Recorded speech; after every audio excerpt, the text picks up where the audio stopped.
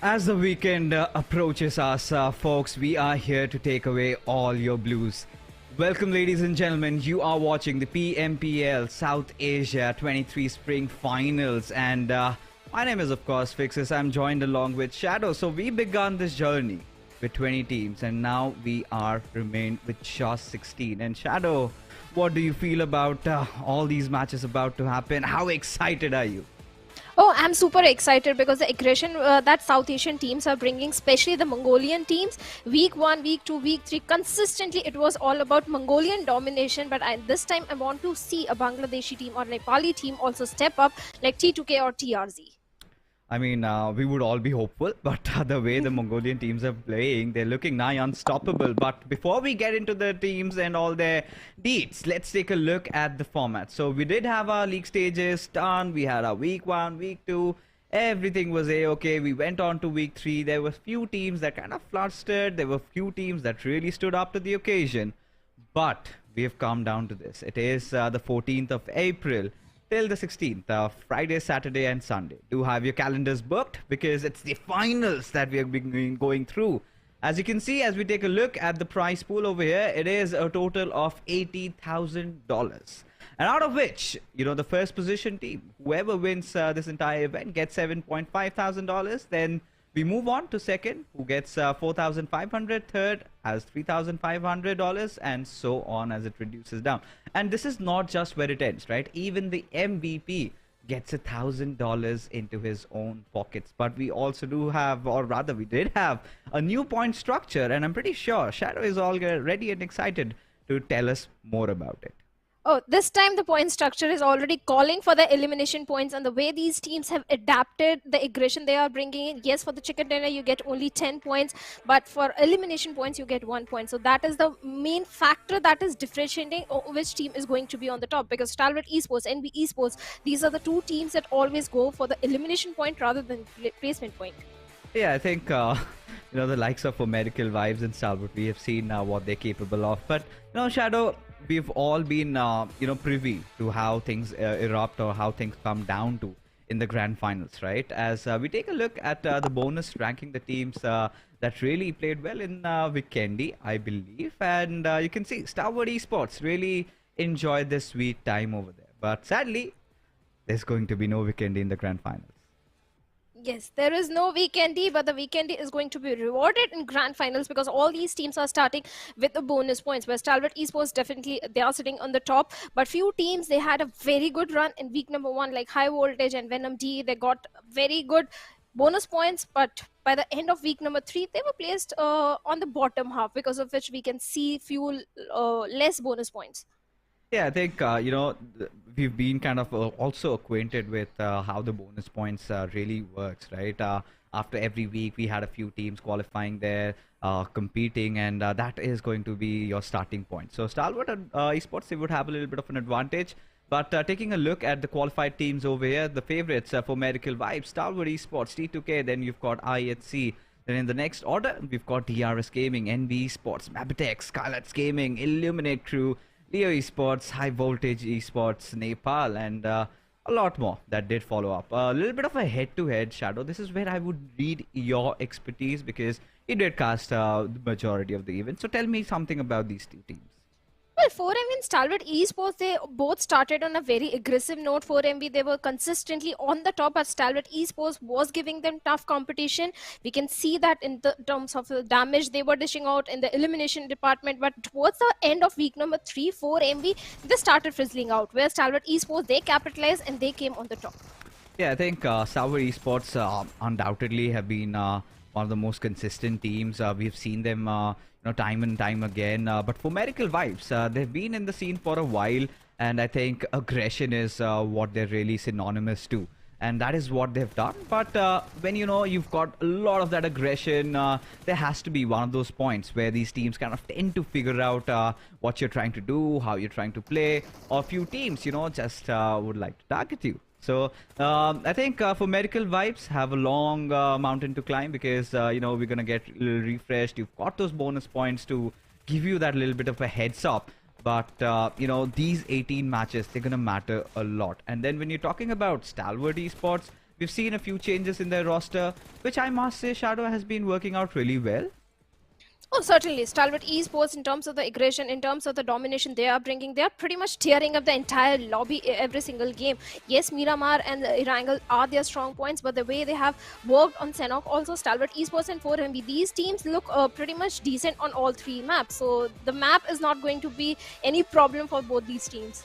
I really hope that it does not happen and that's not the case. But right now, let's take a look at one of the team's team card. We've got T2K in front of us. So Suyog, Sandesh, Jane, and Rig. So I'm pretty sure we all love Sandesh. You know, I've been a huge fan of this guy. Every time he heals a bolt action, I just have my bloods running hot. So, but again, this is one of those teams that are kind of top gunners from the Nepali region. But anything else that you need to add on to their style of play, or what are you expecting out of them in the grand finals? Well, for T2K, Erangel is definitely one of their strongest map where they get the maximum chicken dinners. They drop in towards the side of Sivani. Even Jane, he has been sticking with the players of T2K since a very long time. He's one of the veteran players from the Nepali region. So yes, T2K, they even in week number 3, they were sitting right on the top. But after the mid of week 3, maybe they were trying to experiment something for the grand finals, trying to bring in something new, because of which, yes, the elimination points were coming in, but they were not able to get the chicken dinner, which they were looking for. Yeah, I think, to be honest, T2K is one of those teams that kind of tends to step up when the stakes are high, and let's just hope that is the case tonight. So, Shadow, we've been talking about the Mongolians. We did have a little bit of a chatter about the Nepalis, but I would also like to, touch upon a few Bengali teams as well, Bangladeshi teams, in fact. But before we get into all that, let's take a look at the schedule that we have lined up for you. So this time, folks, we're not going to start off with Erangel. So this time we're going to go directly into my favorite map, which sort of gets me really pumped up. Miramar is where we begin with. Then we've got Sanhok, Erangel. Then again, it's going to repeat in the same fashion. So we're going to start off with Miramar and we're going to end up in Erangel. There are a few teams that are really good in Miramar. There are a few teams that are really nice. They really play well in Erangel. But then Sanhok has certainly been the wildcard, hasn't it? Agreed, and that is where DRS, they capitalize, because DRS one of the more strategic team rather than aggressive team, but they need to adapt to the recent point structure, because we did see a fallout in the players of DRS. It was a week number 3. They need to bring in the aggression because the strategies are not working for them. So maybe in the grand finals we can see an aggressive side of them. Alright. So, Shadow, I've heard a lot about you. You've been making a lot of correct predictions. So why don't you start off and then I carry on with mine. Okay, since it's Miramar, I want to go with 4MB. I think they are going to start on a very aggressive note. They want a first ticket for themselves, so 4MB. So for you, it's going to be 4MB, and then how am I going to get left behind? So I'm going to go with their nearest and strongest competitors, Stalwart Esports, to begin with. But you know what? It's still quite dicey. It could just be anybody's day to day, and limited amount of matches. Yes, the bonus points are going to help these teams. It's fine. But then again, you've got teams like DRS who kind of achieved a lot of laurels in the global stage as well. So can't really rule them out. Then we've got the previous champions, the HighVoltage. They haven't had performed up to their level, to be honest, throughout the league stages. But maybe we're just hoping this time might be a new beginning for them. Maybe, because HighVoltage, they were not able to win those 4v4 fights which they were winning in week number 1. So HighVoltage, I'm sure they are prepared for the grand finals, because week 3 was entirely not in their favor. So yes, big expectation from all these teams, especially the players of NB Esports. This is a team that has stepped up big time. So NB Esports is also one of the teams that do tend to perform really good in the map of Miramar. So maybe this can be the game for NB Esports.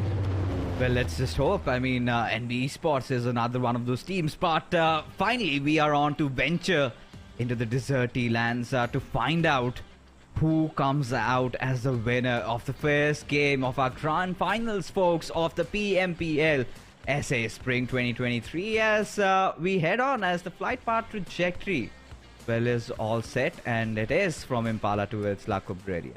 Now, coming down to Miramar, Shadow, is there any, drop clashes that we're really looking forward to? Yeah, definitely. In the city of Los Leones, where the players of I8 and NB Esports tend to go, even for the players of SITM Esports, sometimes they engage in early drop collision. So maybe I8, NB Esports, the old love story, maybe will continue in the grand finals also. But in Sanhok, definitely they will go up against each other. All right then. And so since Shadow has said it, it's kind of set in stone that we're gonna see that action brewing up in Sanhok. But for now, I mean, they've kind of made sure that they avoid each other in the past. But these are the grand finals, right? This is where every single match, every single finish really matters a lot.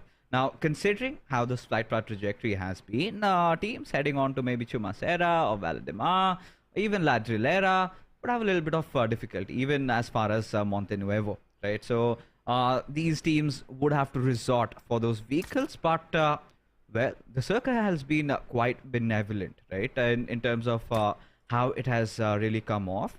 So I think a lot of teams would be inside the circle, would enjoy the sweet time. What's going to be really imperative over here, Shadow, is I feel, teams need to really get their rotations going on and take over those high ground spot. Speaking of rotation, in these kind of circle, Mabetex Esports tend to perform really good because they drop in towards the side of Torre Emuda and the circle is already calling for a good game from their side. So yes, Mabetex is definitely one of the strongest team, but other team that used to perform really good in Miramar, especially in the northern circles, was Skylightz Gaming. But Skylightz, the segregation that comes in from their side is not helping their case. I hope this time they'll regroup, they'll play as a unit, because if they're going to get picked one by one, Skylightz Gaming, I think grand finals won't be looking so very good for them. To be honest, even the league stages weren't that of a merry ride, right? And Skylightz Gaming, they've been in a dip ever since. I'm just waiting, when are they going to make their comeback on the big stages? But certainly do have the potential. They've done wonders, even represented the region in the GC. So it's all about awakening the inner demons tonight. But we could see quite a lot of a spread going on for Deadeyes. As you can see, on top, Slayer, Precious, and True Love. They're kind of way apart from each other. They're going to cover a lot of ground. They're going to get a lot of loot done. But what matters is they really need to maybe just close in and take control of water treatment. Because DRS, they're certainly going to enjoy themselves with the position that they have around Hacienda. So that's going to be really crucial if DRS and Stalwart just lock on heads against each other right from the very start. Because to be honest, Shadow, with the new point systems that have been added into this PMPL lately, this has been like the Achilles heels for a lot of teams. They took a lot of time to adapt, but I'm pretty sure at this stage they know how to approach the circles. I think, yes, they have adapted, but at the same time, few of the teams were not able to find the perfect balance between the placement points and the elimination points. So yes, there is a major shift in the point structure, but still you need to have the perfect balance, because few teams couldn't qualify for the grand finals because of the lack of placement points. They had elimination points, but placement points were completely missing, because of which they couldn't qualify. I hope this time the teams are going to focus on the placement points as well. The first few circles, I think till the third circle, there will be a dull moment in the game. Stalwart Esports, talking about this team also, they had a very good, very consistent run. The entire 3 weeks they were on the top, not on the top, on top second position. They were sitting in the overall leaderboard. So yes, already Stalwart Esports is looking fantastic and prepared for the grand finals. Oh, they certainly are. I mean, this is one of those teams that we really love to see and watch, right? Every single thing they do is nothing short of magic. And with Nizet coming in, even IC over there, one of the consistent players, we just hope that Action gets into his own groove tonight. And Top, well, he's one of my favorite players. And I know the kind of cover that he gives, and even when it comes down to being the one leading the charge, he's also there, and he's done that in the past. And that is one of the reasons why Stalwart Esports are the hot favorites to win the grand finals. But then we've got a team like NB Esports. Now NB has also have had their good days and their bad, but eventually they have done pretty nice. So tell me something more about this team. Well, NB Esports week number 1 I think it was Miramar only where they got maximum finish points. They had a very good run for the start of week number 1, but I think the other teams read the strategies, so there was a big fall from their side. But week number 3, the way this team has picked themselves up, the improvement in their gameplay has been showcased. Week number 3, they were annihilating the entire lobby. So many finish points, placement points were coming for the players of NB Esports, especially the guy Mondo from their side. But Akaze is the one who needs to control his aggression, because he's usually the first one to be taken out from the lobby. If he controls his aggression, I think NB Esports are already looking very strong. Yeah, I think NB certainly are. You know, Mondo, as you said, is one of those players to really watch out for. And now talking about watching out on each other, so T2K Esports and Deadeyes, I believe they're wary of their surroundings. Gotta be careful, but T2K might just get a little sandwich, because they also have DRS in the far off fray. That is something that they really need to be watchful for. And with these shots being taken, I'm pretty sure Deadeye Guys must have heard them in the far distance, and they're aware that there's a team, so it's better that you do not mess around with them, at least from over there. So they've kind of, what I can see or what I can perceive what T2K Esports are doing is they're still not really looking good in terms of their loot right now. I'm kind of wondering if it's a really nice idea to be holding on to the central spot so early into the game, where you barely got much to fight with. But I think maybe they're banking on that one fight, Shadow, where they take down a team and they get the loot. You know, as long as they do that, I don't think I have anything to complain about. You have one thing to complain about: the DBS meta. I hate it, the way these players are exploiting the entire DBS meta. Even in the final circles, there is a player holding the DBS, clutching out a 1v4 happening through just DBS. Definitely not my favorite thing to witness. But what about you, Fixes? Do you like the recent DBS meta? I mean, I did like it in the start, to be honest. But then eventually I was like, I mean, you're gonna do the same thing over and over again. And then at a point it got boring, right? To be honest. Yeah. Because, hey, to be honest, if it's so much money on the line, then you might as well do or have your best shot at winning a fight.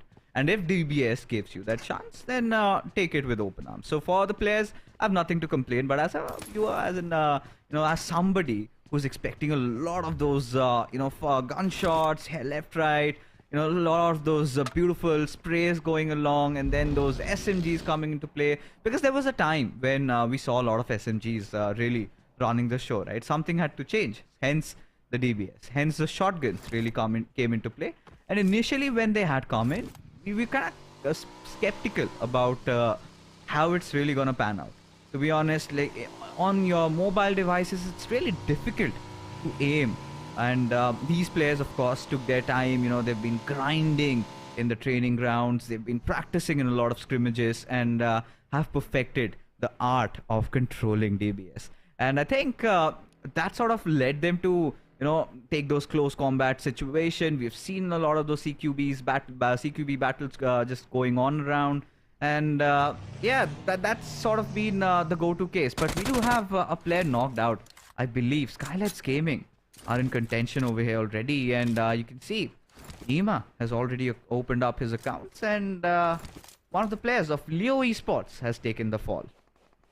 Yes, Slipknot from the side of Leo Esports has already been eliminated. Talking about Leo Esports, this team is also one of the most unpredictable team in the lobby. Sometimes they fare off really well, get the chicken dinner for themselves, go get the elimination point, but sometimes they are usually the first one to be taken out from the lobby. So Leo Esports, they need to work on the consistency, and with the loss of already one player, things are not looking so very good. On the other side, we have the players of I8. Sky has been taken out, has been knocked out because of a vehicle explosion. I wonder what is happening, who has knocked him out.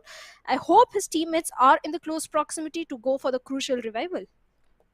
All these teams, they're starting to close in, right? I mean, we've seen how brutal the second circle can be, and that's where we get to see a lot of those early fights emerging. And this is something I have loved ever since the change has been made. Because earlier on, SA lobbies, the first 15-18 minutes were completely silent. Like literally nothing going on. Nobody giving their position away. Everybody just played for a good spot inside the circle, and in those final 3-4 minutes, that's where all the action erupted, and then we had the winner, whoever had the better spot. But for now, T2K, I think they smell danger. Nearby, but it's Gante who spotted KC, and I think he's been spotted back, but quick reactions from his side, because had he had a bolt action, I could have seen Gante's head just being splattered open, but thankfully he's alive. But for Kessie, he's got to take his sweet time, right? He knows now where the players of DRS are. I mean, all these players do know. They're kind of aware of each other's positioning, where they're going to be at a certain point in the map. As Delta, he's sort of closing in the distance, wants to play 1-2 with his teammate Rules over there, who's got a little bit of a high ground advantage. And for Mabetex, even if they get Kessie knocked out over there, it's still not going to be a huge problem, because of the distance that remains between these two teams.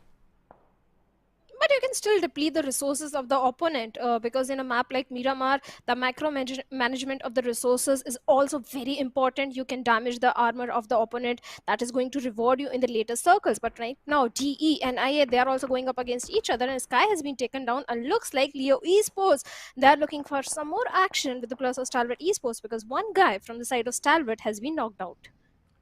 All right. So we've got Illumin8 even falling down. Stalwart, the big news, the team that I had predicted for, seemed to be in a little bit of trouble. But you could see for Medical TRZ, they're getting a few knocks here and there as well. QB has taken a little bit of damage, and there you can see True Love getting that confirmation, getting that defeat over there, and he gets a few points on board. So it's really crucial, really imperative for all these teams to start getting those frags out left, right.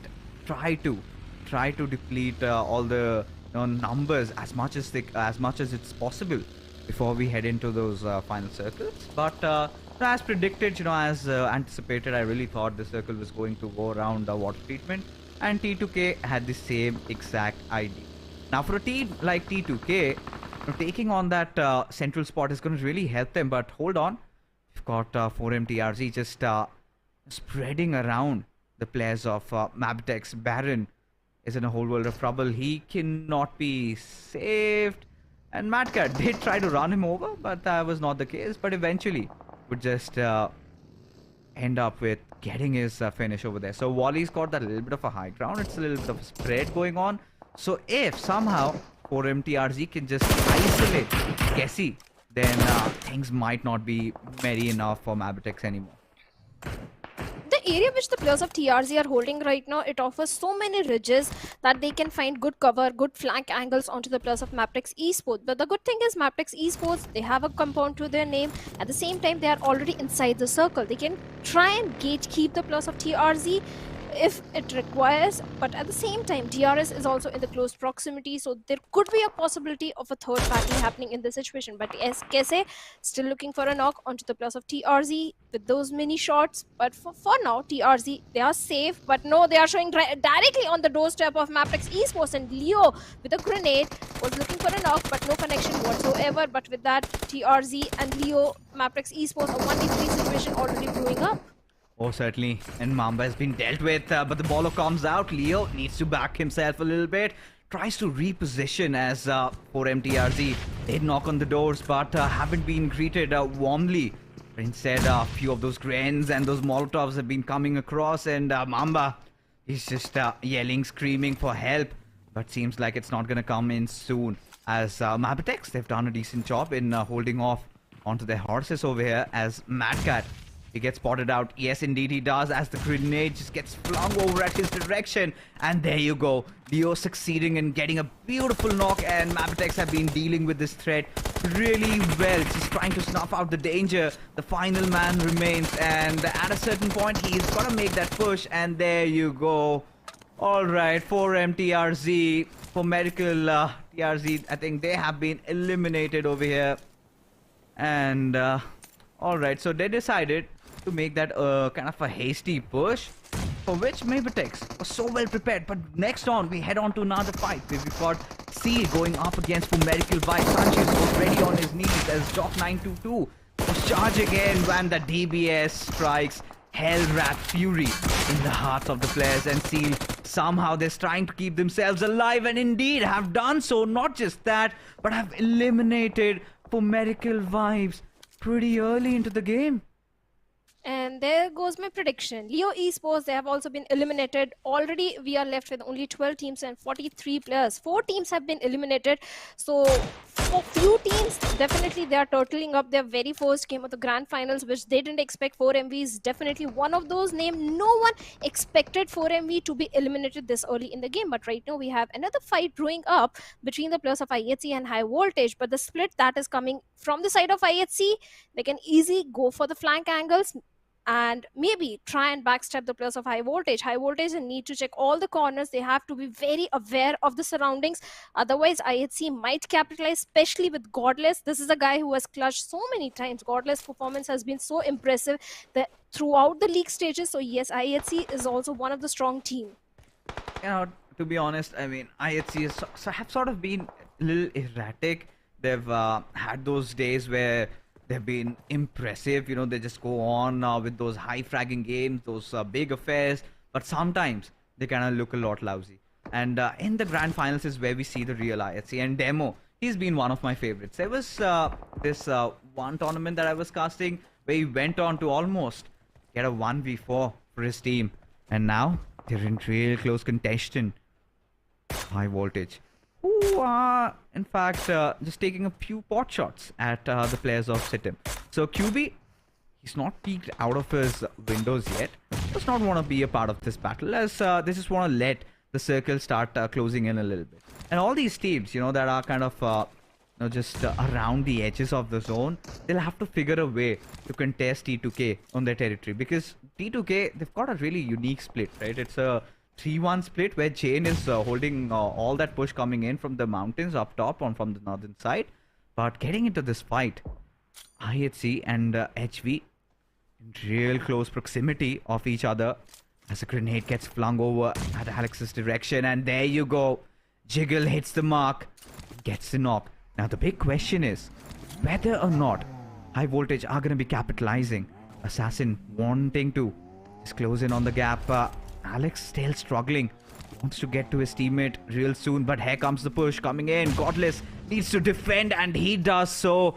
Beautiful knock and a good trade coming in the form of Assassin over there. Godless heads out as you've got Probeen in real close proximity. Demo trying to provide cover from the sidelines as Ziol is shifted onto his DBS, and we know when a player goes on DBS, what really follows suit. As Probeen, he's just burning in lava, needs to drop and roll but has no time, needs to also patch himself up, but how does he do in such close situations as again the wrath of DBS strikes and Ziol gets one more to his name, and just like that, HighVoltage, they are in a whole world of trouble. Oh, so they certainly are. And Deadeyes, they do a perfect third party, and Jiggle couldn't do pretty much anything in that situation. With that HighVoltage, again a game not going in their favor. But on the other side, we have the players of NB Esports already looking good. 4 defeat points. Yes, they did lose on to one of their players. And Valley knocked out, confirmation point already coming in. DRS are still looking for the players of Mabetex Esports, but Mabetex, they don't have the numbers in this situation. What they are going to do, and NB Esports, they have their own troubles as Mondo knocked himself out by jumping from a vehicle. Yeah, I think that vehicle must be getting really shot at. Another point would have exploded hadn't Mondo just you know, jumped ship. Could have been otherwise. But as the circle has kind of taken a little bit of that western ship, now got the players of Skylightz Gaming also really happy about it. And True Love in a whole world of trouble, just caught in a fire. There you go. IHC. They did manage to lose out on 2 of their players. They had been knocked out, but should not be a lot of trouble because they're safe inside the circle. And this is where, you know, they're really racking up a lot of points. 7 defeats already, and will get all their players back on foot. So I think IHC has had a really good start into the game, Shadow. Oh, they certainly are having a very good start. They have managed to get the entire eastern periphery control under their favor. But on the other side, we have the players of DRS on the northern front. At the same time, we have the players of Raw officials who are surviving with just a single player. So yes, DRS, they've stepped up their gameplay. They have rotations that are coming from their side are looking in their favor. They are bringing the early aggression, 4 defeat points already in their favor. So strategic DRS is out of the picture. Now the aggressive DRS is coming for the grand finals, but Zordi needs to be a bit cautious because all the 4 players might spot him. If not the players of DRS, Skylightz also is in the close proximity. So Zordi from Raw, he has to be very careful. He has to hide and earn those placement points. Oh, he certainly has to. Really out of options. But T2K now seem to be sharing their fair share of water treatment over there with 2 players of Mabetex. Sort of managed to escape from the clutches there. And now we could see a battle ensuing between these 2 teams. T2K, they're going with one simple policy. Hold till the circle is on you. And now it's the moment of truth. Does the circle go a little west? No, it still stands strong inside of water treatment. Now this is where the other teams that are kind of playing around the edges, they'll have to move in. And this is where T2K are finally going to get truly tested. Now they've got a really nice spread, to be honest. But for a team like IHC, to kind of breach through the defenses, what they've got to do is try to get at least a knock or 2. That's not where the trouble ends, right? They have to push right from the open. And Suyog seems to have spotted out Demo, trying to make a few movements here and there. As you could see, Killer, he was trying to make a move towards the water treatments, but has been dealt with a lot of bullets and has been kept at bay at least for now. So DRS would be wanting to get their players back on their feet and then would rethink their decision of trying to breach in through water treatments.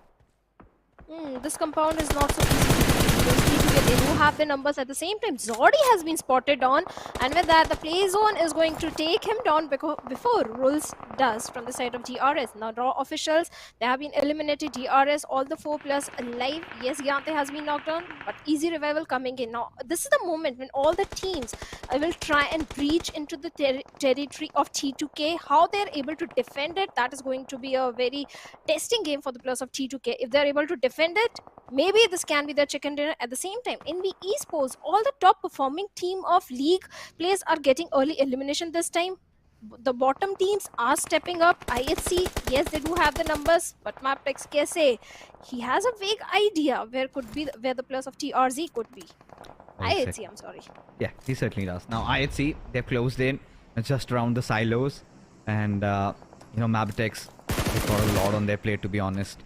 The smokes have been laid out, but they've got to watch out onto their right, because if they show a little bit of room also, they're gonna have their heads popped.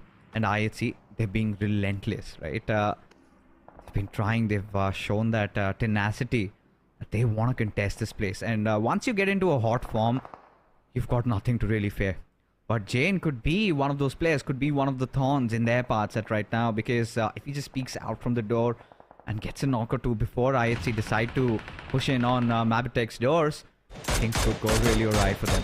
But DRS, they've been doing a good job. They've been trying to not let Skylightz Gaming come close in. But Stalwart, they've got a lot of trouble for themselves as well. Because, to be honest, they've lost out on action. So you've got your front liner kind of out already, out of the server pretty early on. And that's going to hurt them when they want to make their moves, right? So they've got to take a little bit of a back foot there. Would have to rethink, reconsider their strategy. Would have to try and make it to the top 3 at the very least, because, well, Stalwart does have that little bit of cushion, but you cannot take that for granted, right? With with the way these teams are performing right now, AJ, he's got nowhere to run, nowhere to hide, just behind his bursted vehicle. How long can he survive? I doubt he can survive for very long, because he's way too far away from his teammates. Even if there are knock comes in, I don't think there is a chance of a revival coming in anytime soon. But yes, like you said, DRS, they are looking fantastic, but the circle has shifted in the favor of the players of T2K. At the same time, Stalwart Esports, this is the moment when they'll try and inch closer to the players of T2K. Yes, Stalwart, they don't have the numbers, but SITM is also trying to have the dominant control from the southern side. And SITM Esports, this is also one of the most unpredictable team. They were able to get 2 or 3 chicken dinners for themselves in the week number 3. So yes, SITM Esports with the numbers advantage, they can turn things around in their favor. But for now, Skylightz Gaming, not a good start. They lost on to No Fear and Mafia Ninja. Now, Nima and AJ are the only 2 players remaining. Yes, Nima is already on the periphery of the circle, but AJ is in the crosshairs of DRS. Finally, DRS, a team that we've been long waiting. Now, when do we get to see the PMGC DRS? Feels like we've got a little bit of a teaser from what we're going to expect out of them in the grand finals. Now, AJ, he's completely pinned. Delta has no intention of letting him live, right? He's just going to patch himself up, try to survive for as long as possible. But then getting shot at, still none of those bullets really connecting. And DRS have the luxury of that high ground advantage they're enjoying from quite some time. They've gotten that northern map control. It's going to really help them out because all these teams are going to fight out. The fight is definitely going to break in the next couple of minutes. As now SITM, they've got to deal with not just T2K but also IHC, and then you've got Top causing also all sort of problems for them. I'm pretty sure they were quick enough to spot that buggy in the nearby distance, and hence do apprehend a threat coming in their direction anytime soon. Oh yes, they can. Stalwart Esports, they don't have their numbers. T2K, this is the moment when they have to defend the compound. And if they're able to do so, which is not going to be so easy because IHC is also in the close proximity. The aggression which Godless is bringing in, the firepower which he has, is not going to be so easy. And looks like IHC Alex has already found a knock onto the plus of T2K. And this is where the numbers of T2K are dwindling down as Rules with a Molotov gets a confirmation point as well. 6 defeat points. DRS, they are playing so very smart, finding trades here and there, getting the confirmation, isolating the fights, isolating the solo plus, but Alex, he just survived. Now he's inching closer to the plus of T2K, but he needs to be a bit cautious of the grenades that might come in, but looks like that's not gonna happen as CEO gets a confirmation onto Godless. At the same time, Rick gets a knock onto Alex. Oh yeah, now T2K is showing that perfect defensive strategy over there, letting the players of IHC to push in and utilizing it to their favor. Now Zyol is the sole surviving member of IHC, as now T2K, they've got the upper ground, they've got the man advantage, and Rig, I do not know if that's the wisest of idea to push in at Zyol's direction, and shows no mercy as he takes him down. IHC, they were off to a really good start, still do have 7 eliminations, but get eliminated at the 6th spot over here. Skylightz Gaming, don't ask me, Shadow, how they're still surviving, but somehow Nima is doing it. But SITM seems to have gotten that southern control for themselves. They have managed to deal with Top over there, and now Nima, he's just on that lower ground. DRS, however, still have all 4 of their players surviving, and it really comes down to where the circle decides to go. Now, history has been a testament where the circle kind of tends to go a little west, north, inside of water treatment, but also could fall into the laps of the players of SITM. Now, Jane finds himself in a really, really weird position over there. Drake spotting out danger, sniffs it, and now he has to reposition himself. Now, with this next circle shift, SITM really needs to start taking control, as Jane has spotted out Leo from Mabetex, who's still hiding, but not from Desert, as he fails to look back and will eventually, Shadow, have to pay the price. He has been taken down, so that means T2K. Now, it's not an easy revival, but still, Jane is crawling his way towards his teammate, asking, begging for a revival that might come in from the side of Sanhok, but Sanhok has been dealt with by Leo of Mabetex Esports. At the same time, Sanhok is keeping his crosshairs onto Rig over there. Now, T2K, they are not looking good at all. Rig, he needs to patch himself up, but the moment he comes out, shows himself, Robo is ready, but he's missing a lot of shots over there. But the good thing about SITM Esports is they do have the numbers. They are not sticking to the compounds of water treatment. They do have the height advantage. At the same time, ridges in their favor. And with that, Mabetex Esports, they have been eliminated with 4 elimination. They are left with only 3 teams and 8 players remaining. Indeed. And at this point, you know, SITM looks to be a really promising game for them. A good start from the southern shores. Now they want to get all those finishes for themselves. Rules not exactly at the best of positions as SITM. They are your favorites to win the chicken dinner in this game as the final 3 remain, and Nima shows no interest to contest over here, but finally gets spotted out by QB, who shows no mercy as Gante is knocked out as SITM finally charging in to get that final blow into the hearts of DRS. Killer Whitey, the solo survivor against an entire horde of SITM. How long can he do so? Not for long, as SITM Esports having no trouble getting the first chicken dinner in the grand finals, folks, as they have done it. Sheer perseverance, sheer patience being shown. They did guard the southern territory, and they made sure that they had it for themselves. T2K, who were looking really to be the hot favorites into the game, were just left stranded, completely binded, not being able to get out of their compound. And it all begun with Jane getting knocked out like that from Desert. And eventually SITM really capitalized on that, cleared their backlines. You know, Stalwart were one of those thorns, and then they had to deal with Nima, which they did in a fantastic fashion, and as a result have secured the first chicken dinner of PMPL South Asia Spring 2023 finals. Well, SITM, yes, definitely they were trying to have the dominant control from the southern side, and all the other teams who were moving from southern side, like the players of I8, 4, MV, they were taken out pretty early in the game. That kind of worked in the favor of SITM over there. At the same time, they were not breaching into the compounds of water treatment. They were keeping themselves away, having the higher ground, perfect position. The numbers were in their favor, and SITM Esports were, every time they used to get the chicken dinner in the map of Erangel, but now the Miramar is also in their favor.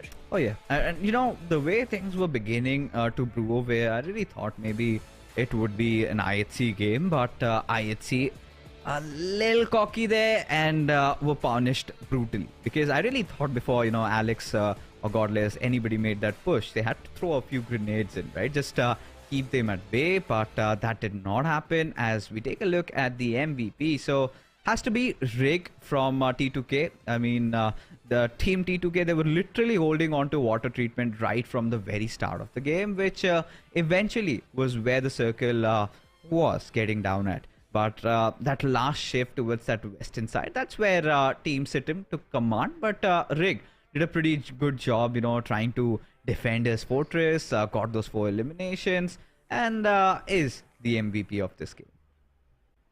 Oh, he certainly is. 4 elimination, 174 healings done, 630 damage, perfect stats coming in. At the same time, Rig was the last man surviving from the side of T2K. Siog went for a revival onto his teammate. So Rig was right in the crosshairs of one of the players of SITM. I believe it was Dobu. Yes, it was Dobu and Rig. But still, he did perform really well in terms of the elimination which he was getting. Along with Rig, we have Desert from the side of SITM Esports in top players with 4 elimination, high damage number, tops with only 2 elimination, but very high damage number, 810 from Stalwart Esports. Then we have Gyante also from the side of DRS. At the same time, his own teammate Killer Whitey with 3 elimination of his own. Yeah, I was kind of wondering what went on with DRS, to be honest. I mean, they had such a good northern territory control, and then they sort of decided to go downhill. I mean, that was one of those reasons why they fell apart so quickly, because the moment SITM had that southern hill control, and all they had to do was utilize that high ground advantage in their favor. As we take a look at the match summary over here, it had to be Desert, one of the more crucial players. One of my MVPs, to be honest, because he was the one who got those important knocks, and he was the one who was giving those openings for his team. But maybe I think did not have enough of those damage numbers, but why do they care? SITM Esports are off to such a good start, having conquered Miramar. That's going to propel them to have that confidence instilled inside of them, that they can perform well in the latter half of the game. So Stalwart, initially we could see those early jitters, you know, their players getting knocked out time and time again, were just left with the final 2, and that is all top could get, you know, the highest damage numbers. But DRS, they kept Skylightz Gaming at bay for a long time. But still, Nima, props to him that he managed to get the top 3 position for his team. Oh, he was able to, but Skylightz Gaming, it was their circle. It was a northern circle. Skylightz Gaming were also placed perfectly, but the split that was coming in from their side, AJ was all by himself. He was taken down in the play zone. If not play zone, DRS was prepared to take him down the minute he could have shown himself. So yes, Skylightz Gaming, good placement points, but we expect bigger things from the side of Skylightz Gaming. But in the match ranking, we have SITM Esports on the top with 20 points. DRS, this time they are showing the aggression. That is a good thing, because in the league plays, they were getting a lot of slack because of being a little passive and strategic rather than being the aggressive ones. But this time they are changing things around. 13 points to their name. Oh yeah, and this is exactly what you would expect from their side, right? And then it kind of, I was kind of taken aback, you know, how quickly raw officials, Illumin8 Crew, Kunyo TRZ, at least we saw what happened with Kunyo TRZ, right? Decided to push on the doors over there. I think it was Mabetex that they had to deal with, and Mabetex were quite formidable over there. And for Miracle Vibes, I think a little aggressive too early, and that sort of was like the final nail in the coffin. So that is again one of those things that they really need to watch out for. It was still the first game of the day, folks. We still have 5 more to go. There's gonna be another Miramar, but I think this is where the discussion about IHC really needs to come up, because IHC, they were one of those teams that they were kind of getting pressured, you know, just when we thought that one of their players got knocked out. I think it was Alex pretty early on. They did a really good job in defending their territory, right? Suddenly one of those players tries to push in, and then there was Godless, instantly had cooked up that grenade and throws right at his face, and boom, he goes. And then we could see TBS just taking over. I think it was HighVoltage. Prabeen was closing in and Godless threw the grenade right on his face. A perfect, precise grenade coming in. Godless, like I was saying, he's definitely a standout player from the side of IHC. They were able to have the complete eastern control of the circle for themselves. But the moment they stepped in towards water treatment, they didn't have the numbers in their favor. And so many teams were already looking into the water treatment area that IHC, Mabetex Esports, and as well as T2K, they're not able to stand for very long. Yeah, unfortunately. And had to meet their demise. And then IHC, suddenly we see them racking up 7 defeats to their name. And I felt, you know, alright, so this might be the team that gets the chicken dinner in this game. That ruthless aggression being shown on. And then we see them succumb and were aggressive just a lot. Especially when you deal against a team like T2K, you've got to be really careful, and that's what they failed in doing. So they were kind of quite confident that they're going to win the gun battles, but it's so difficult when you do not have the exact information of where your opponents are, and yet you are trying to go in with the push on a hunch. And pre-fires really amount to a lot. And what did T2K do? They just waited for the push to come in, and all they had to do was just peek and shoot, and that is where they got majority of the job done. But suddenly, you know, T2K, they were also looking quite solid, but somebody decided to, you know, just fight around with you. I think it was Jane, if I'm not wrong. He decided to take a few shots at him. He missed a few shots, and then he decided to take another position, and that's where lightning struck, right?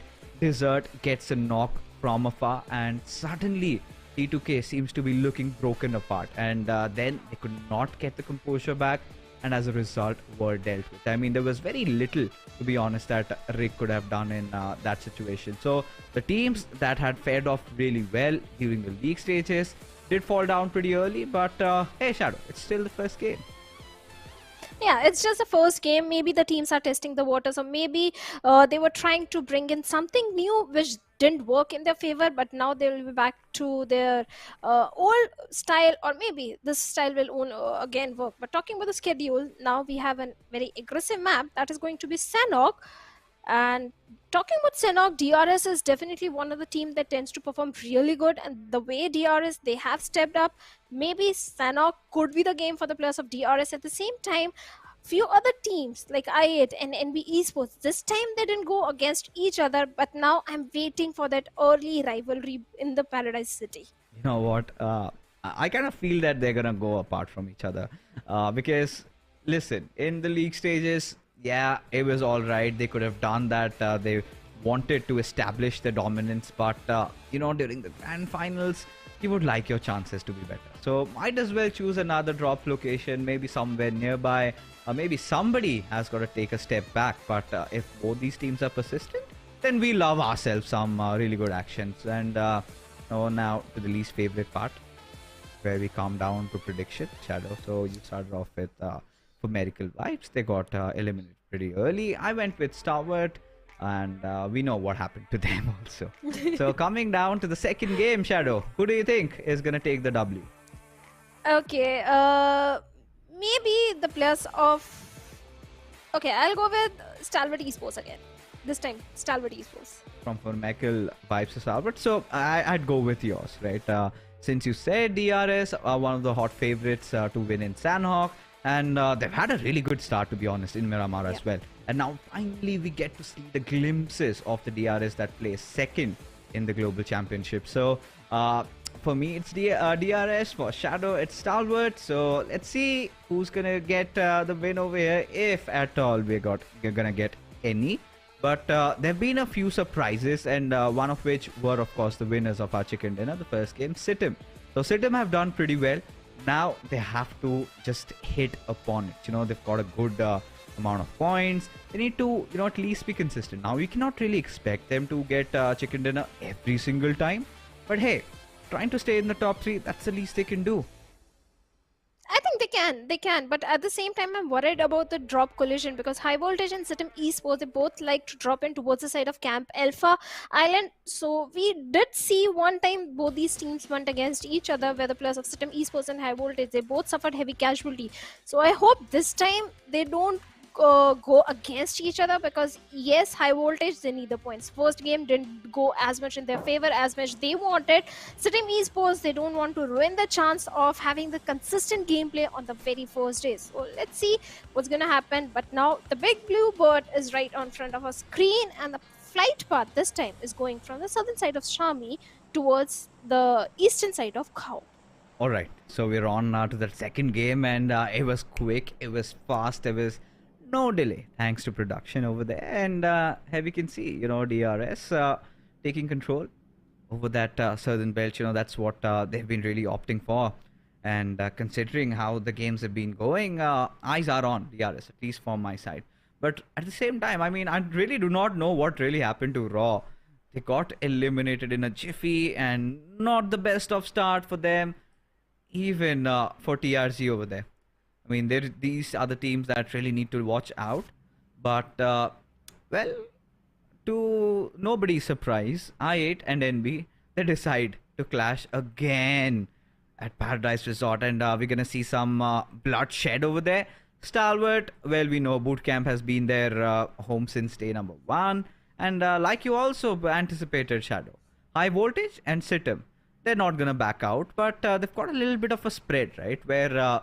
the players of HighVoltage, they've taken over the shrine area, and then SITM, they're gonna just spread out on that western island. But ooh, an interesting circle, a circle that really might favor Skylightz Gaming over here.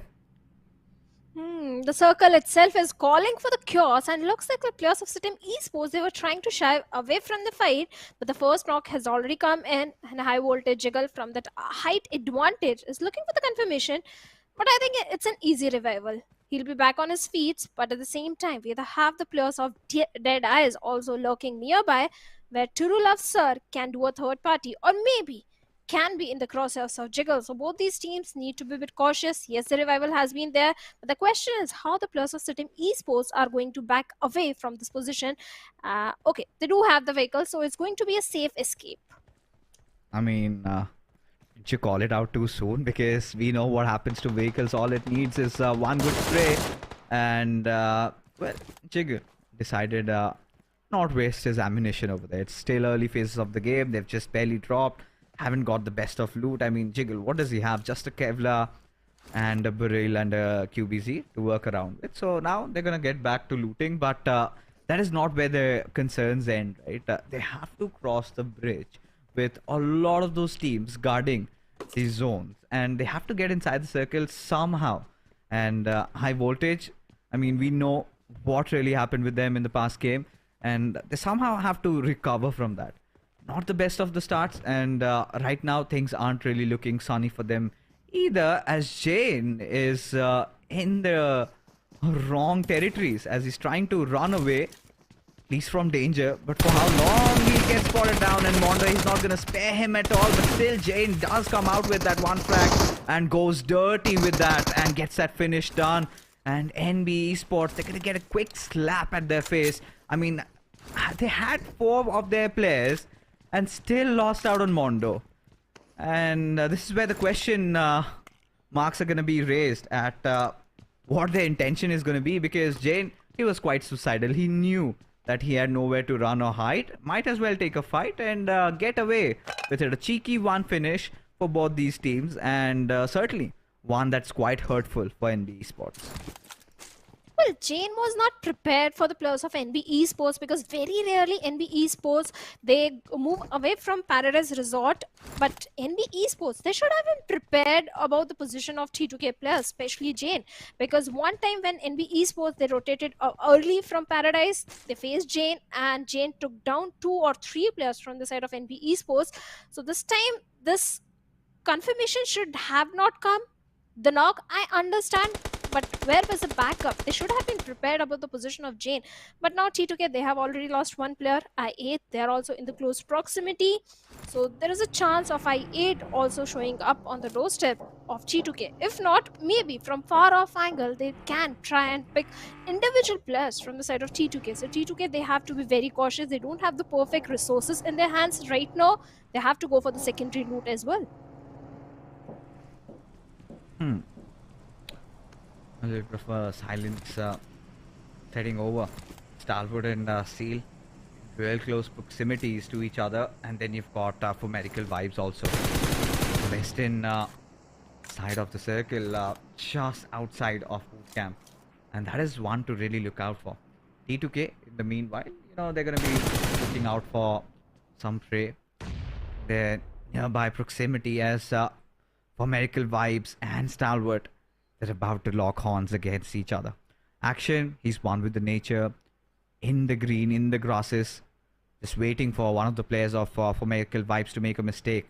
And I think that sort of has been the Achilles heels for medical vibes, because what they've been doing a lot is they've been quite impatient. I mean, I really applaud your gun skills. There's nobody second down there, because that's the kind of dominance that they had established in the first 2 weeks of the league stages. But in the 3rd week, that's where teams really figured out. So have had a really nice defensive approach against them. And for medical vibes, realize that they just cannot be running around trying to spot out players and take their lives out for fun. So they've got to be a little more tactical, use their brains a little bit more if they need to go on and win this entire thing. Now, we've seen them playing from the past rosters, but as for medical vibes, this is their first PMPL. So it's going to be interesting to see how their approach is really going to be, because Stalwart, they kind of sandwiched. Even the players of Seal are coming, and if they kind of go on to take a fight over there, they're going to let out on the gunshots, they're going to give their position away, and teams like SITM or maybe Deadeyes, they could really capitalize on that. Even the players of Seal Esports as well, they can gatekeep the players of SITM and Deadeyes over there, because Seal, the split that is coming from this side, might work in their favor as long as Stalwart Esports doesn't join the fray. But looks like Deadeye guys, they are getting picked off, like you predicted, by the players of SITM Esports. Few of the teams going for a very late rotation, other players of HighVoltage, but they have all the reasons. They need the points, so it's better to be safe rather than losing on to a few players. On the southern side, we have few teams going for late rotation, like the players of DRS, TRZ, and Raw officials are also placed on the periphery of the circle. So DRS, they need to be very cautious, especially from the side of Raw officials. Oh, they certainly have to be. I mean, at this point, there's no room for errors, no room for mistake. And, well, you know, Illumin8 find themselves in a really good position where they're Deadeyes Guys. All right. Oh, quite helpless as SITM. They decide to go out for fishing. It's a good sunny weather. And get a single knock over there. And the next could be the other player. He's already taken quite the brunt over there. Slayer, how long is he going to survive there? Maybe not for long, as he finally gets taken down. Now, what are the avenues for the players of Deadeyes? And, one good thing they did to Sanhok was take away that healing battle tactic, which a lot of teams really relied upon. And since that is now out of the picture, gives a lot of room and space for the others kind of take those battles head on. And SITM, they were kind of anticipating, have had a really good start. And since they've made a lot of noise, I think Seal is going to be watchful on their backs. Yes, Becca and Rogue, they're doing exactly the same. At the moment, the players of SITM kind of close in on the distance, they're not going to be welcomed with any sort of garlands, right? It's going to be all those bullets just shredding their skin and turning it wide open as Kansha from Raw decides to deal with Slipknot from Leo. Now, Slipknot has not had the best of starts, to be honest, in its shadow. Yeah, last time also Slipknot was the guy from Leo Esports who was taken down pretty early in the game. In fact, he was the first one. This time Leo Esports, they are surviving with only a single player. Raw officials, Leo Esports, they were trying to come from the complete southern eastern side. That is where Raw officials came in. But looks like SITM were not prepared for the players of Seal Esports as QB has been taken down. Now SITM, the remaining two players being one with the nature, and Dobu trying to lure the players of Seal Esports out of the cover with those vehicles. But he should be prepared. No, he's going for the revival right in the process of Rogue. And Rogue is going to capitalize and get the conservation point onto two players of SITM. SITM, they should have been prepared. This was a very brave move coming from the side of the player to go for the revival at this point when you don't even know the exact location of your opponent. Now Jiro, his position has been compromised. Becca has a vague idea where Jiro could be. Oh, but does not have those grenades. And as a result, decides to back off. Desert. He's taking a flank over there.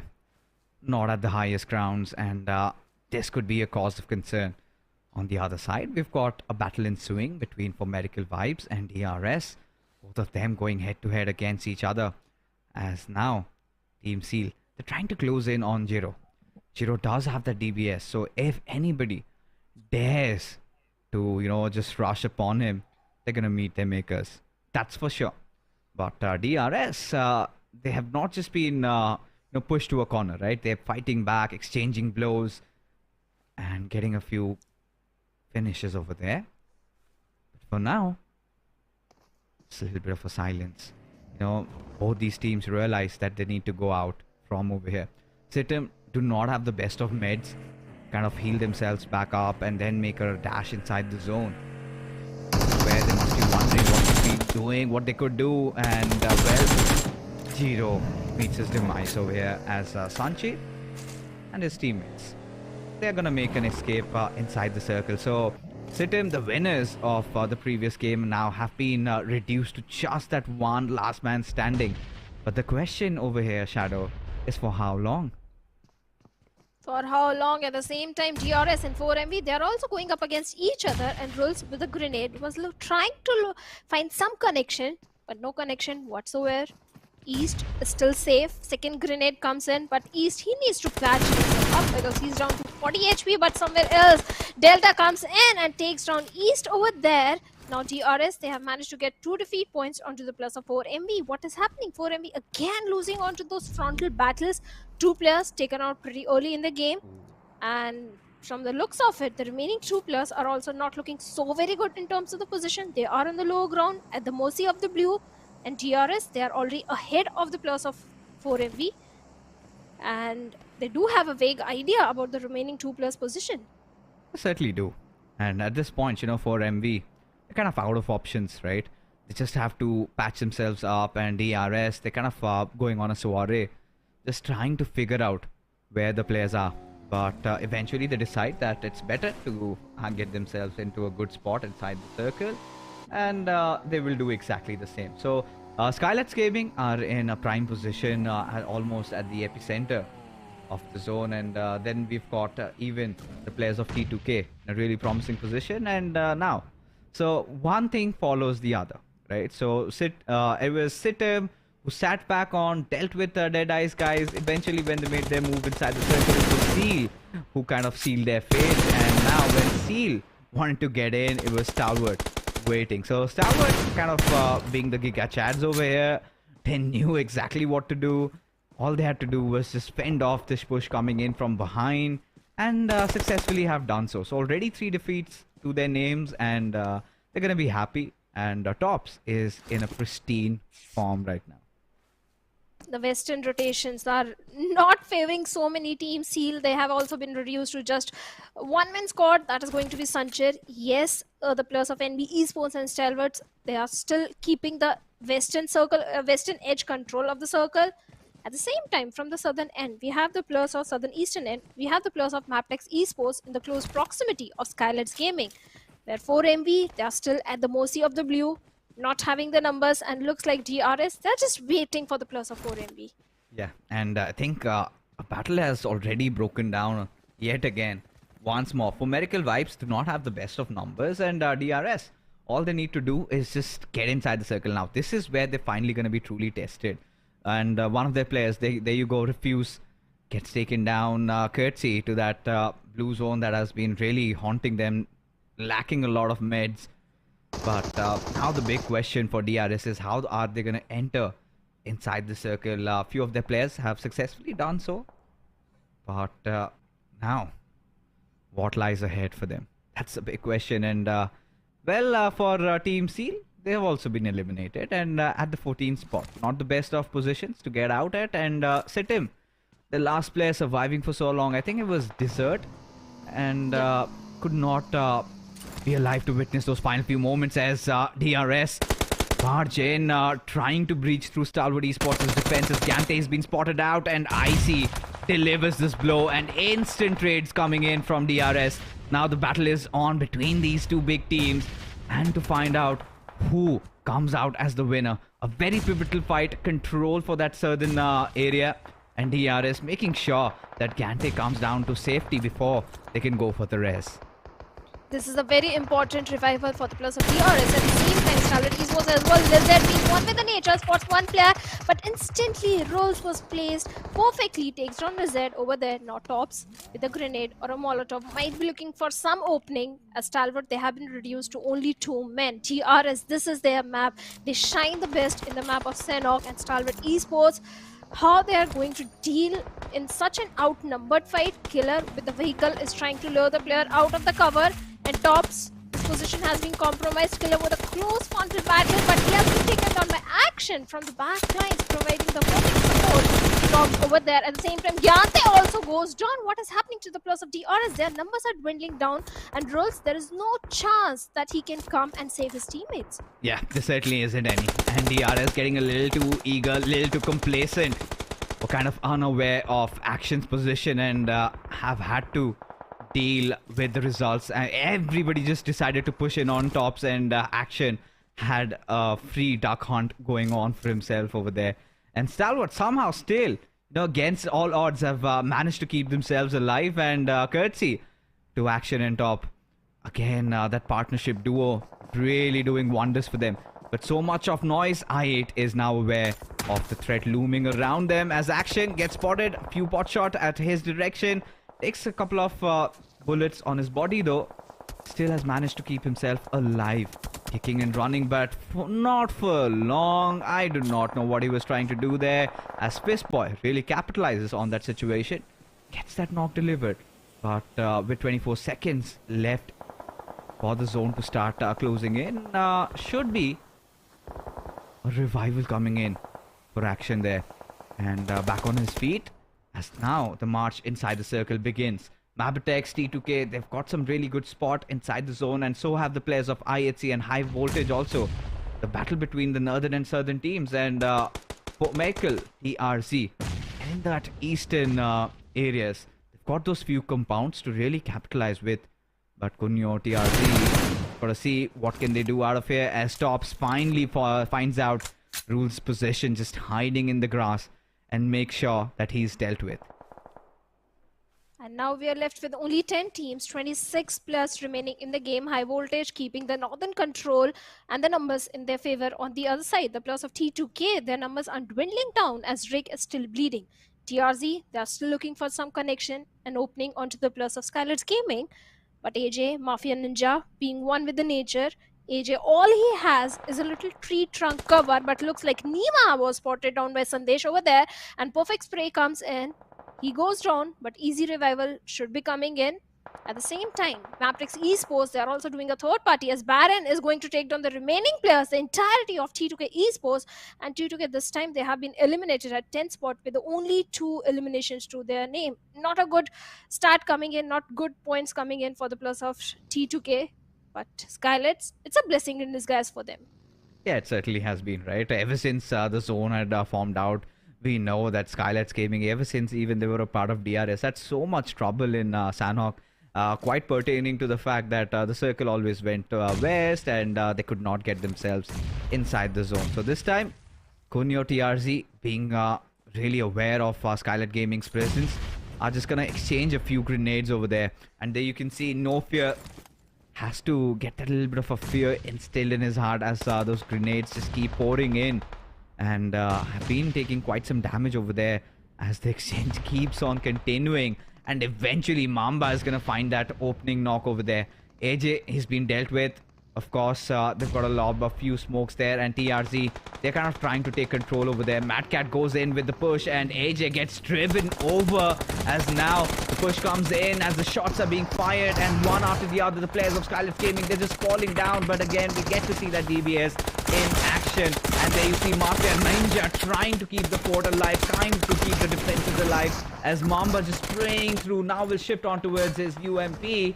And eventually, it was a little scrappy, but Kunyo TRZ still come back with that victory in that particular fight against Kunyo, in fact, against Skylightz Gaming, and have managed to eliminate, to annihilate them as HighVoltage are in real close proximities of NB Esports. But NB, they don't have the numbers and sec position has been compromised. A perfect grenade could have been a perfect grenade, but the blue zone is going to force sec to come out. And only on a sliver of HP, Prabeen, just one bullet is required, and Jiggle with that UMP45 is going to take down sec. Easy confirmation coming in, leaving Fistboy all by himself in a 1v4 situation. He's trying to make a quick, safe escape and scuttle back to the safety somehow. But the question is, will he be allowed to do so? Because we have the players of I8 also in the close proximity. So Fistboy, his days are numbered. But at the same time, I8, they're busy with the players of TRZ as Nova X finds a perfect knock onto Steel Shot. Let's see if we can get the confirmation, because the players or the teammates of Steel Shot are in the close proximity. So revival should be coming in, because I8, they're not pushing onto the plus. At the same time, they have a vague idea about the plus of HighVoltage, and Malik in the crosshairs of Ophies just survived. Just it was barely there, as Nova manages to get the better out of Steel Shot, as Viper is just charging in, showing no fear, no mercy at all, wants to get it all. Now, Fistboy, he's kind of stuck between a rock and a hard place. He's got HighVoltage, he's got I8, he's got teams just floundering everywhere around him. Mamba gets spotted out right in the open. Woofis wants to capitalize on the situation. Sprays down and gets that finish. With that being said, Kunyo TRZ, they've been dealt with as Sky finally land that killer blow on the players of NB. The last man being taken down, and it has all come down to these 3 teams over here. We've got Illumin8, we've got Mabetex, and HighVoltage fighting out against each other for that chicken. So Sky and Viper getting really close and personal. Players of HighVoltage, I can see Sky, he's got to get back into safety. He's got to get back into good covers. Just hiding behind that rock. Let's see how close can Jiggle get. One thing that Illumin8 can really capitalize on is that high ground advantage. They have to themselves. Viper revealing a lot of his bodies out there. Will eventually get punished by Jiggle. But the trades are definitely not in order. It certainly hurt the ways of I8 right now. Now Jiggle, he has to keep the enemy at the bay, because his teammate Prabeen might be going for the revival. At the same time, I8. Nova X going for the rescue mission onto Viper has been dealt with. Now I8, they have been reduced to 2 men, but Woofies finds a perfect knock and confirmation onto the remaining players of HighVoltage. And finally, Team I8, Illumin8 Crew, they get a perfect chicken dinner for themselves in the second match of the Grand Finals. And there you can see the happiness on the faces of the players of Illumin8. We all thought, folks, that they're just gonna end up to an early demise, courtesy to that little, Paradise Resort clash that occurs. But that was not the case this time. These are the Grand Finals, and like anticipated, they sort of went into safety and rather prioritized the circle, eventually took the control of the Southern Hills, and then had that high ground to their favor. As a result of which, it was a very close battle with HighVoltage. Eventually, there were a few mistakes made from both the sides, but now with this chicken dinner, they have propelled themselves to the 8th spot. Especially after having a really lousy start in the first game, this is exactly the game that Illumin8 Crew needed to get themselves back into the picture.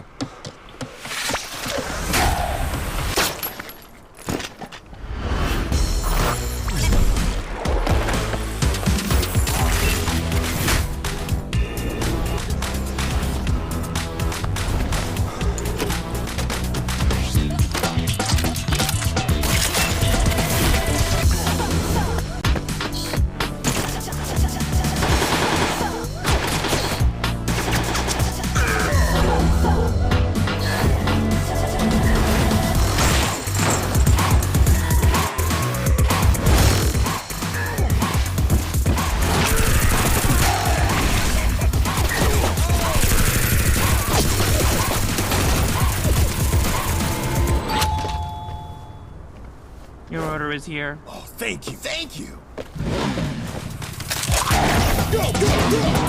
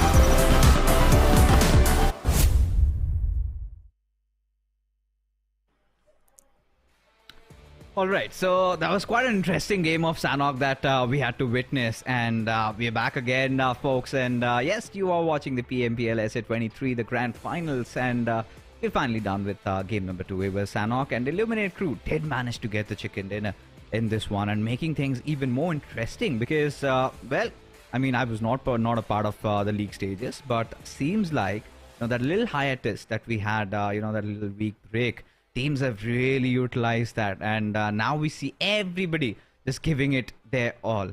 And talking about the MVP, we've got Baron from Mabetex, and did not get to see a lot out of him, but surely has racked up 5 eliminations to his name, Shadow.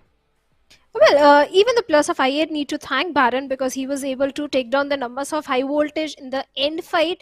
He did find a knock onto Malik, but in the end, I8 players were able to eliminate Mabetex Esports Baron as well, but kudos to him. He was doing everything to the perfection. He survived till the top 3-5 elimination to his name. A very consistent and good performance coming from the side of Mabetex Esports. But along with Baron, let's have a look at the top players. Who are the top players? Could be his teammates. Yes, Kesse is there. Yeah, Cassie is at least there. But, Stalwart Esports. Oh god, how did they turn the tables around? Still, how could DRS make such a rookie mistake over there?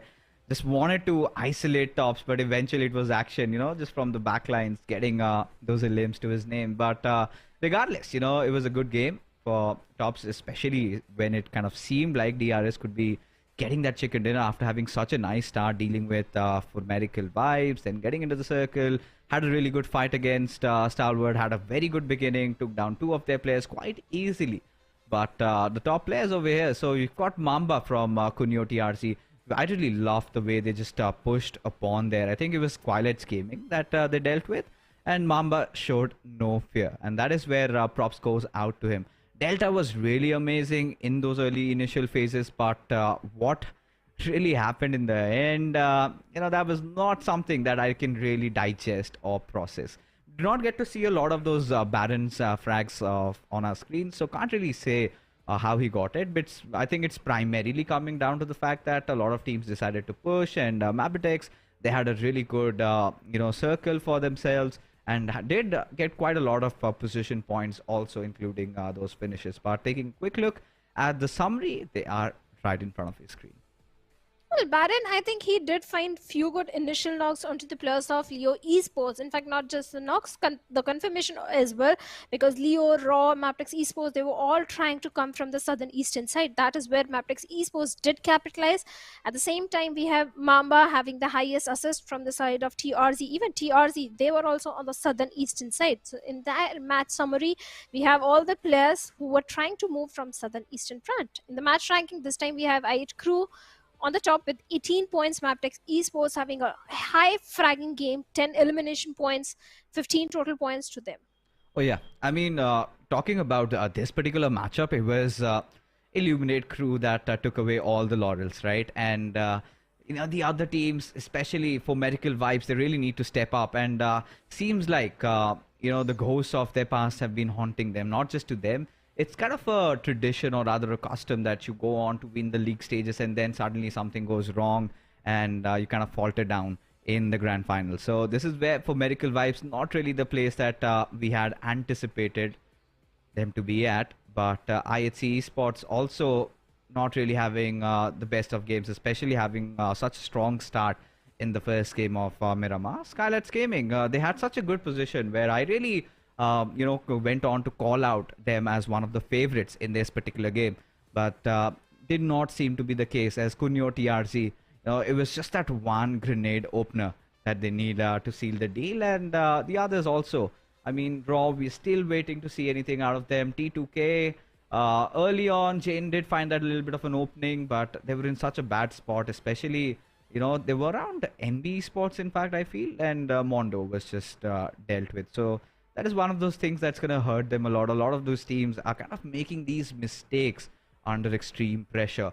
And it's still those early days of the grand finals. Out of 18, we're done with 16 games. We still have, we're done with 2 games out of those 18. So 16 more remaining. And we take a quick look at the overall standings, where Stalwart Esports still find themselves at the very top, courtesy to all that points amassed in that as their bonus points. And for MV, this day is not entirely in their favor, but still they are sitting on the second spot, all thanks to those bonus points. T2K Esports not having a very good run in the first 2 games. They are sitting on the third spot with total 76 points to their name. But Mabetex Esports, they are able to get too many elimination points for themselves. They are sitting on the third spot, but teams that need to step up are the players of Raw officials. They barely qualified by 7 points, if I'm not wrong. Yeah, they qualified just by 7 points. The Raw officials, they really need to step up. So do the players of Deadeyes Guys and Leo Esports, because they are sitting on the bottom, and that is not the place, especially for the players of Deadeyes Guys.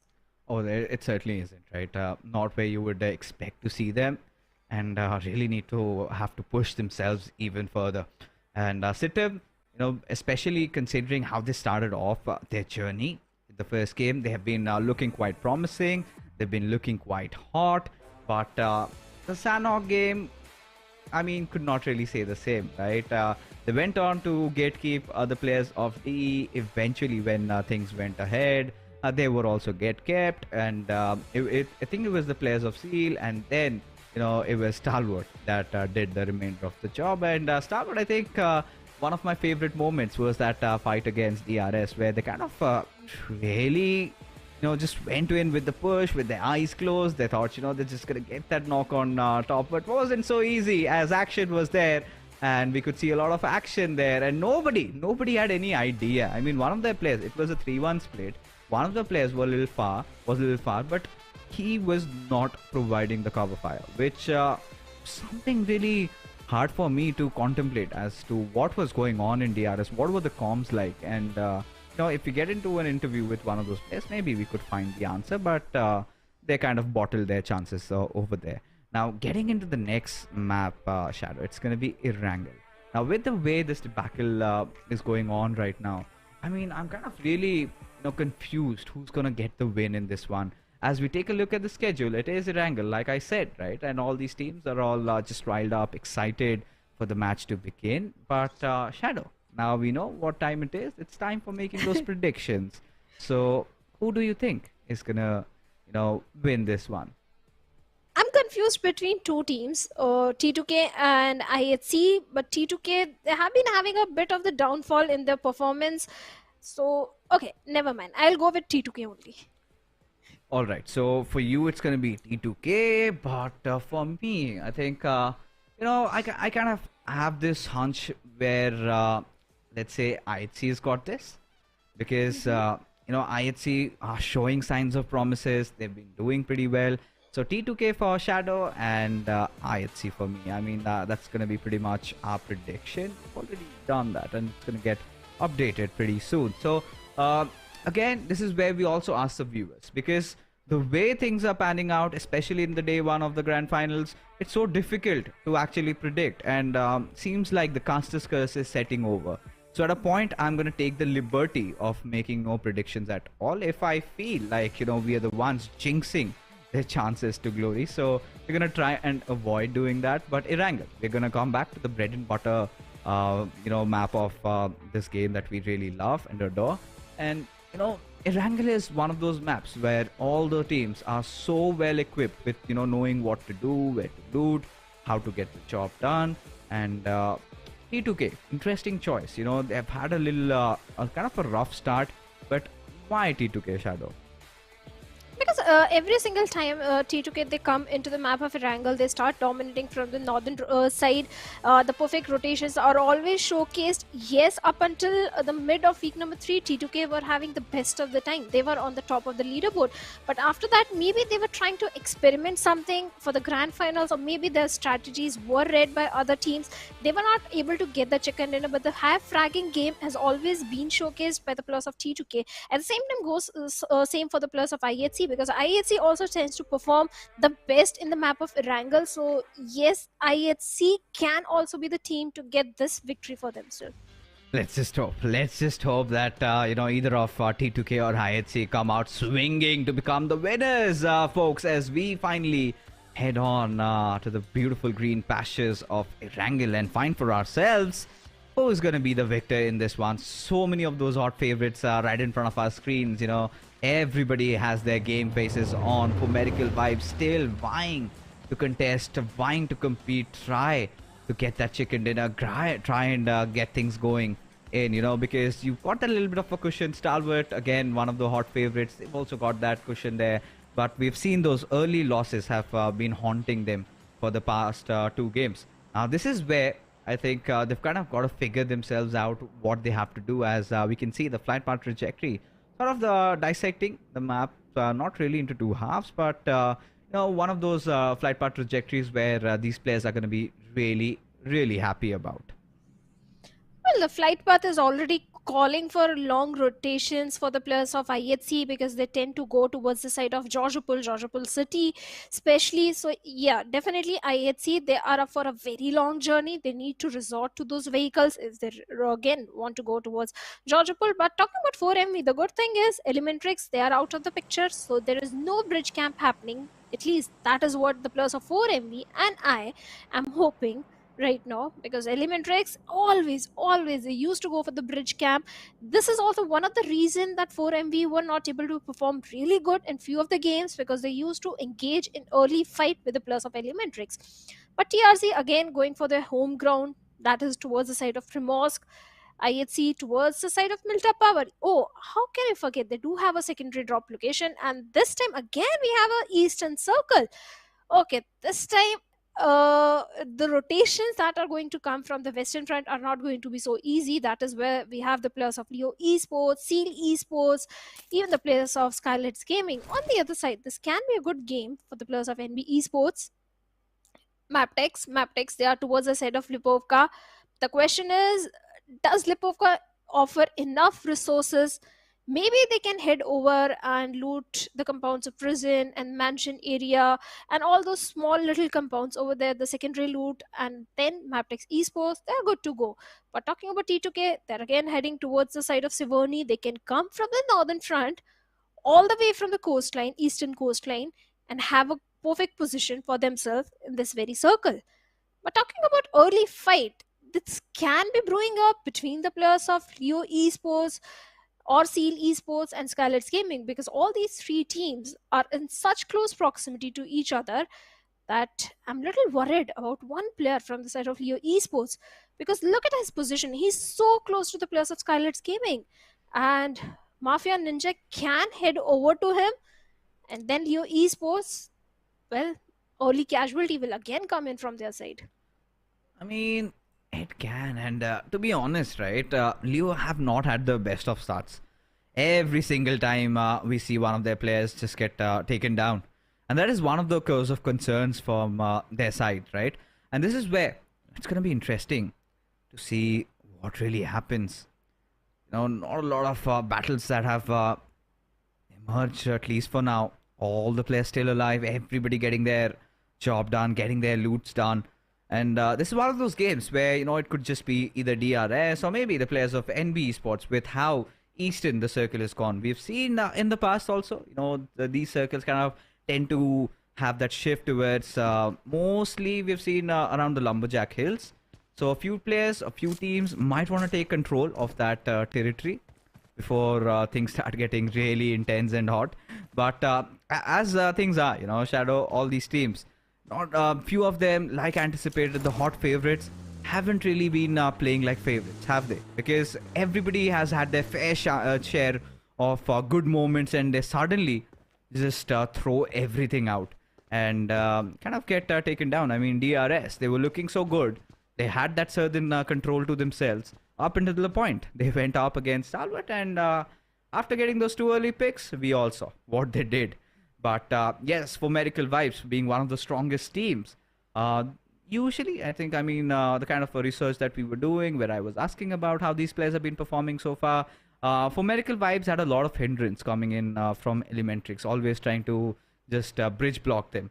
But this time, considering Illumin8 are not playing, so I think, you know, for Medical Vibes are not going to have that sort of an issue anymore.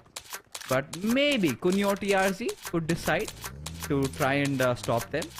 Do you think that's going to happen? I doubt, because I was the one that was criticizing the most the strategy coming from the side of Illumin8 going up against the players of 4MV, because that costed Illumin8 the qualification for the grand finals. And I believe at this stage, on the very first day, going up against the top dogs in the lobby is not going to go in the favor of any of the teams. Rivalry at this stage is not going to benefit anyone. Maybe on the last day, towards the last final few games, we can see certain teams having a bullseye target on their back. But at this point, I don't think so. TRZ, they won't go up against the players of 4MV. But on the other side, I'm worried about the players of Stalwart Esports, because they are in the city of Novorupnoi, and we have the players of DRS in the city of Milta. Then we have I8 towards the farm area. So the rotations are not going to be so very easy for the players of Stalwart Esports. But again, Stalwart, knowing that they're Stalwart, they somehow tend to find a way every single time, right? And they've been in this situation, right? Ever since I've seen Stalwart playing, they were the ones that tend to drop on Novrepnoy, and ever since I've made it their home. Dare you challenge them at Novrepnoy, and make sure that you're prepared to meet your maker. So, Stalwart, I think what's going to be crucial though is going to be the timing of when they make that entry inside the circle, because it's kind of getting clustered in by a lot of teams, especially when you're talking about those junction points where you've got the city of Milta being held by the players of DRS, then Illumin8, they've got control over farm. So Stalwart has to figure out which area they're gonna try and hold on to. I mean, there's that longer route which I barely think Stalwart's gonna opt for, where they kind of take over the military bridge, go from the left side and try and get in. But I think Stalwart also has that access towards that waterways, right, where they can also take that over and maybe just creep in from maybe Milta Power. So there are a lot of options that Stalwart has got at this moment, but I think Stalwart's gonna opt for a rather late rotation, considering they would want to let either of DRS or I8 further get inside the circle, which is pretty much the case that's happening right now. Now, once the circle 2 forms upon us, and then we'll see a lot of teams migrating to a little north over there, as True Love, he spotted out Mafia Ninja in the far fray, and this is one of those points where they could just kind of exchange a couple of bullets, like you say, try and deplete their opponent's resources, and that's pretty much about it. Because the distance, I barely think anyone is foolish enough over here to just give their bodies away. Agreed. Your confirmation won't come in, the knock can come in, and Skylightz Gaming, they can't afford to deplete their resources because all they have is a single first aid and few grenades in their hands. So yes, Skylightz Gaming, they need to go for the secondary loot as well. At this point, they can't afford to engage in a long-range fight with the players of Deadeyes Guys. But talking about the rotations, few early rotations are also coming from the northern front. We have the players of T2K already in the close proximity to the players of Skylightz. At the same time, Mabetex Esports. Mabetex, they're looking so very comfortable because they drop in towards Lipovka. They already have the entire eastern coast in control under their favor.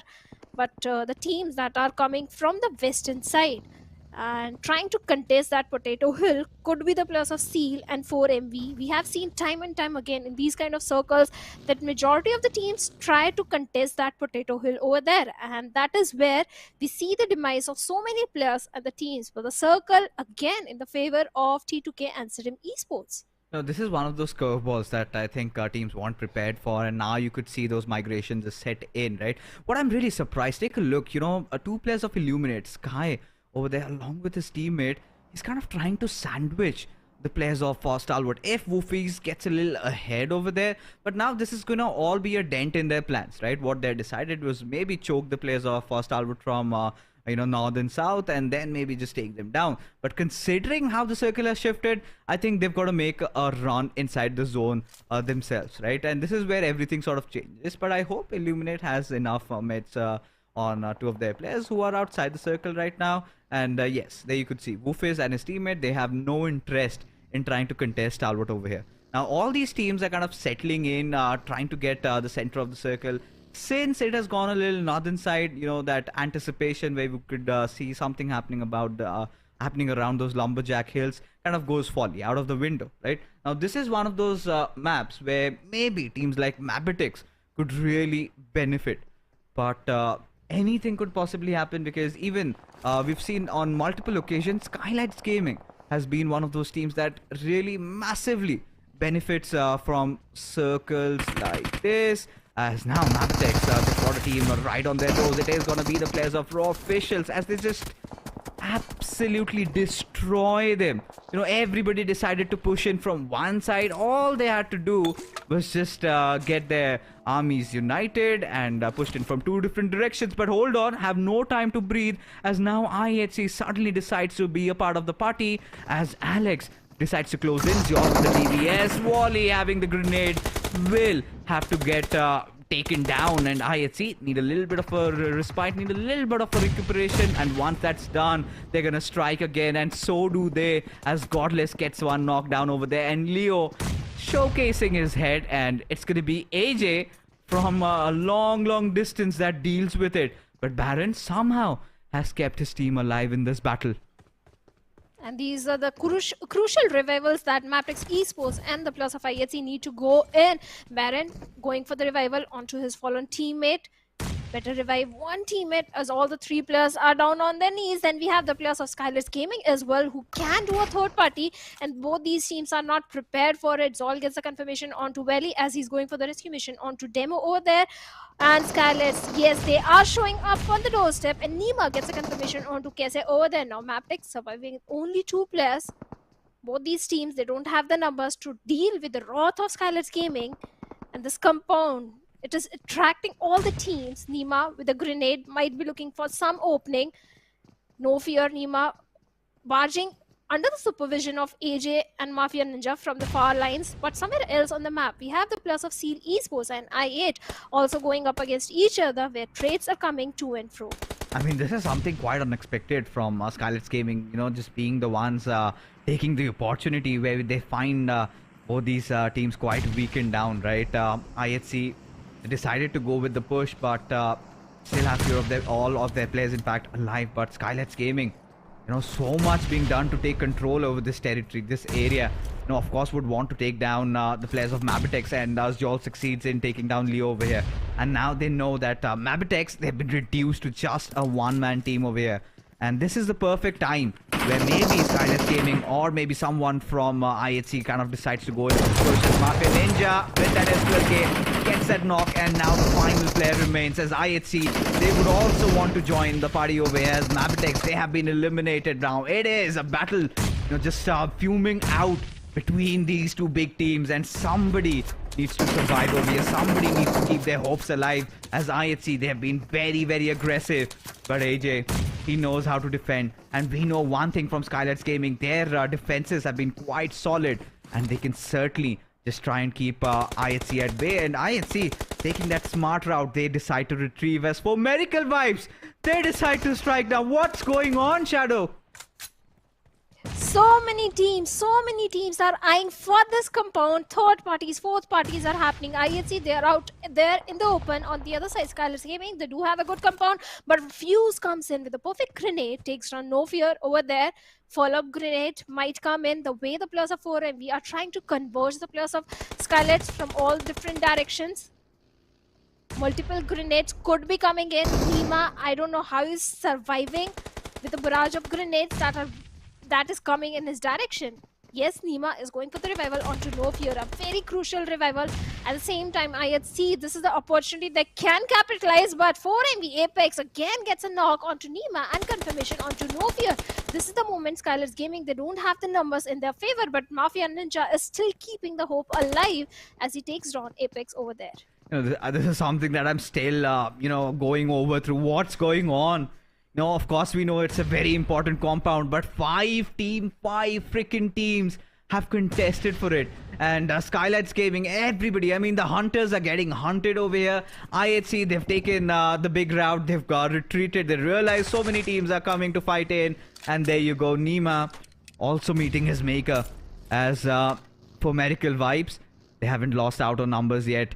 As Mafia Ninja and AJ, they really need to defend this compound with all their might. As Doc922 decides to push in, refuse from one angle, and there you have the DBS on display. And now even Jol wants to be a part of this party, does get that beautiful knock with his DBS, gets it confirmed. As for Miracle Vibes, they are the teams that are now starting to lose out on the valuable men. As now Skylightz Gaming, they have to defend. You know, they've got that you know, first floor in their control still now, but now it's just getting swarmed in by so many teams over here. And the smoke, the moment it dissipates, this is where the battle again will just break out. As IHC, they had gone for a little bit of a retreat, and so have the players of Miracle Vibes. Now Skylightz Gaming, how long can they hold on? Because you know, with just these 2 players remaining, and IHC, they're taking their sweet time. They do not have a lot of those grenades to work out. In fact, nothing. And if they can set a perfect crossfire, as Alex has decided to push in, Marco Ninja gets taken down. The other player gets spotted in the emergency room.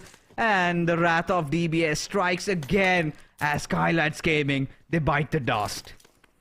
Oh, they certainly do, and IHC, they have managed to take the control of this compound. On the other side, we have the players of Stalwart Esports going up against I8, fighting for a compound where action has been knocked out. IC going for the revival. Yes, the smokes are down. On the other side, HighVoltage are also locking horns with the players of NB Esports.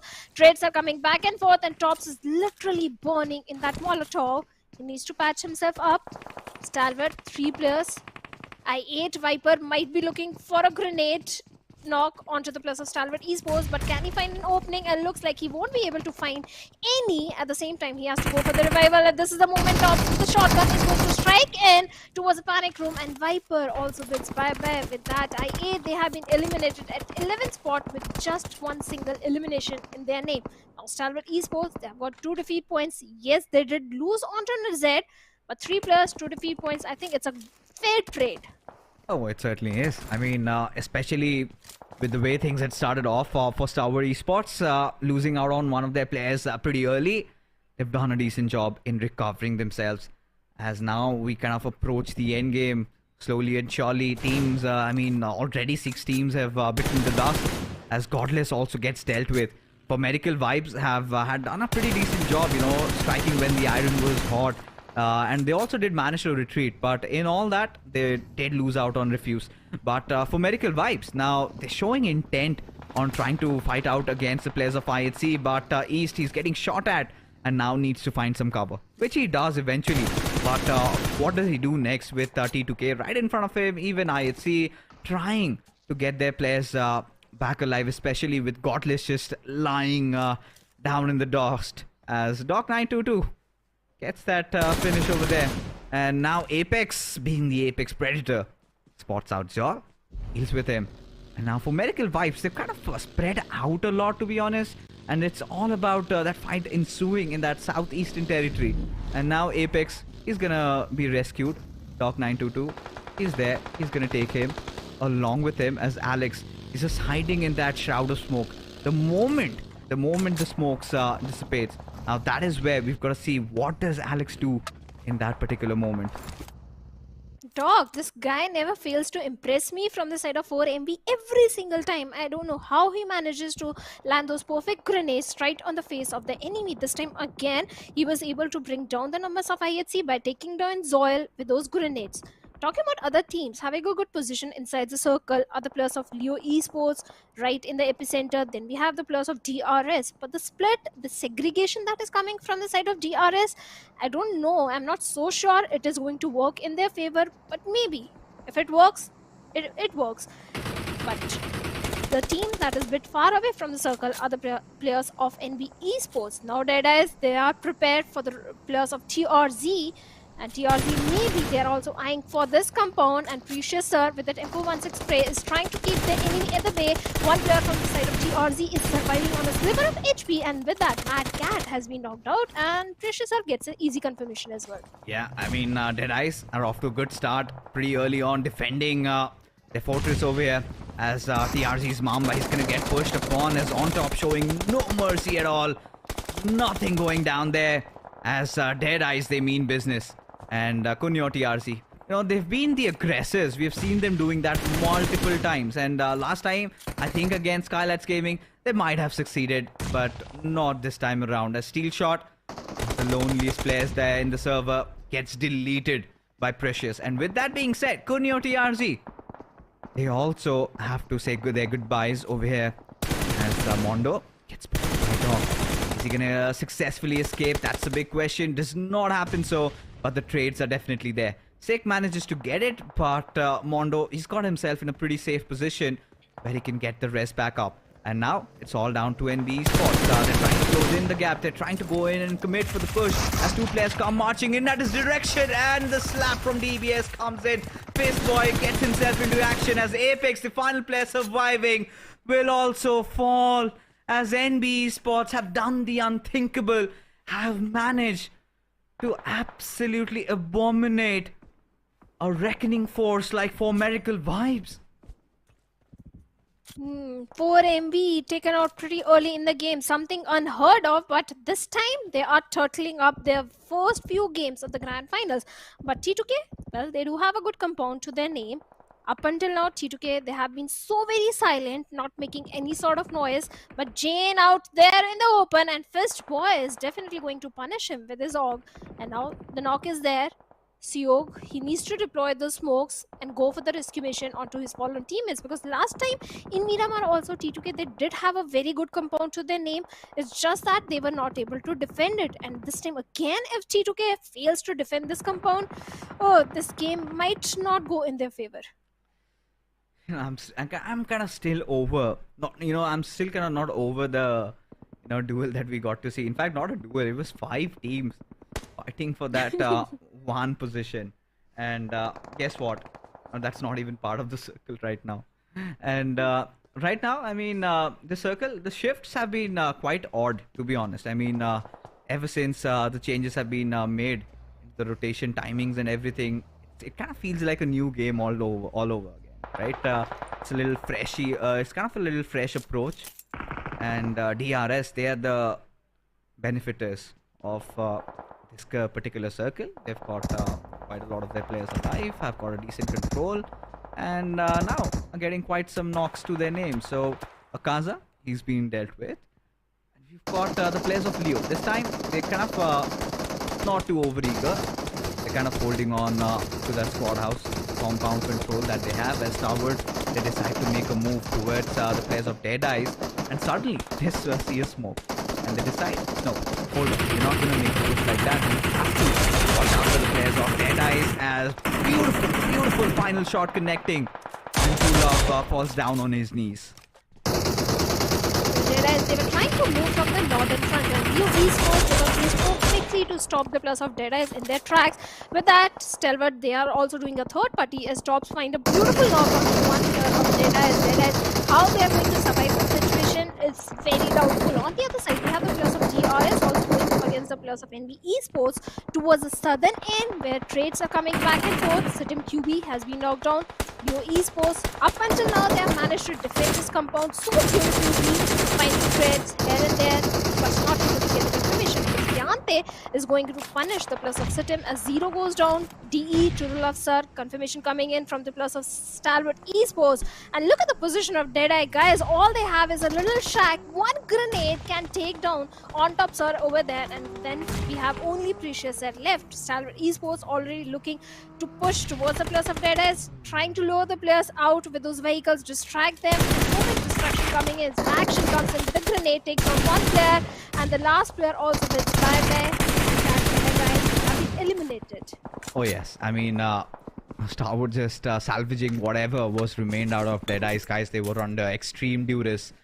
That is where they kind of capitalized. But at this point, Stalwart had kind of gotten themselves into a really tough position, right? Especially with Leo having that altitude advantage, and considering the fact that Slipknot has been knocked out. Now, one of their primary objectives would be trying to get him back on his feet. They have had to kind of deplete so much of those resources, so much of those smoke grenades deployed over there just to get one of their players back alive. And it's not like it's been a merry ride for Leo Esports so far, right? They've already lost out on Smokey V3, and now they have to somehow save Slipknot. They've managed to get him back, but now Slipknot needs to really escape. The barrage of grenades did come through. Liquid did manage to spot out action, but he's doing nothing to really reveal his position. Kind of that fear has stricken down on his minds that it is Stalwart in front of them, and you're not out to peak when you are against a team like Stalwart. And at this point, DRS still having such a prime position, and now getting contested by the players of NB Esports, who are kind of closing in on them. And T2K, they've been out of the zone for a while, but they will also have to figure a way to get inside the circle. And with DRS watching out for them, it's going to be such an arduous task. Well, DRS, they do have the majority of the real estate and the circle under their control. Leo Esports, they do have to deal with the plus of Stalwart Esports in action with a grenade, is already looking for an opening. The smokes are being thrown. Stalwart, they have to transition themselves inside the circle, and how they're going to do so? Yes, they do have the vehicles, but which area can they hold on to? Because on the eastern side we have the players of T2K, towards the southern end we have the players of DRS having the majority control. Then we have the players of Leo Esports. Stalwart Esports, they have to pick this fight against Leo and try and get that compound in their name. But Haidami, he's prepared with those grenades coming in, but no connection whatsoever. Action down to sliver of HP. He needs to patch himself up as soon as possible. Now Leo Esports, they have to defend this compound. Otherwise, one more bad game might go in their favor, because right now they have got only 2 defeat points. Yeah, I mean, this is one of those games that they really need to make it count, considering especially where Tops has been fallen right into his misery as IC. I do not know how did that man escape from that situation, but Action gets some revenge. IC has no clue of Slipknot, who decides to step out in that final moment and will just laden him down with those bullets as Stalwart Esports are successfully dealt with, and a huge sigh of relief for the players of Leo Esports. Haidami, he is gonna get himself patched up pretty soon, as now not a lot of teams remaining. And in fact, just 4. So teams with some big numbers, we've got DRS, then you've got T2K, and now it is going to be Leo. So the final 3 stand, and it is going to be an interesting one. Where does the circle shift? Who does it favor? Which lap does it fall upon, as Rig is just getting sprayed through the smoke? Gets a little bit of a trim there, but not quite worrying enough, as this is not something that Leo were anticipating. Considering Liquid has been taken down, now they're in dire circumstances. Oh, certainly. Leo Esports, at the same time, T2K might come in under heavy fire. Delta with a grenade, looking for some opening, but Sandesh takes hefty HP out of Rose, finally knocks him down. 2 players down from the side of DRS. DRS not looking good. Gyanta with that vehicle might try and find a better position for himself. At the same time, Killer YT is going to give away his position, but at the same time finds Siog over there. Jane also goes down. Uncalculated risk. Jane went in to revive his teammate. That costed T2K the life of 2 players. Now 2 players remaining from the side of T2K. DRS, they have the numbers advantage in their favor. Gyante keeping a close eye onto the players of Leo Esports over there, and Leo with those vehicles are already closing in the distance. Slipknot, he has to patch himself up as soon as possible as he's down to 10 HP, but Greg is also coming under heavy fire. The smokes are not helping Greg at this point, as Killer YT with that UMP45 is going to bring down Rig. Yeah, they are just spread out left, right, and center, and DRS, this is pretty much their game to lose. They still have, Leo Esports still have managed to revive Liquid there, but they have got to deal with the mammoths that are DRS themselves. Rules not having the best of HPs, as Leo Esports have taken little control of the northern hills over here, and now are trying to just choke in the players of DRS, which looks really less likely, but DRS seems like they've got too much on their plate. And if Rules goes for that grenade, and if it kind of ricochets back, to just take down Sandesh and Rig, and that exactly does happen over here as Rules succeeds and T2K go biting the dust. Now it's all come down to this 3v2 situation. Haidami does not have any meds, or in fact he did invest into that final one that he had. Now in this situation, what do? Have managed to deal with Killer over here, but gets traded off instantly by Gyante, as Liquid remains to be the final survivor. For how long is the big question, as Rules has dealt with Slipknot, and DRS will have no trouble securing the final kill and get that victory, get that chicken dinner, going in for themselves, as happiness takes over the boot camps of DRS, as finally, after struggling so much, after making so many of those mistakes, they have managed to come out through. This was such a tough one, you know, right from the very beginning. We saw them engaging in multiple battles, and they held on to their horses, eventually, you know, emerging as the victors of Erangel. Certainly, DRS, the way they were able to defend their territory, I was the one questioning the split that was coming from their side, but they were capitalizing on the information. When the situation demanded, they regrouped and they had the southern control, they defended the control, they were able to eliminate the entirety of T2K, at the same time bring down the numbers of Leo Esports as well. That awarded them a beautiful winner-winner chicken dinner, and this DRS is looking complete opposite of the DRS that we saw in the league plays, because that DRS was more towards the strategy. This time DRS, they are looking so strong, prepared for the finals, and maybe prepared to take the top spot in the overall ranking as well.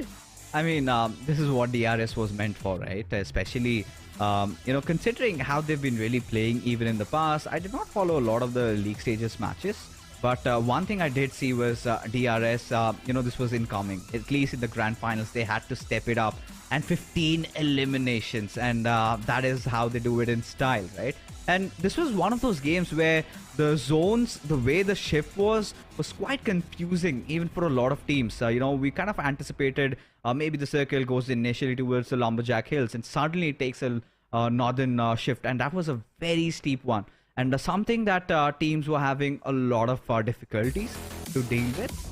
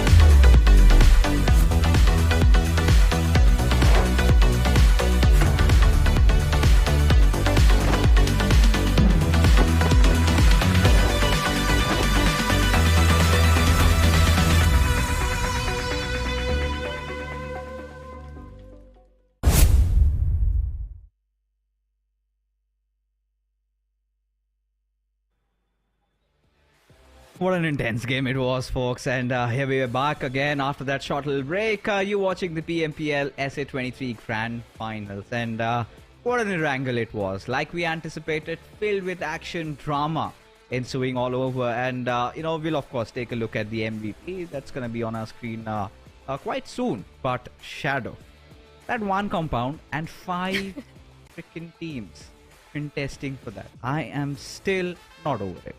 What was going on? And the compound was not even in the zone. Yeah, that was not even in the zone then. That was not even in the circle. We had the players of Mabetex Esports. They were holding on to the compound. Then the players of IHC came in. Then Skylightz joined in. Then 4MB, they joined in. Yes, they were able to find the traits. IHC did manage to survive in that very compound, managed to get the control of that compound. But what's the use? The circle shifted away. You have to go for the rotation. You have to migrate inside the circle and pick more fights on the other side. The teams that were coming from the northern or the western side or southern side, like the players of DRS, they were awarded by a good position inside the circle.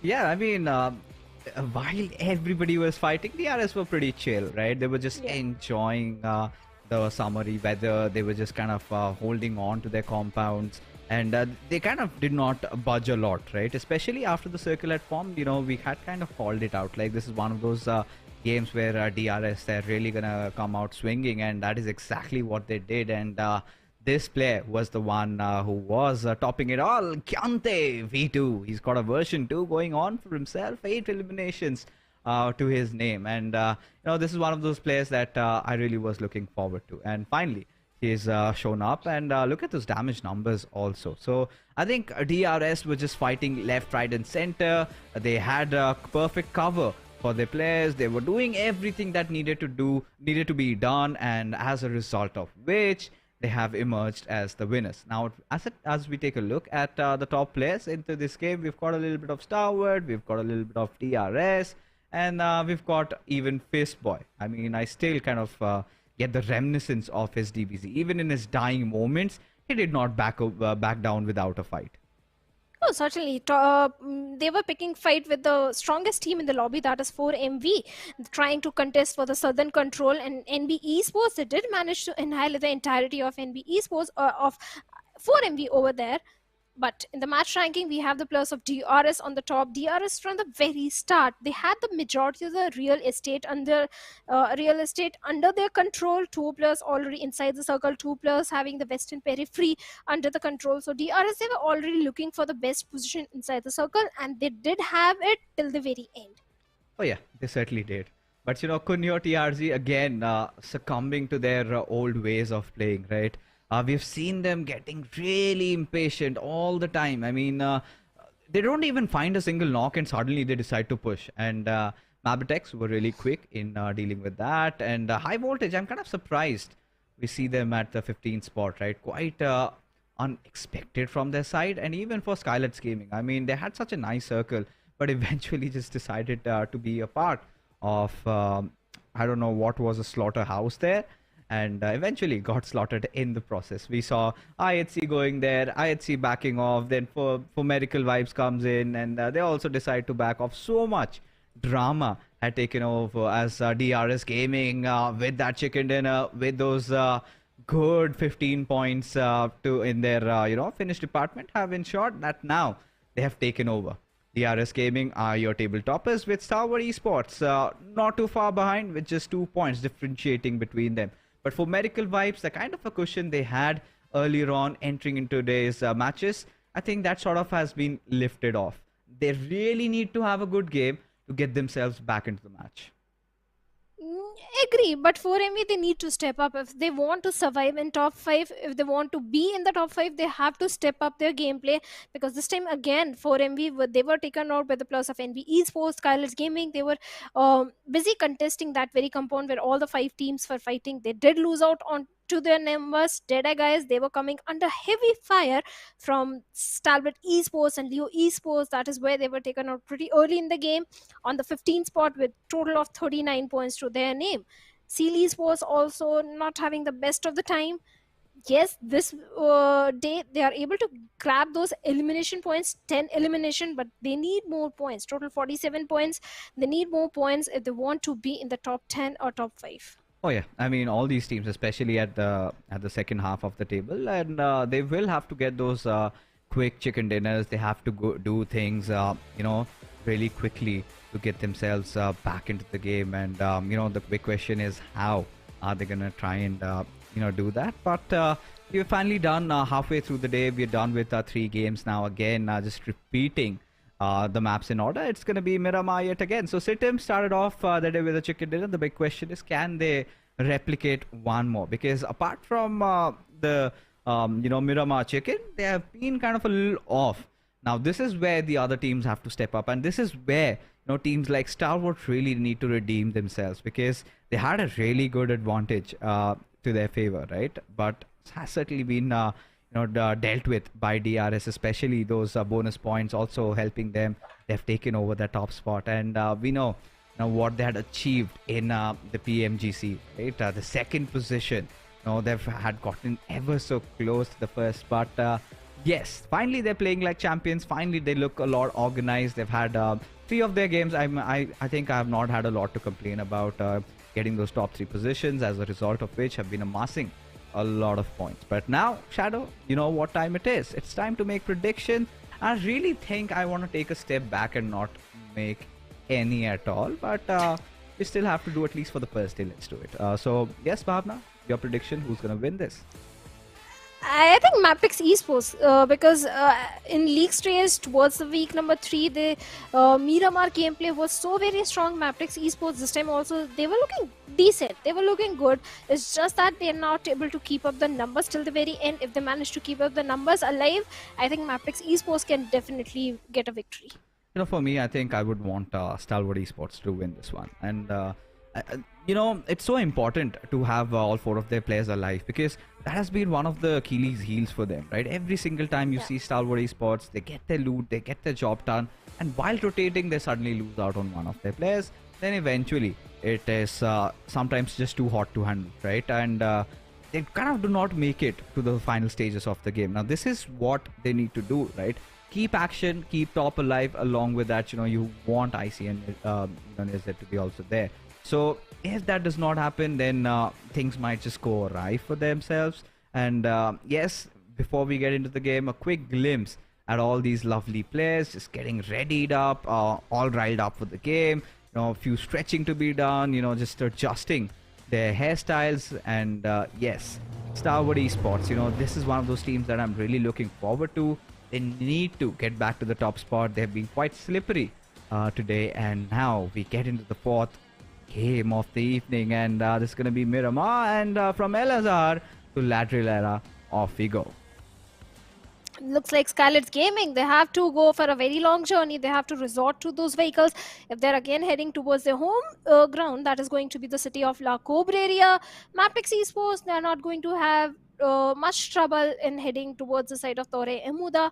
Last time in Los Leones, we had the players of IHC Esports. This time, that time they didn't go against each other, but I really want them to go against each other during a very early stage, because hey, they already have a chicken dinner in their name. They can afford to have the initial fight, because they are already looking good in terms of the overall ranking, the placement in the overall ranking. So I hope they go up against each other. I mean, to be honest, at this point, I don't think that's gonna happen. To be real, pretty much, because Shadow, this is something that we also did touch upon, right? Once the Sanhok game went on, and I realized that not taking those early fights, certainly coming in and helping them, it lands up in their favor. So I really think they're gonna try and avoid any sort of those early battles right in the very first moments of the game. And again, a kind of a similar circle, but this time a little bit southernish tilted, right? So you could expect maybe some action around that graveyard area, or it could be Hacienda del Patron, or maybe San Martin. And either ways, DRS and Stalwarts, both these big teams just landing beside each other kind of gets myself a little warmed up. You would want to see them engage against each other pretty early on, but we know that doesn't really happen most of the times. Now, talking about Leo Esports, they did have a really good game in the last one. And this particular way that they've been playing their rotation pattern is quite similar to Illumin8 of the past. I don't know if Illumin8 have changed their ways, but I pretty much remember Illumin8 always dropping down and then taking control over those hills around Los Leones and trying to guard it with all their might. But Seal Esports, well, I mean, Shadow, they've kind of been invisible, right? We haven't seen much more of, anything out of this particular team, just barring that one game in Sanhok where they were trying to keep the teams coming from boot camp at bay.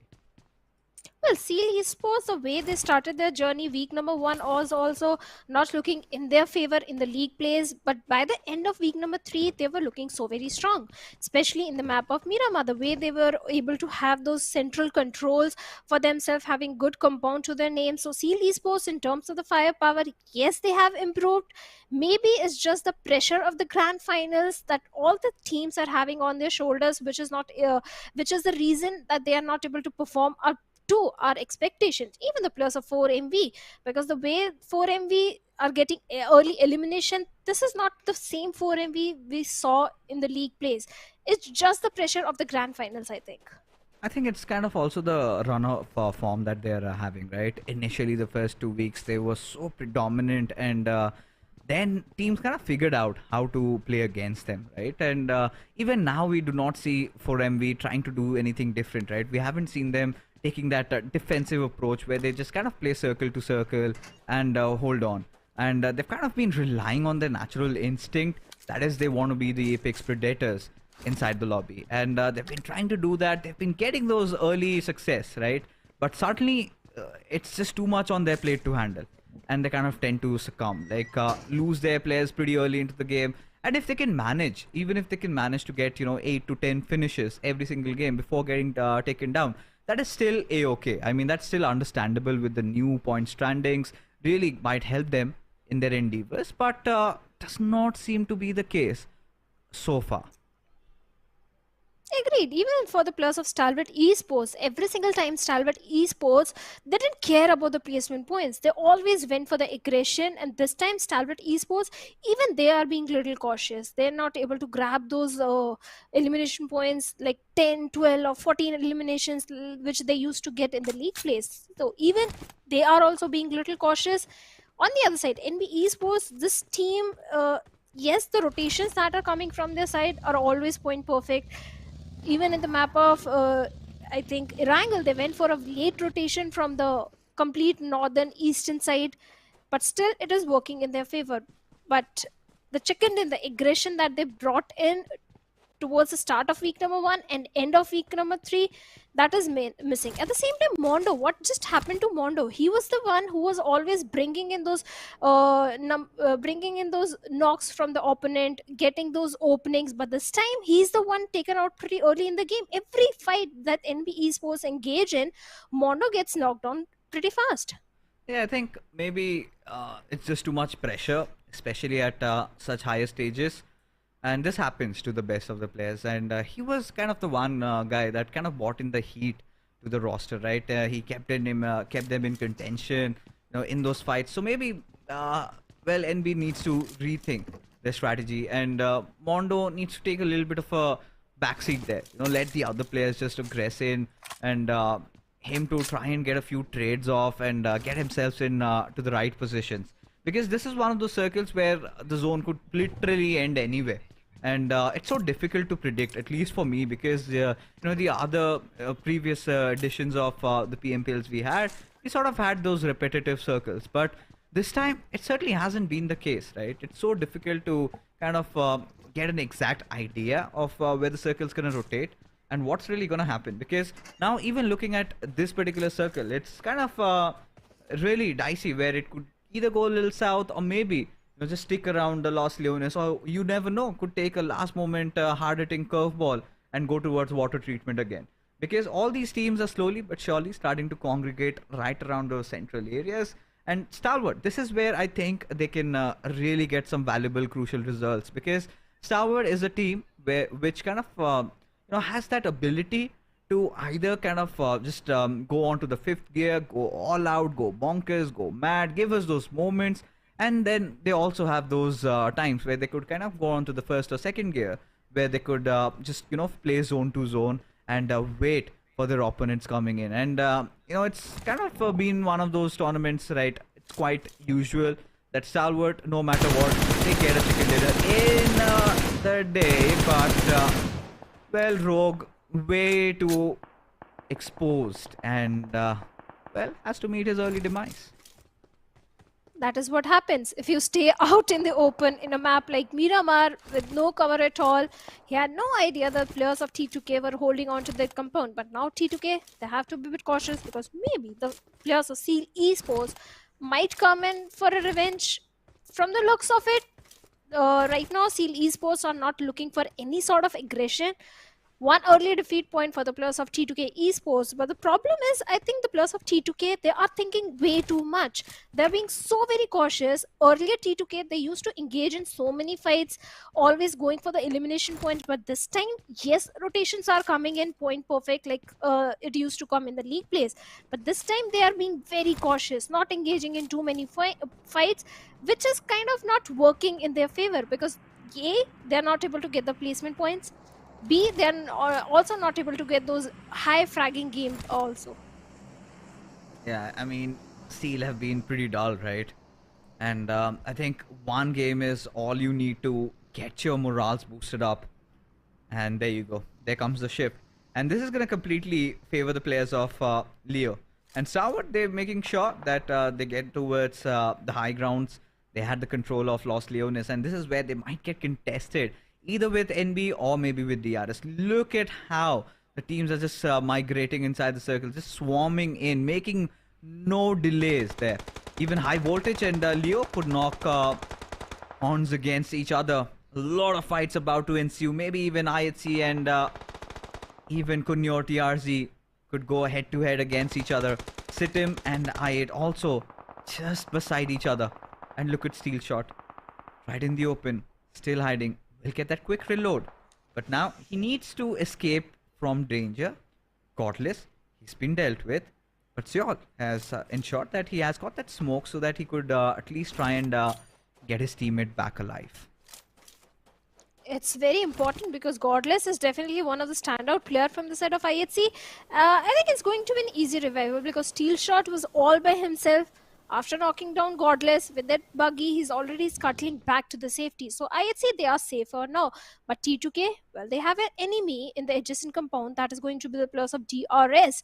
And Seog is definitely having an off angle. At the same time, Seog has to make sure that he don't expose himself, because if a knock comes in, it's not going to be an easy revival for him at all.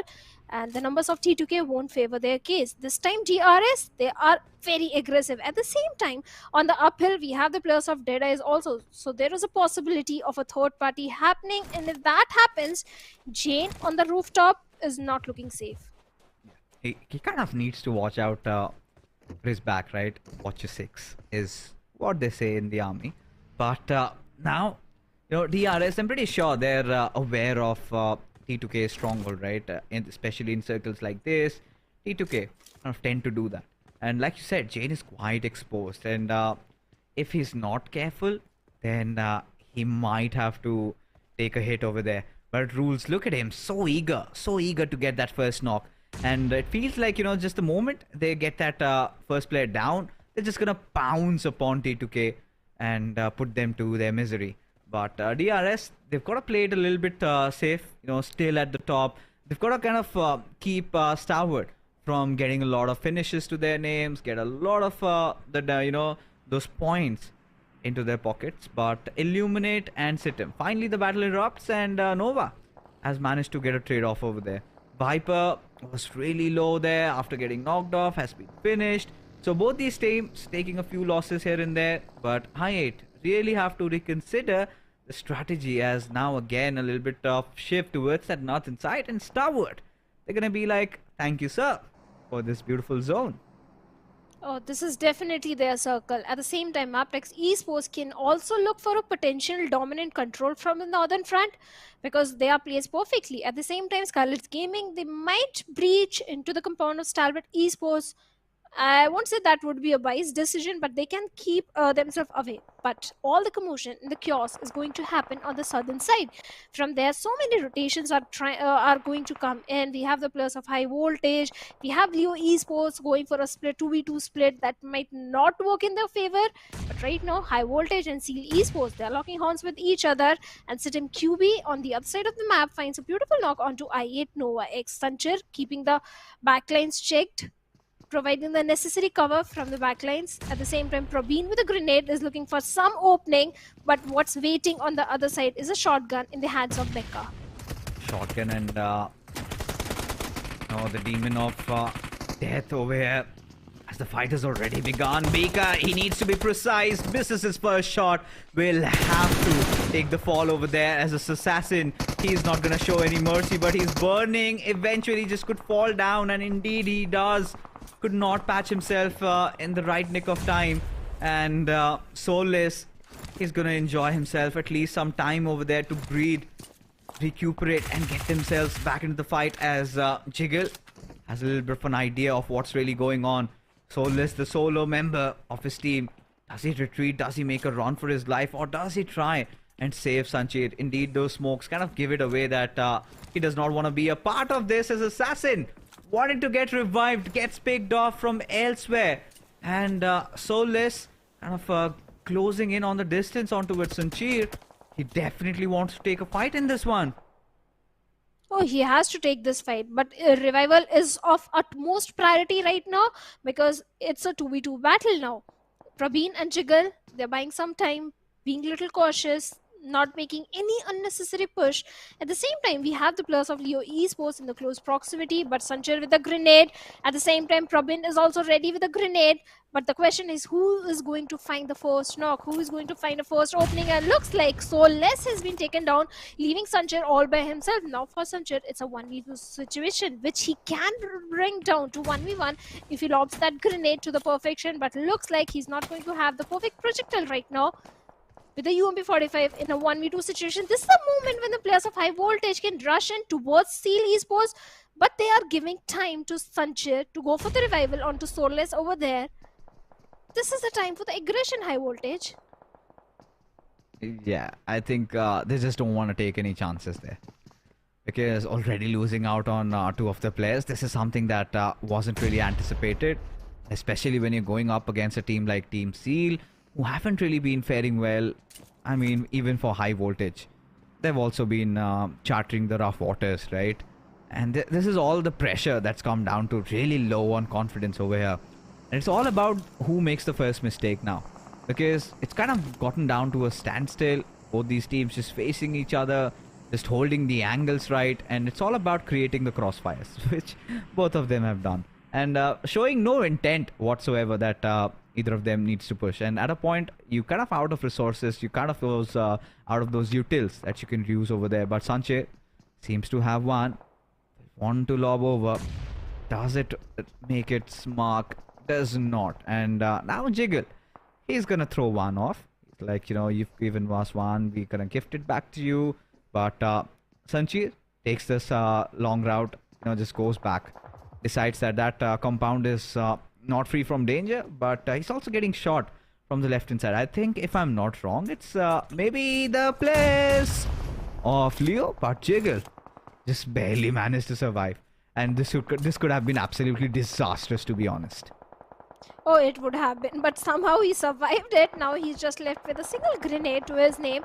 And both these teams, they are not in a hurry to go up against each other like you said, but SITM Esports and TRZ, they are locking horns in the close proximity, where the numbers are not favoring the case of SITM Esports, as they have been brought down to a single player.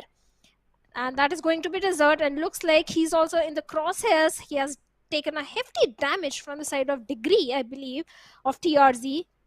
And now Desert, he has nowhere to go. On the other side, we have Stalwart Esports also locking horns with the players of Raw Officials. Raw Officials, they are not having the best of the time right now.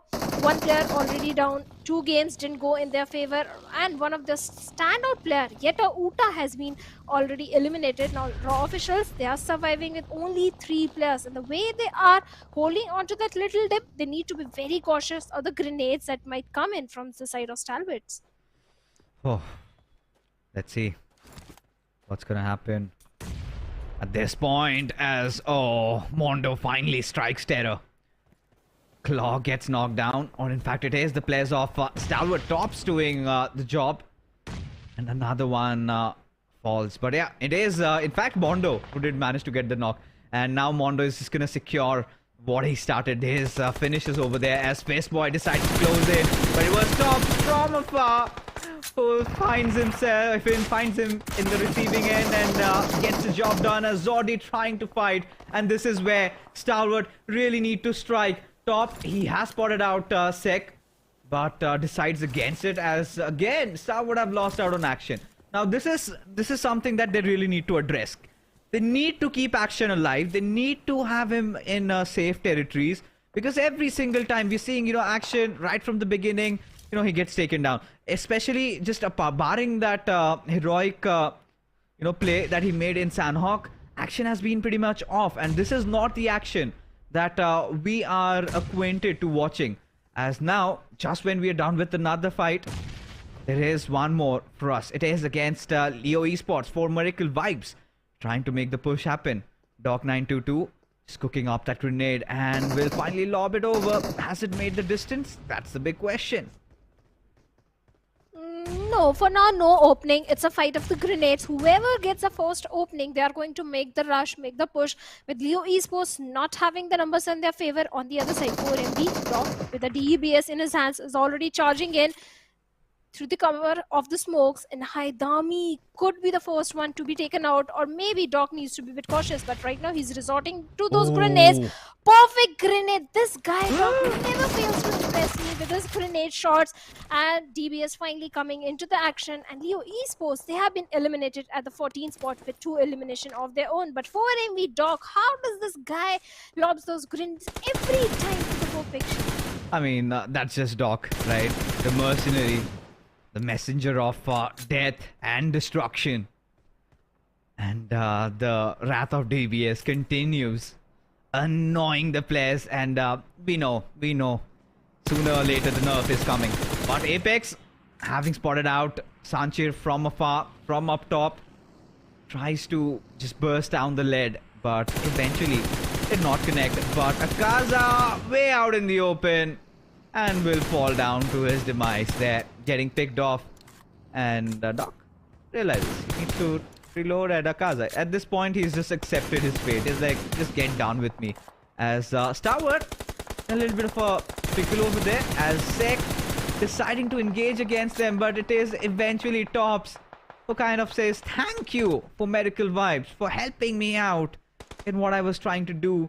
So the threat under their necks has been dealt with, and NB Esports seem to have bowed out of this game.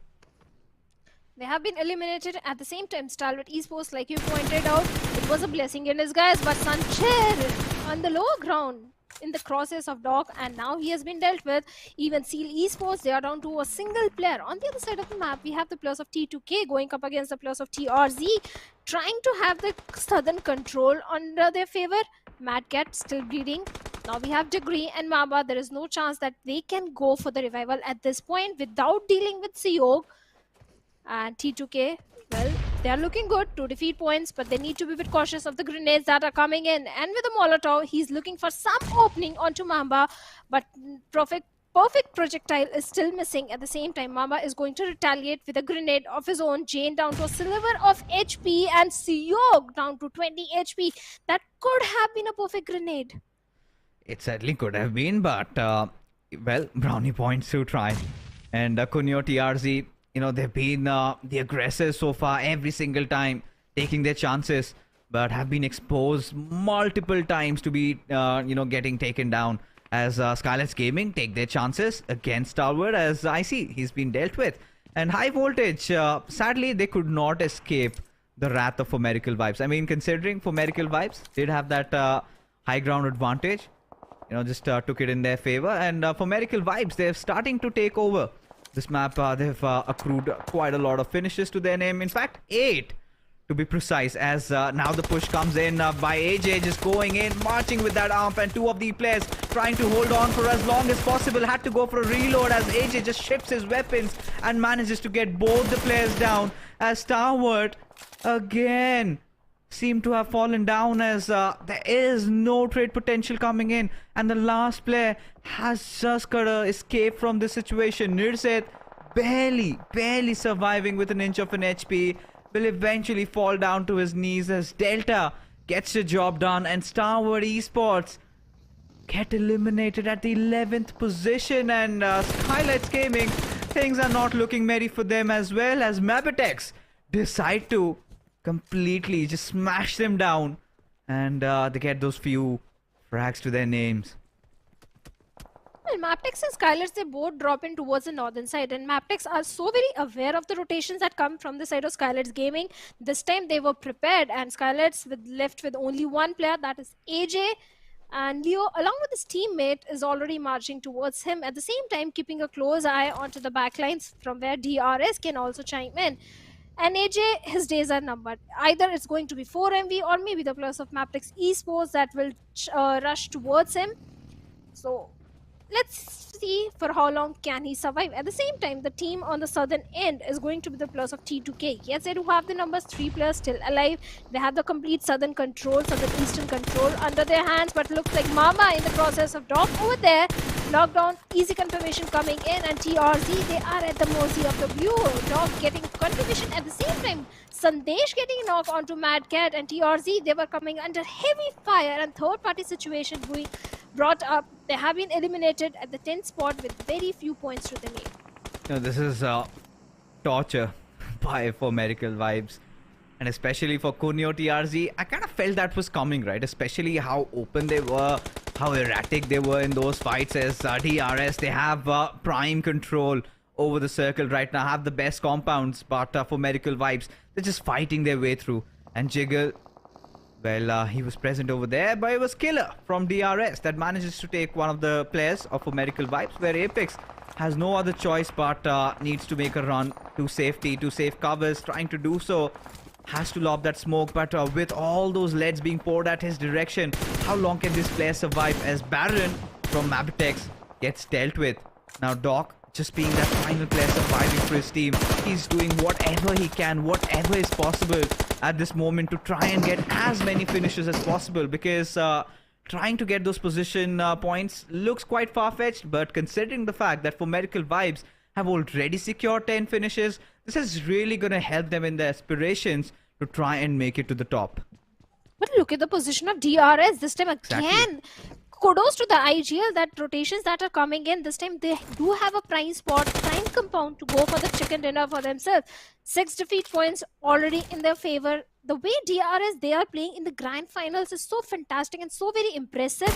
Different strategies are coming in right now. Killer is trying to find a knock onto the last player from the side of Mabetex Esports, that is going to be Vivali. Mabetex Esports, again, the problem is they are not able to keep up with numbers. Now they are left with only a single player. Had they had all the 4 players alive, they could have tried to breach into the compound of DRS. But Rules, with the mini tap-tap shots, finds a perfect knock onto Turulav, sir. Oh, it's kind of come down to the fact that how many frags can DRS get from over here? I mean, sublime control over the zone, and this is exactly how you need to play.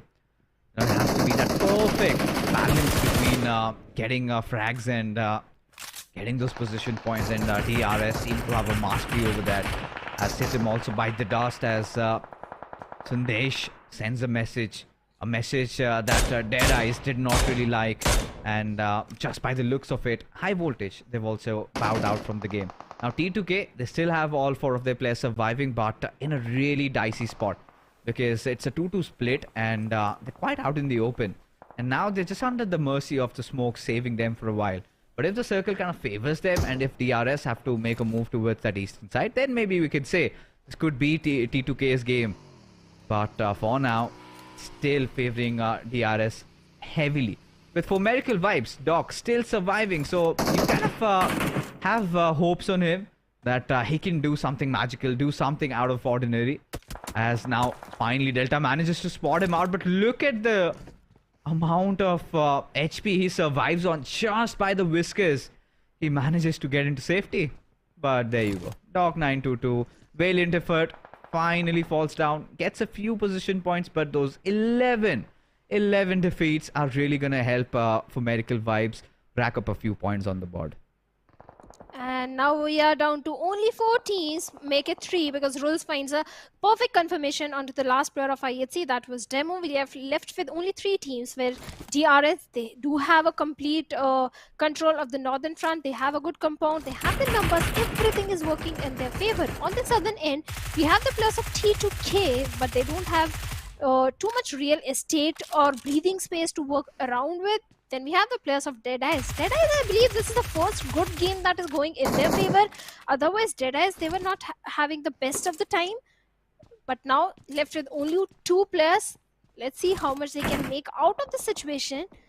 Even the remaining 2 players, they don't have the best of the position right now. On top, sir, along with Turulav, sir, they have to deal with the players of T2K. At the same time, T2K, yes, they are busy engaging in fight with the players of DRS. They're checking the compound. They're trying to breach into the compound. They have to watch their 6 because from the backlines, Deadeyes guys can chime in any moment. And looks like On top, sir, certainly do so as he takes down Break over there.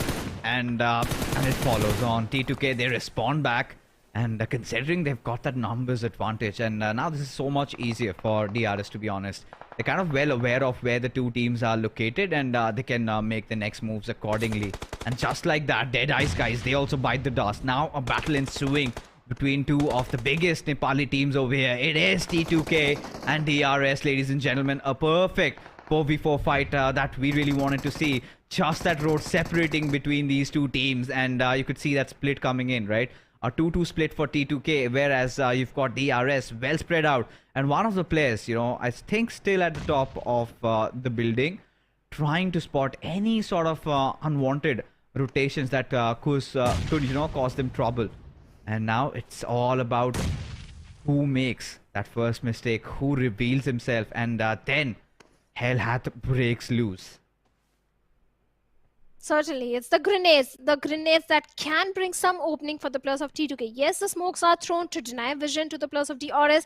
At the same time, have a little bit of the soft cover for yourself. But T2K, they don't have the majority of the real estate, and Rules already creating a flank angle onto the players of T2K, which T2K has no idea. Gyante and Delta are keeping the players of T2K busy, and Reg shows a bit of himself. First glimpse, first bullet comes from the side of Rules, takes a bit of HP out of Reg, but nothing enough to take him down. But Siog with that UMP45 is going to retaliate as he takes down Rules, gets a confirmation. Now DRS, they are down to only 3 players. The numbers advantage has been taken away from them. Yeah, and seems like they did not have a lot of smokes also to work with, especially Gante has just got that one first hit. And that little mistake, and now Suyog certainly being the star of his team. Now this is the time where T2K go in for the blow. Because now it's come down to Gante and Killer to try and save DRS from not getting that second spot. In fact, getting that chicken dinner. So difficult, easier said than done. And now T2K, Suyog just decides to march in. If they win this fight, then Suyog has to be the MVP.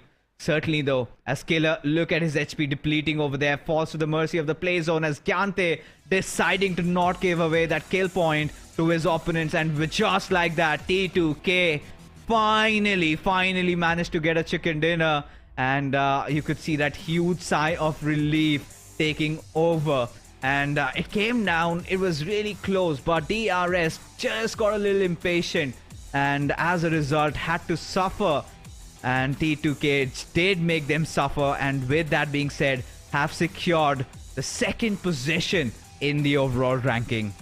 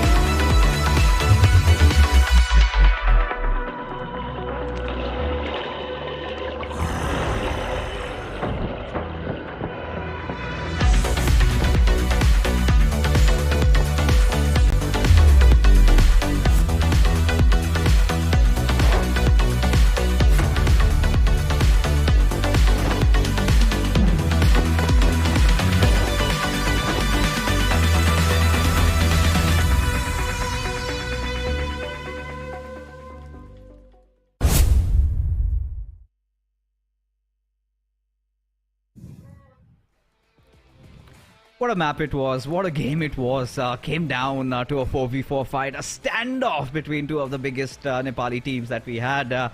One side we had DRS, on the other it was T2K, and DRS, well, they held on to themselves for so long, could have gotten that back-to-back chicken, but eventually kind of lost their cool and were a little greedy, were a little overwhelmed, and Shadow, they had to deal with the brunt of it, didn't they? Well, they had to, because Blue Zone never spares anyone. But now the tables have turned fixes, because in the league plays it was entirely about the Mongolian domination. Yeah. And this time, out of 4 games, 3 chicken belongs to the Nepali team. So this time in the grand finals, Nepali teams are looking so strong. But the MVP is still 4MV Dog. This guy never fails to impress me. 9 elimination, 1705 damage. That proves how much he was doing for the team. 1 assist, 7 knocks, 232 healings done. Not a very big number considering the fights he was engaging in. A perfect start coming in from his side. Oh yeah, I mean, there was no doubt at that, because you know what Doc was doing was he was kind of the god of death over there, had that high ground advantage to him, and we saw how devastating he was with his blows, every single one of them making it count. And that has been the forte of Miracle Vibes, right? If not the best of positions, they kind of rely on all these eliminations. But for DRS, they had the best spot inside the game, they had the best cover, they had the best circle. And T2K, they were kind of on the receiving side of things, especially when DE and T2K, they kind of were against each other. And that is the point where I thought that maybe DRS should have struck, because that time the iron was hot, but eventually did not do so, and I had to deal with it. So taking a look at the match summary, Shadow, it was Dog, Delta, so you have all the known faces, you know, the faces that made it to the top 3 at least, even at least in the, you know, position ranking, in the match rankings. We're gonna see for Miracle Vibes also accrue a lot of points, to be honest. Oh, yes, there are so many points for the players of 4MV. Let's find out in the match ranking. And 4MV, 11 elimination, total of 14 points. But T2K, they are on the top with 18 points of their own. T2K, they were coming from the complete southern eastern side. But DRS, they were having the perfect compound for themselves. In the end, like you pointed out, it was a blue zone that was kind of punishing the players of DRS. And they had to come out. The play zone was playing its part to the perfection, and DRS, well, it looked like this is the game to lose, but T2K, they reign supreme. Oh, they certainly did reign supreme, didn't they? And Stalwart Esports, disappointing. Not the way we kind of anticipated things to be, but Illumin8 Crew also being quite unlucky in that situation, in that one fight. And Skylightz Gaming, HighVoltage Esports, a lot of big names falling down, raw officials. We are yet to see anything out of them, and so the same can be said even for SITM Esports. And I mean, Kunyo TRZ, they were kind of just dealt with it with a blink of an eye. But now, as we take a look at the overall ranking, this is where teams like Stalwart Esports really need to wake up, because T2K have also, gotten past them, and now the Nepalis are starting to take control, especially DRS. Just before this game had begun, it was just at 2 points advantage that they had against Stalwart. Now, which is already come down to 14, and this will keep on going. And Stalwart really Shadow need to make sure that they have action alive. I mean, always just playing in odd numbers hasn't been quite merry for them. The numbers, every single death definitely puts you at a disadvantage, and the team that is at disadvantage right now are the players of raw officials. This time also they were taken out pretty early in the game. I believe it was Yeta Uta who went down first, and raw officials, after their standout player has been eliminated, they are not able to survive for very long. But this time Deadeyes Guys, they were looking promising. They had a good position, but still Deadeyes Guys, they need to work a lot more. They need those winner chicken dinner. If not that, at least 10 or 11 frags in a single game if they want to topple over in the leaderboard. Yeah, I mean, so easy said than done, to be honest. And yeah, I think this time we saw Deadeyes Guys. They were kind of playing just for the position points and did not see any eliminations. It was just a few knocks, and it did come down to that final fight, right? Mistakes being made by DRS, and there was that window where they had dropped over smokes, and we thought they would decide to cross over the road, which they did not, and eventually had just fallen down to their misery. But that being said, we are down to our final 2 games of the evening, folks, and it is going to be Sanhok up next. We've seen Illumin8 kind of succeeding in Sanhok, getting off to getting the chicken dinner in that one. And one thing that they did was they did not engage against their Paradise counterpart. So this is something they need to try and replicate. But this is the moment has come, Shadow. Again, time for prediction. At least I know I have been cursed. Whichever name that I'm gonna take is eventually gonna lose. So what about you though? You have no idea how much I have been cursing and jinxing the teams. In fact, me and Fritz, when we were casting the last day of week number 3, the minute we praised any team, the minute we said this team is looking promising, exact same moment the team name popped in the elimination feed. So we have been jinxing the teams big time. I mean, maybe it's just not us. It's the it's our chairs, it's the position that we are sitting in. No, we need to get everything aligned, right? We need to get the Vastu set, like, are we in the right position? Or we could just request the producer to make that switch like this. So things might change. Things might change. A lot of numerology, a lot of astrology has been coming into things these days. But well, prediction time, Bhavna, because I know my producer is not going to spare me if I do not make one. So why don't you start? Okay, I'll go with tried and tested DRS. They missed it in the previous month. They ought to get in this one. Okay, so DRS for you. I think for me, I feel for Miracle Vibes chicken coming. I feel that because for what Talk just did in Miramar, they cannot have their morals a little bit more lifted, and could get a good game out in this one. And we really hope they do, because what's fun in where 2 teams are dominating, the others are just looking stranded. And especially when you kind of are the winners of the league stage, you kind of want to also win the grand finals, which hasn't happened yet in all the 6 seasons we've had before this. not even a single team has gotten on, after winning the league stage to go on to win in the grand final. So that is one for the storylines. I really want to see it happening this season. But for that to happen, for Miracle Vibes, they really need to start winning games. And with that also, they need to start getting a few chicken dinner. But there we go, Shadow off to Sanhok, and which looks like quite a northernish flight path. Just there you have it, right? All these teams will have no trouble though getting to safe zones, but at the same point, this is where you would sort of anticipate where the circle is gonna get. If it goes towards the southern side, maybe the players of DRS are going to be pretty happy because they likes to drop in towards the side of cave and docks. 4MV again going for their original drop spot, that is going to be Painan. But the main thing is towards the side of Camp Alpha. We have the players of SITM Esports and HighVoltage. Last Sanhok, they both didn't go against each other, but this time looks like HighVoltage and SITM, they both are looking for a drop collision and an early fight. So let's see who is going to win this one, because last time SITM Esports, they annihilated the players of HighVoltage, and looks like HighVoltage, they are in no mood to pick this fight, as Malik is trying to make a quick escape and scuttle back to the safety. As one of player from the HighVoltage, I can see down to a 40 or 50 HP something. All right, so last time I think it was a different affair where HighVoltage had control over the shrine, and SITM had to sit down in the foothills, right? And this time it's a different case. So SITM has taken control over the shrine, and now, well, HighVoltage are the ones who are the runners over here. They're running for their life, they're running for safety, they're running to find guns or any sort of weapon that they can get. But, a fight on the higher altitude is never really suggested. But SITM are kind of ambitious, because, to be honest, these are those precious moments where you start looting, because they also have to get inside the zone. But seems like they're in a mood for some hunting. And I kind of do not really like what they're doing over here. But, well, to each their own.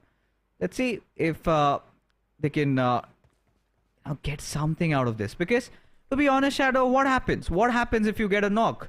You're certainly not going to be able to finish the other person. And now, they've decided to retreat. So, they have successfully wasted 2 minutes of their life, which they could have rather utilized in getting some loot done. And HighVoltage, they'd be pretty happy with their choices. Oh, they are looting the compounds of this Camp Alpha island over there. But yes, SITM Esports, they also need to prioritize the resources, because QB, all he had was a level 2 vest, no helmet at all. One bullet could have been enough to take him down. So rather than focusing at this point on depleting the resources of the enemy, SITM Esports, they need to focus on the rotations, the resources, because the circle this time is not in their favor. It's completely towards the eastern side, and they either have to go for a late rotation. In that case, they need the healings, they need the first aid, and if they're going for a very early rotation, well, they need the best weapon in their hands, because other teams like Stalwart Esports or IHC might try and stop them in their tracks. Now, for Miracle Vibes, getting back to this team, Doc did what was needed, right? Get them back, get their heads back into one piece. Now, this is where they need to kind of work like a well-oiled unit, right? They need to make sure their decisions do not go astray. But a little bit of a fight breaking down yet again. T2K and T2K just had secured a chicken, and suddenly they are one man down. And they've managed to get a trade though, and this is something customary, right? We've seen T2K and NB just get into a battle every single time, and both these teams kind of face losses. So I do not know why they do it at the very first place. What control are they trying to establish over here? But we're kind of seeing a pattern, especially with the zones that are forming. Quite an eastern side circle's intention is being shown with the way the zone's been panning out, and Illumin8 would just embrace it with open arms, right? Because again, this is one of those games, quite repetitive, quite a similar sort of a circle, and if I8 just play their cards right, they could get a second chicken dinner of the day. Or maybe the plus of Skylightz Gaming as well, because Skylightz are already heading towards the side of Camp Bravo. They're already looking for a control toward the eastern side. It's just that Skylightz Gaming need to spread their wings, but looks like CL Esports finds a perfect knock onto Dog over there. And Apex also down to a sliver of HP, but Sandesh in a close frontal battle with the plus of I8. Wolfies takes him down, instant confirmation coming in, and what just happened? In a matter of few seconds, T2K, they have been eliminated at the 16th spot. They get a chicken dinner, and the next game they are the first one to be taken out pretty early. This is not the consistency we want from the side of T2K, but right now Apex, he's in a troublesome situation as two players of CL Esports have a height advantage and Rog is already closing in the distance. Oh, already spotting out Apex over there, but the grenade lands right on his face and he has to fall down. And for Miracle Vibes, they are in the mood right now. They're in the mood to destroy every single obstacle in their path as CL Esports seem to be their next target as they kind of go on with the climb over the hills right now. Of course, Soulless, he wants that revive pretty early on, but Apex, he needs to find out where they're exactly hidden. Soulless just managed to get revived and suddenly they're aware that there's still one more player and Apex still takes those shots with his DPS, misses, but not for long as another one falls down. It is going to be Becca and now Sanchir. He's got a huge responsibility on his shoulders. How long can he just bob and weave and dodge those bullets? And the answer is not so long as for Miracle Vibes, starting to groove to their vibes as they get an easy seal elimination to their belt. And I know who doesn't like DBS along with me. That is the players of CL Esports. They just said hello to the shotgun, the DBS, and goodbye to the game. But talking about the players of NB Esports, they do have a good compound to their name, but they don't have the numbers. IHC, yes, they are looking promising. They have the entire northern control in their favor. And major rotations are coming from the southern side because that is where all the teams are trying to migrate from. At the mercy of the blue, we have Raw, DRS, TRZ. They might lock horns with each other. And if that happens, well, 4MV, they are placed perfectly to do a third party and rank up those elimination points, which they have been doing so. But look at Hatin in the blue. We have Deadeyes and HighVoltage. I mean, at this point, you know,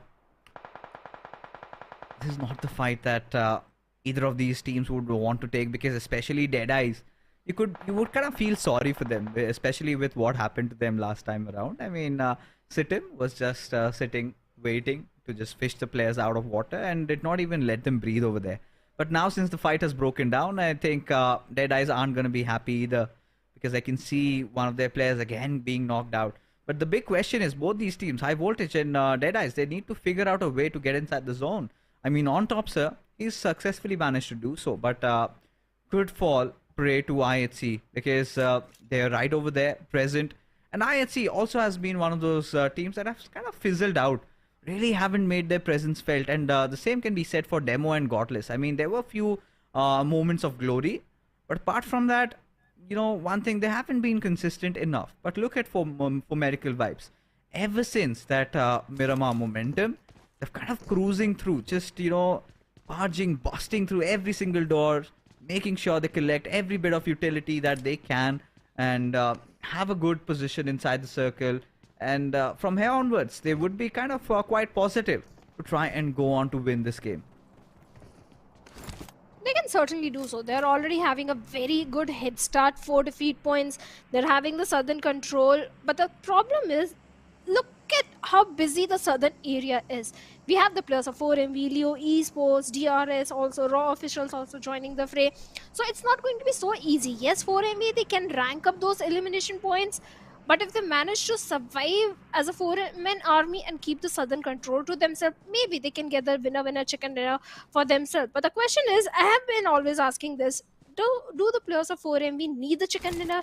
Because the way they accumulate those elimination points, I don't think they need a chicken dinner specifically to be on the top in the leaderboard.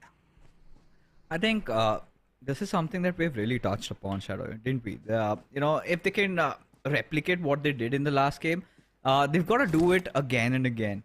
And considering the new point standings, you know, this style of play has really been helping them out, right? Has really sort of ensured that they keep on going and look nigh unstoppable. But at the same time, you know, why wouldn't you like to get a chicken dinner to your name? I mean, those extra 10 points doesn't hurt, does it? So the second airdrop coming in, finally Grotza, we get to see. But I don't feel like any team's going to contest for that, or even any team is going to approach that. So it's just about the players playing around the center of the circle, and you know, an unpopular opinion, or maybe something that maybe people take with open arms, is the fact that I want DBS to become an airdrop weapon again, because right now with the way things are, it looks so broken. And we have seen DBS every single time. You know, the teams are not scared of even making a push. Earlier, it was with the AMP, you kind of got that mobility, but you know, with AMP, it still used to take a few moments to, you know, get your knocks registered, right? So with DBS, it's just a tight slap on your face, and before you could even blink, you're down on your knees, just bleeding and begging for mercy.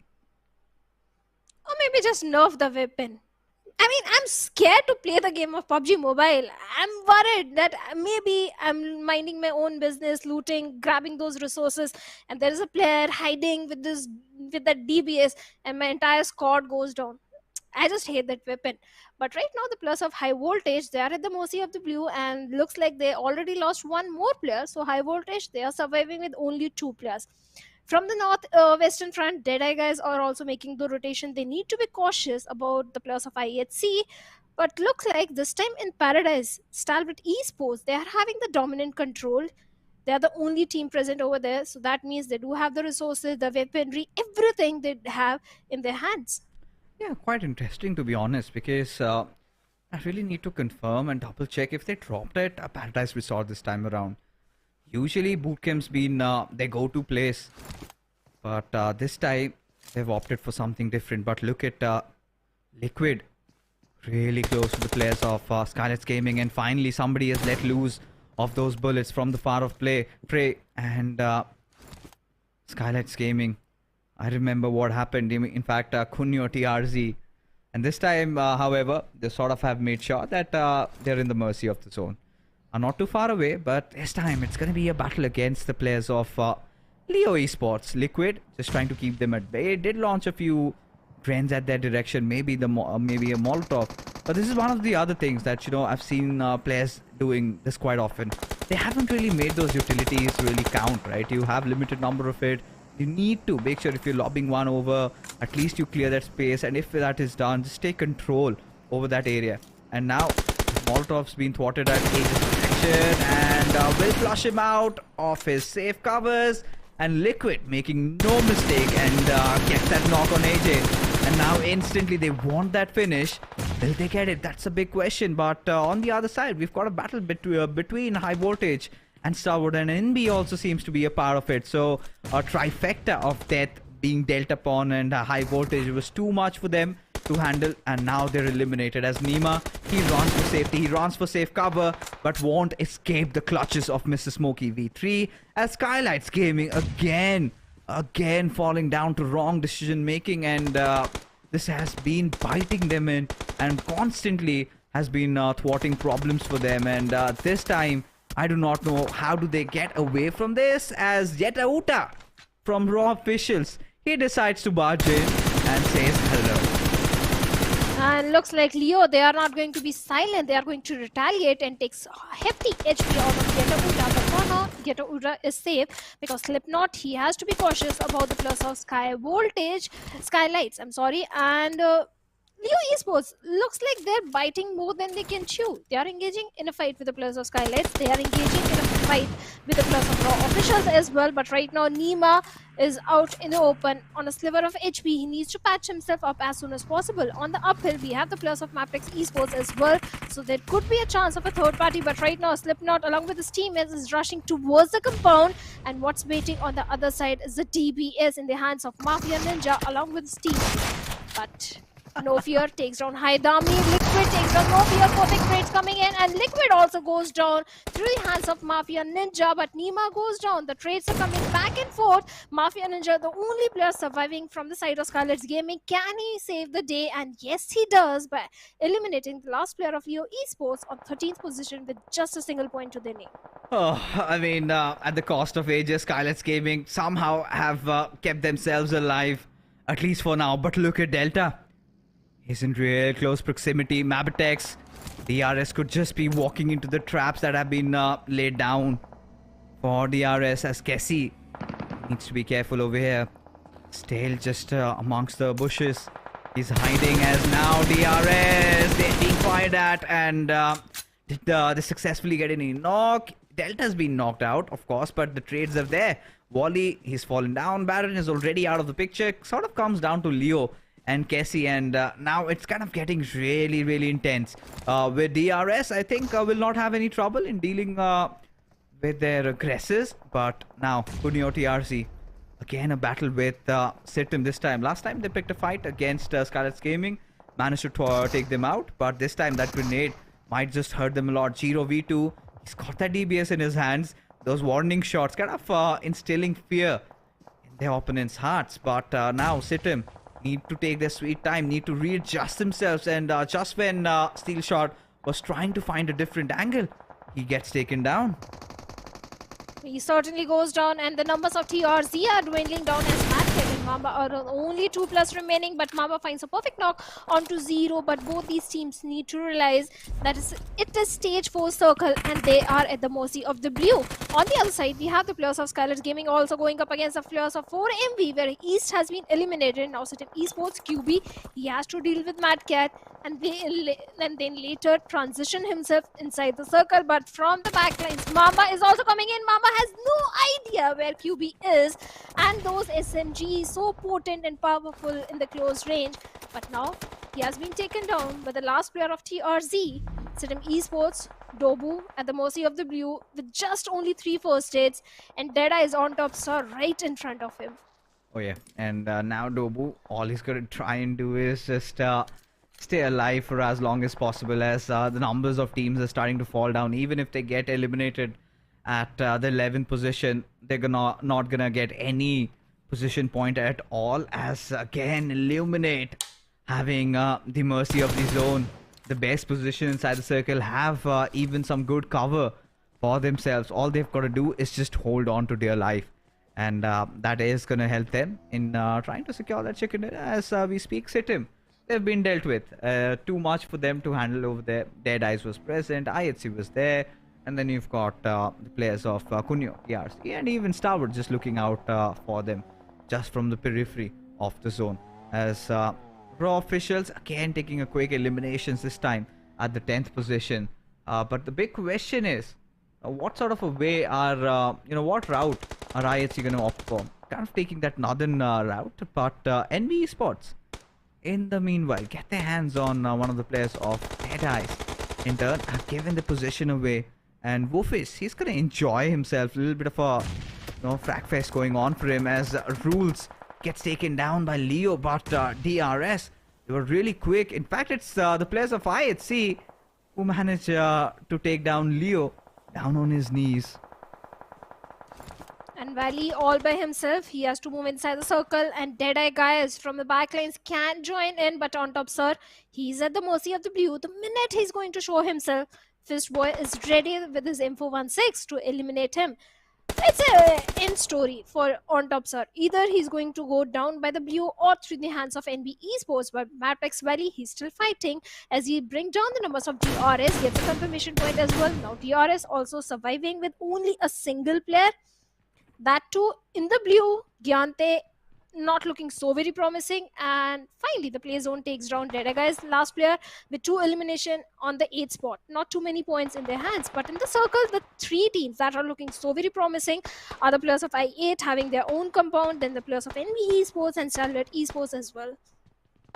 Yeah, I mean, NB Esports seem to be in a really promising position. Now the big question is, how do Stalwart carry forth? How do they rotate inside the zone? Still on the edges, but the next one's gonna hurt them a little bit. So they've got to make some maneuvers, right? They've got to do something. They've got to pick a fight. And I think the rather easier bunch would be try and take a fight against NB, because against I8, I really do not fancy their chances, especially with that high ground advantage that I8 are enjoying right now. And in this moment, it's gonna be really interesting. What do they opt for? I8 at this point, already 9 eliminations to their name. They're swiftly climbing their way up the ladder, and certainly are racking up quite a lot of points for themselves. But a little bit of an eerie silence has taken over the lobby, because everybody is just enjoying the vacation in those compounds. But the moment the 6th circle starts shrinking and we get the 7th, that is when teams like Stalwart, they've got to make some noise, got to make some movements. And I8, they're not letting anyone get close to them, right? They're just hovering around, scouting outside their bases, and making sure if they can find any single bodies, just somebody aloof, or maybe some solo survivors from the squad, something, someone like that one player from Mabetex, and deal with it, then they're going to be happy. So Wally is the last player surviving, but for how long? That's the big question, as Sek manages to take down action yet again. And Godless takes on Viper. This is when the numbers of I8 are not supporting the case. At the same time, we have the players of IHC in the close proximity. So I8, they need to be so very cautious. 4 teams, 14 players remaining. The numbers advantage are with the players of I8. So this is going to be so very important to revive the fallen comrade in this situation. But IHC, they're in a mood for a fight. They're already aggressing towards Woofies over there. Viper is back on his feet, and Demo is approaching this fight so very cautiously. But NB Esports and Stalwart, they are locking horns with each other, and looks like Stalwart Esports, they have been eliminated with just a single elimination to their name. Yeah, a little bit of those position points just coming, but Sky, an important crucial knock on Godless. This is gonna set things in motion right now for I8. Woofies, he's got a nice angle. He's got that cover of smoke also, but he needs some assistance. Nova really needs to come in and help him out over there. NB Esports, for now, they're just gonna enjoy themselves in those compounds. Are not kind of showing any intent of coming out. They want the battle between I8 and IHC to sort of ensue, and that is where they make the move, and that is where they strike. And now they feel like this is the perfect time. Have gotten those smokes around, and now deciding to make the move. So NB Esports wanting to be the ones trying to take advantage, because I8, they're kind of getting mowed down. And now that was a good knock coming in from Fistboy, and Sky 25 could be next. Indeed he is. Some crispy shots being connected, and suddenly NB Esports are in prime position of dominating and maybe winning this game. Maybe I spoke too soon, because Viper responds back. Oh, certainly. Fistboy made the mistake of coming out in the open. He was being a little too over-aggressive. But IHC Demo takes down Viper over there. This third party that IHC is doing right now looks like I8, they won't be able to survive this one. 2 players already down, and Demo is deploying the perfect smoke to make a little bit of a soft cover for himself and close in the distance towards the side of I8. NB Esports, this is going to help them as they have the chance to go for the crucial revival onto the fallen teammate at this point. I8, all the players are again back on the feet. The numbers advantage are still with the players of I8, but the way I8 players are joined at the hip, one grenade can bring down their numbers, can take down Nova X and Sky down at the same time. They bought enough time enough that they could get themselves back to stability. But Demo, he's just playing with their minds in it. And this is exactly what NB at this point needed. A Kaza, that important knock, and look at Nova's HP, barely surviving. Has to be the one who gets the revive onto its Woofies, but Sky just creeps out of the smoke, and now it is a 1v2 situation for Demo, who is wide out in the open. And there you have Illumin8 have done it yet again. The second chicken dinner and a back-to-back in Sanhok goes home for them. And what an auspicious day has it been for the Nepalis, right? Absolutely ruling the day. It is the Nepali New Year, and they certainly are making sure that their fans are delighted, are being greeted with all those W's to their names. And I8, sheer patience, sheer consistency, the perseverance, quite visible and they go out as the victors. And now, like I said, they are definitely just fast forwarding up the ladder board, and there you have it, right at the 8th position now.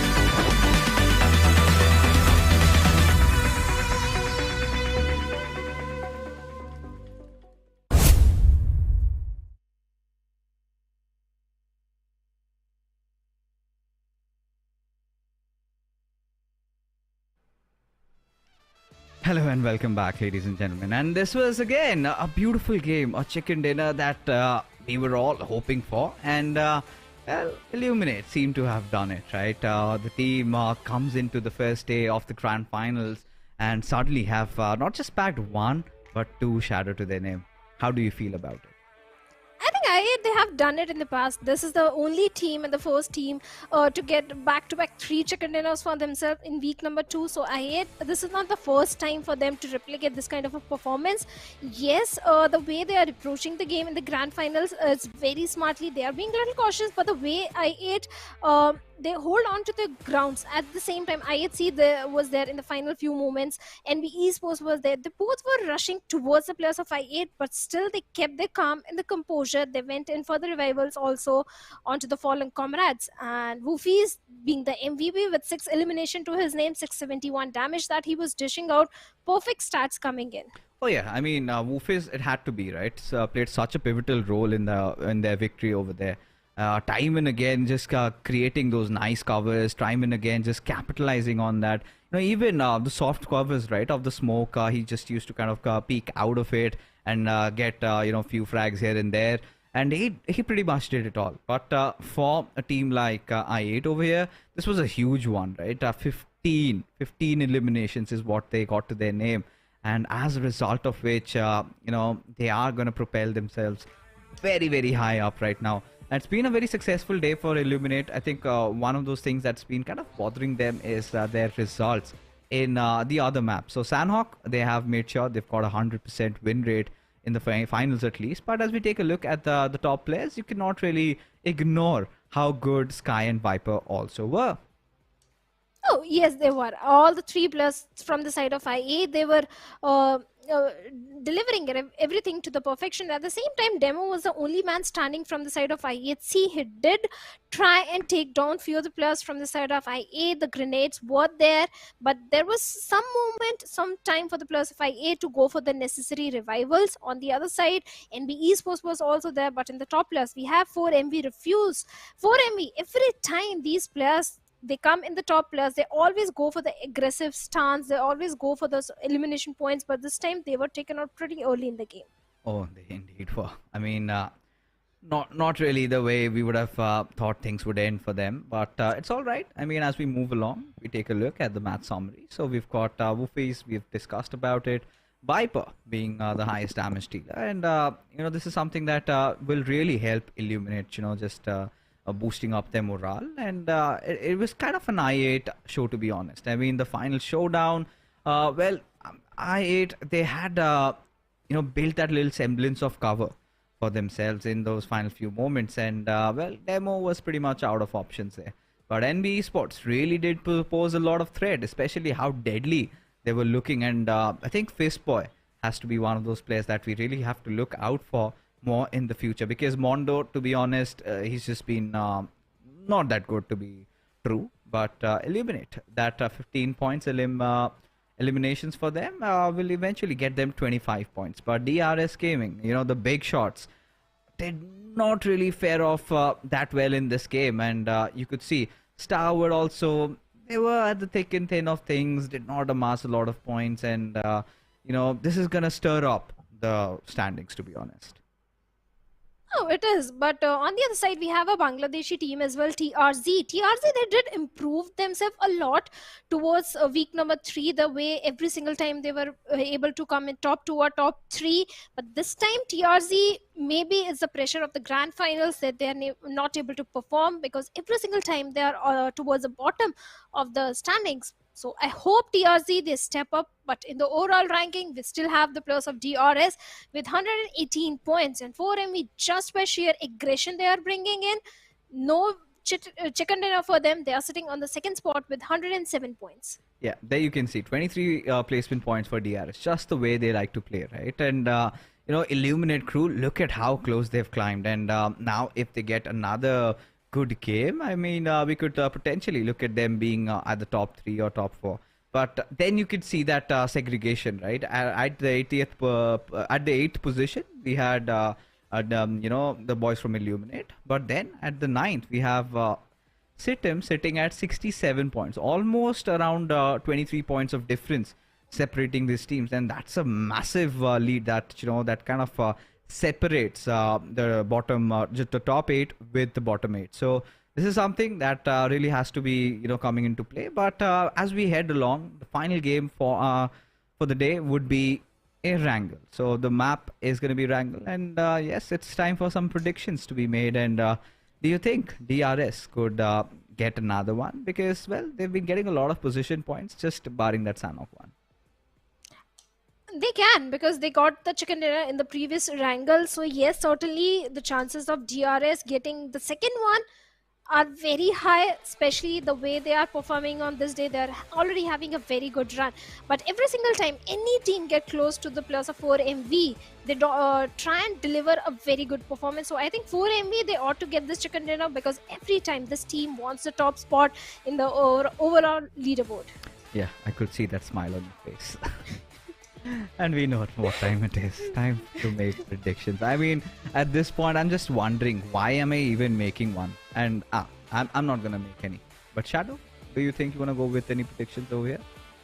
Oh no, not at all. I don't want to jinx any team right now. So we have decided It's the unanimously. grand Yes, we have decided unanimously that we're not going to be making any predictions from here on, because I feel that we have been jinxing these teams, and every single day we take, they start off pretty well, and suddenly, swoosh, just like a flick of a wand, they vanish from the server, which we do not want. And what we would really want is directly get inside the game, and let's just let the mystery just take over, because Erangel, the final map, you've got DRS, it's such good prime position, being at the top. Then for medical vibes, looking ever so aggressive. They have made to be honest, just 4 position points. But no, I mean, to our production team, I'm sorry, but we really do not want to jinx any. So you could take the opportunity, make anything, just put anything over there, any team over there, it's fine, because I really do not want to curse teams anymore, because honestly I feel I've been doing that, and the same has been the case with Shadow as well. So let's just wait and watch how the action really breaks out, because to be honest, Shadow, what do we have to win? Do we get any extra anything extra, any extra features or any special amenities if we get any predictions right? We don't, do we? So it's better that we do not kind of hinder these teams from winning a massive amount of that prize pool. So we would want them to have their chances at that. So with that being said, folks, let's just head into Erangel so we can see quite a a different flight path trajectory. In fact, from Siverny towards Primok. So you're gonna see so much of that traffic happening towards that eastern side, aren't we? Oh, No, certainly. SITM Esports towards Yasnia. Then we have few teams going towards the side of Pochinki, DRS towards the side of Milta. All those rotations are not going to be so very easy. And maybe we can see some vehicle contestation as well. And you know what happens when there is a vehicle contestation? Few only casualties come in for few teams, and that is always so very sad to see. But T2K, well, they are going to enjoy this flight path. They are going to drop in their home ground. That is going to be the city of Siverny. Skylightz also going towards northeastern side in the split position towards Kameshki. But what is happening? Even Mabetex Esports, this time they are heading somewhere towards northeastern front. And are the players of Skylightz Gaming prepared for this? We'll find out. SITM again towards the side of Yasnia. Then we have Seal Esports in the North Georgiapol, but thankfully this time they have the entirety of Northwestern Georgiapol to their name. TRZ again towards the side of Primorsk. No worries for them, but I'm worried about the players of Leo Esports because Leo. Okay, look at the circle. This time we have again a northeastern circle. So the players of SITM Esports are going to be so very happy. But right now the team that is not happy are the players of Skylightz Gaming and Mabetex Esports, especially AJ, who lose hefty HP because of the grenade from Baron. Oh yeah, I mean that's not the kind of a start that Skylightz anticipated.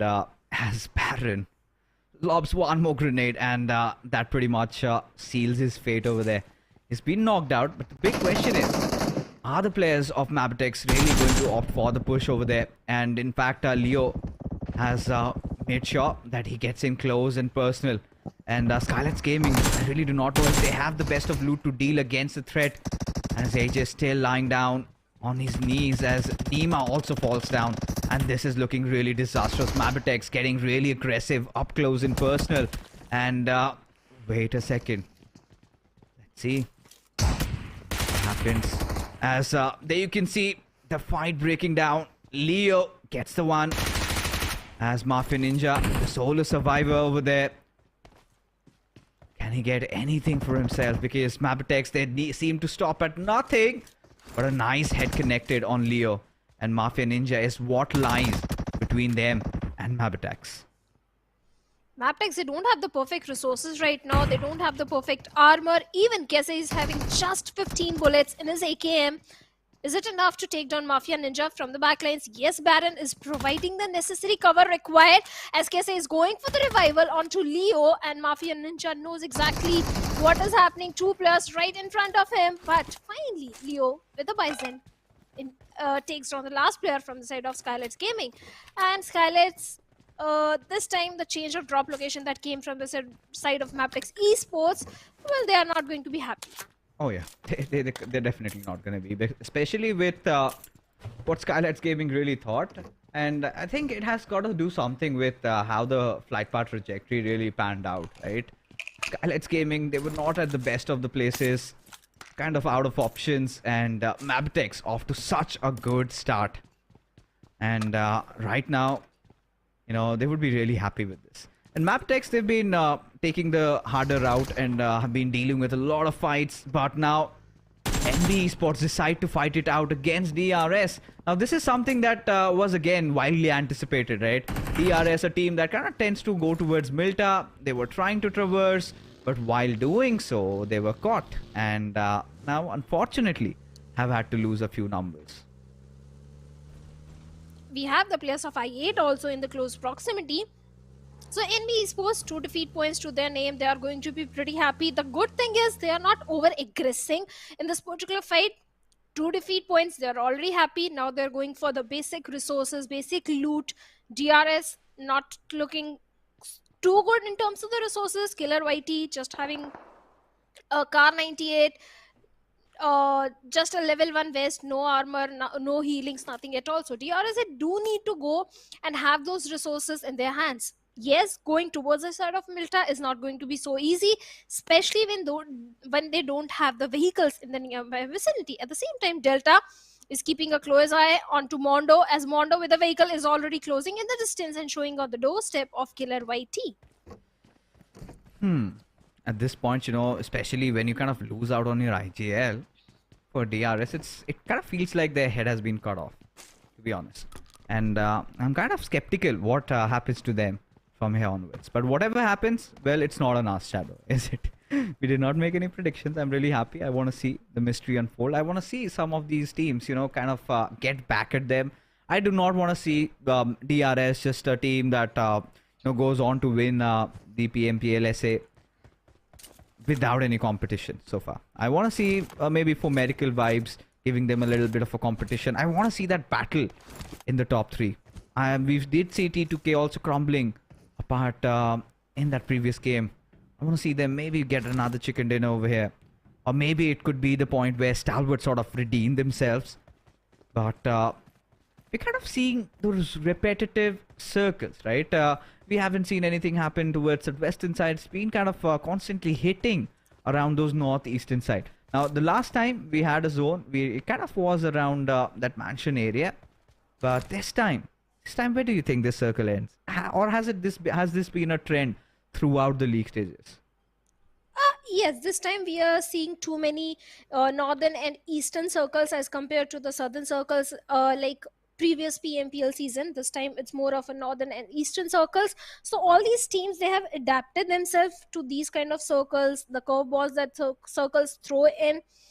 But still, we have few collisions that might be happening around the Georgopol Bridge area, where we have the players of IHC and Leo Esports, at the same time Seal Esports. So there is a potential close fight that might happen very soon. But SITM, well, they are so very happy. They always drop in towards the city of Yasna. This time the circle is favoring them. But we do know that even if the final circle is towards the side of Yasna, there comes a curveball where the circle shifts away from the urban city of Yasna, and that is exactly where I want the circle to go, towards the southern side of Yasna, in the open fields where you have no cover at all, and it is going to bring in a lot of cures. So that will be something interesting to see. Quite a sadist you are, Shadow. That evil little lady in front of that, you know, very sweet, charming face. So you want those fights to break out. You want these teams to face all that pain, all that, you know, at this point, yeah, I think Yasnaya, the southern side, is something that we would all love, right? Because it's been a while. I have seen one, and we've had so many of those highlight clips. For all the fans across the globe, there have been so many of those legendary battles being fought over there, and there have been few changes ever since, you know, the changes have been made. We've seen few different you know, buildings pop up. You know, it's not as open as earlier. Teams might seek some cover around that, but for now it's gone way towards that northern side, towards Stalwart. And alright, now this is one of those games where Mabetex can really benefit from a circle like this. Now Steel, they're making no further delays. They're just instantly ramming. They want the control over the hills. But the same thing is definitely reeling in the minds of the players of T2K, as they're off to something similar. But for Miracle Vibes and Stalwart, they decide to make a move, and so have DRS. Or have they just made it right now to Melta? Because I could see them go through a lot of pain and trouble. But for now, as things stand, I mean, Mabetex, they will enjoy a sweet spot. T2K also, if they take over those 2 warehouses that we have, right? If they get that spot, then they could defend that with all their life. And maybe could have a really positive result out of this game. But in the previous games, we have seen T2K, how good they are in defending their compounds. They do tend to lose out on their players, and again we have the players of Deadeyes and T2K going up against each other, as one player already down, and Sanhok also hits the ground. Deadeyes Guys, this can be an opening. This can be a good game because the numbers of T2K are not favoring their case. Precious with the AK might want to close in the distance, as Jane is waiting on the other side of the warehouse. And in the close frontal battle, finally Jane goes down. Drop shot coming in. Precious along with his teammates. So Rig is the only man standing from the side of T2K. But looks like one player, Sandesh, has already went in for the revival. Yeah, and you know, this is where, you know, I kind of felt like I would expect to see some cover coming out of Rig. Finally does manage to do so, and in turn not just gets 1 but gets 2. And suddenly, just like that, in the blink of an eye, on top, and Deadeyes Guys, they're on the verge of extinction from the server. And Rig, he's gonna ensure that he unleashes all that crap, puts them into suffering, into their misery, their agony. T2K has done a really good job. And on top, just scouting through the lands, trying to get his players back online. But seems like that's gonna be really hard fought. Because T2K, look at the split, right? It's Sandesh that's kind of trying to close in on the distance. So Yog, he's gonna heal himself up. It's all down to Precious and on top, who I must say are kind of surrounded and are not at the best spots to provide cover to each other. For a second, it looked like the players of T2K are going to be eliminated because two players were already down on their knees. But the way T2K, they kept their calm and composure, went in for those crucial revivals, the perfect cover fire that came from the side of Rig. Now Deadeyes Guys, they are on the back foot situation. On the other side of the map, we have few fights happening here and there where trades are coming in, but no confirmation up until now. But T2K, they are still eyeing for this compound. On the other side, Seal also joins in the fray as they take down Sandesh over there. Sandesh all by himself. There is no chance that the revival can come in as Soulless with his buggy is going for the confirmation point. But he needs to be a bit cautious of one plus position from the side of Deadeyes Guys. I believe it is on top, sir, who went in for the flank angle, having an upper hill advantage on the players of T2K Esports. Oh, there you go. Soulless, Team Seal, they just kind of joined the party and managed to get a few knocks to their own. And this is where T2K, they might be hurting over here. This is something they did not anticipate, which they should have, as T2K, they've got no other options rather than just tucking their tails and running into safe covers, because a lot of teams are contesting for this hilly areas. And Sanchir also joins the fray, as it is Seal now having to deal against Team SITM. And look at them just marching through and trying to just run over somebody. But Dobu and Jiro getting themselves into a little bit of cover. QB has that beautiful flank angle, which he will try to get into his favor. But it is Desert who puts Sanchir down, and he's down to his misery, as Becca, wanting to just run away from here, does not get the chance. But Dobu, he's been traded off. It has all come down to Aero and Soulless. Soulless, not having the best of HPs, needs to administer the first aid quickly, because now they need to get away from here. And big question is SITM gonna let them do that? Because Desert seems to be on the chase, as Soulless, he spots him out, takes a few shots at his direction, just wards him off. But Desert in turn just steps out of his vehicle and wants to fight this one out. It's like a deja vu moment for like the previous Erangel, where 5 teams were contesting for the same spot. This time it's 4 teams, where Deadeyes Guys was the smarter one. They already made a quick escape.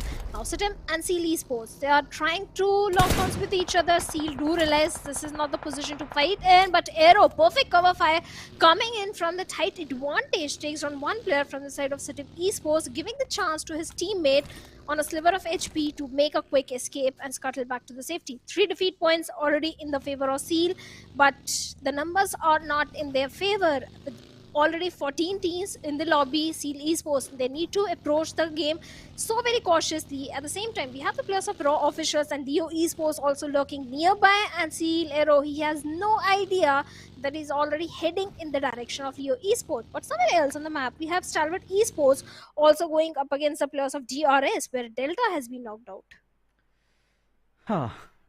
Delta, I mean, DRS haven't had a bed of feathers, have they? So far, the way they've been, it had to do with how the flight path trajectory was. But now, you find the players of Seal, and one of them is going to get taken down over here. Now, considering this shift, this is going to favor the boys from NB a lot. And this is one of those games where I really feel that they need to get a victory. Especially even after Mondo's failure. I think Fistboy has been doing so well. And Mondo, this is a perfect chance to redeem himself. I mean, we've seen this player do wonders during the league stages, but has sort of been absent today, hasn't he? He is. So many players who are performing really good in the league stage, they are missing in the grand finals. Maybe it's the pressure. I don't know. Maybe from day number 2 they will start stepping up. But right now, Yeta Uta in close frontal battle with a plus of IHC. Demo over there with a UMP-45. The vehicle blows up and Demo goes down. And Yeta Uta, he might be looking for a confirmation with that Molotov. Easy confirmation should be coming in. The smokes are there, providing necessary cover to Zoil. With the DBS, he takes down Yeta Uta. Now Raw, they are surviving with only 2 players. Claw is in the close proximity and looks like he's already cooking up a grenade. And Zoil needs to be so very cautious. Perfect grenade comes in and brings the demise of Demo. Now IHC surviving with only 3 players, but for Claw, it's still way too much. A 1v3 situation. He takes down 1 player. Can he take down the remaining 2? The answer is no.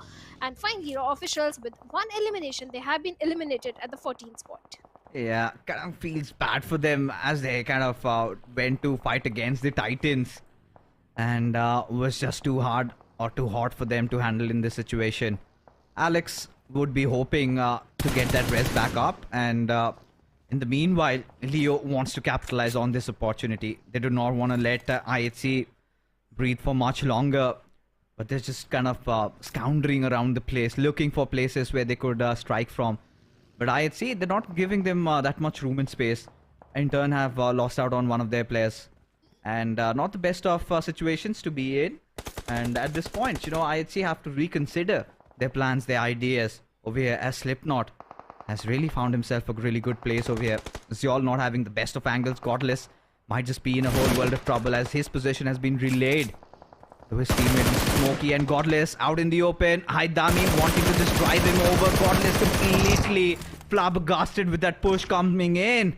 And just like that, IHC, it is Zyol who has to shoulder all the responsibilities, but maybe a little too difficult. But before he goes down, he ensures that he gets those finishes, as Zyol still fighting on, but not for so long, as well, before going down, made sure that he reduced the numbers on Leo. But there you see, finally the mercenaries of death arrive for medical vibes, certainly showing interest, and you cannot escape the clutches of HighDami. And another, the last player, Smokey, also follows suit, as Team Leo Esports, they also get eliminated. And kudos to Deadeyes Guys as well, because they did a perfect third party, got 1 defeat point.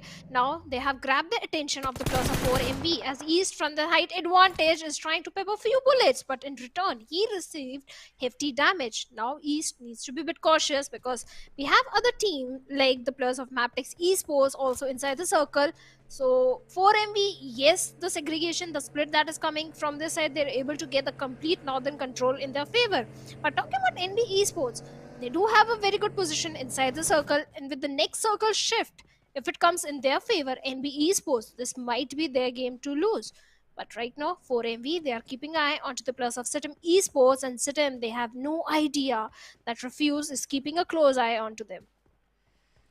You know, at this point, like you said, I kind of really like the pointer that you made, that 4MV kind of holding on towards that northern area, right?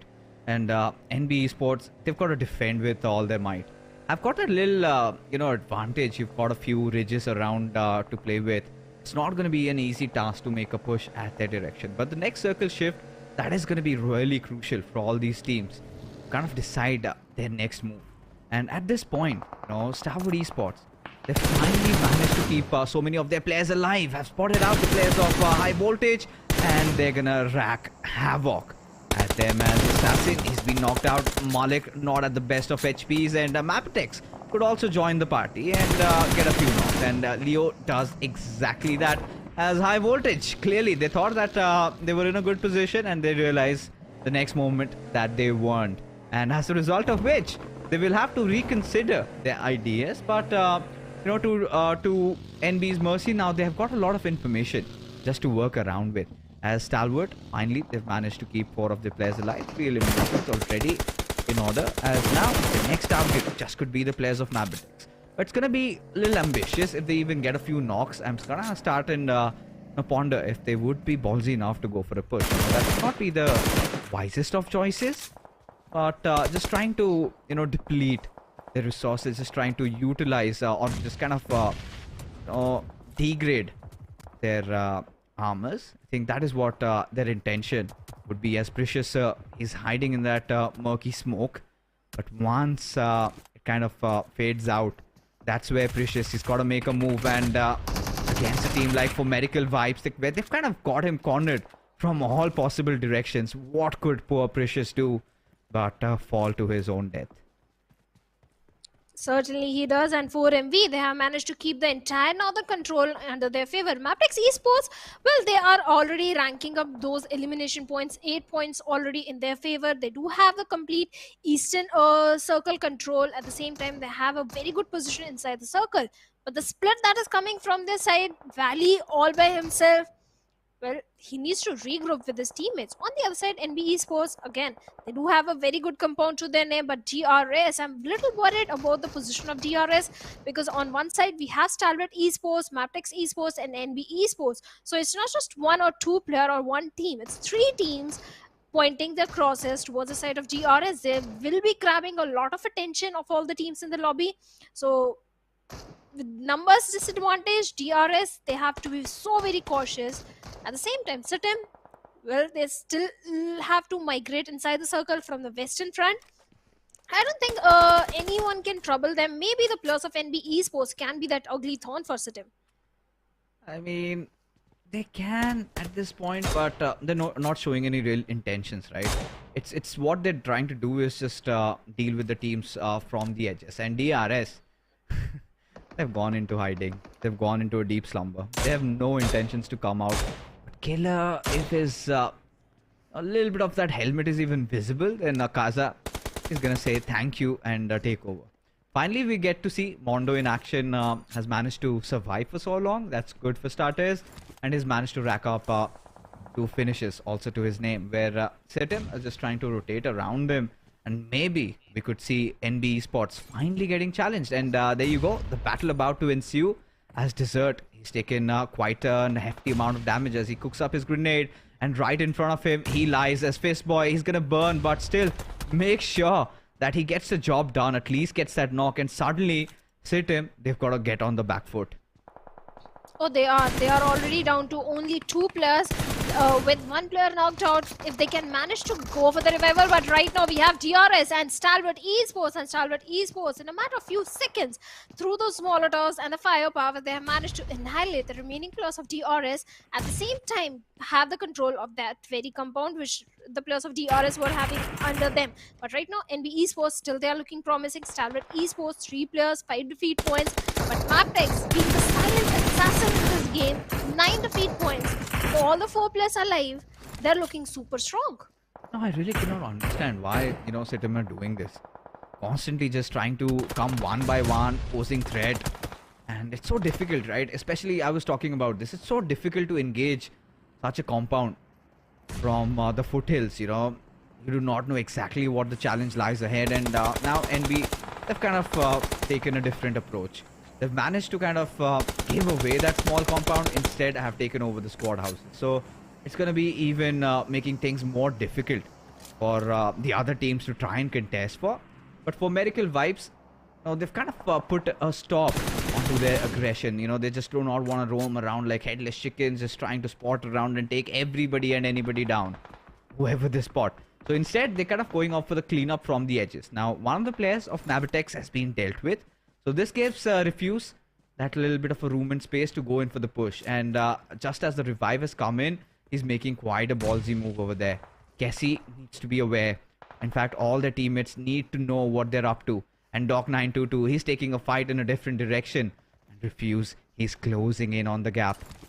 Are the players of Mabetex aware? Finally they are, as the shots are being poured over at their direction.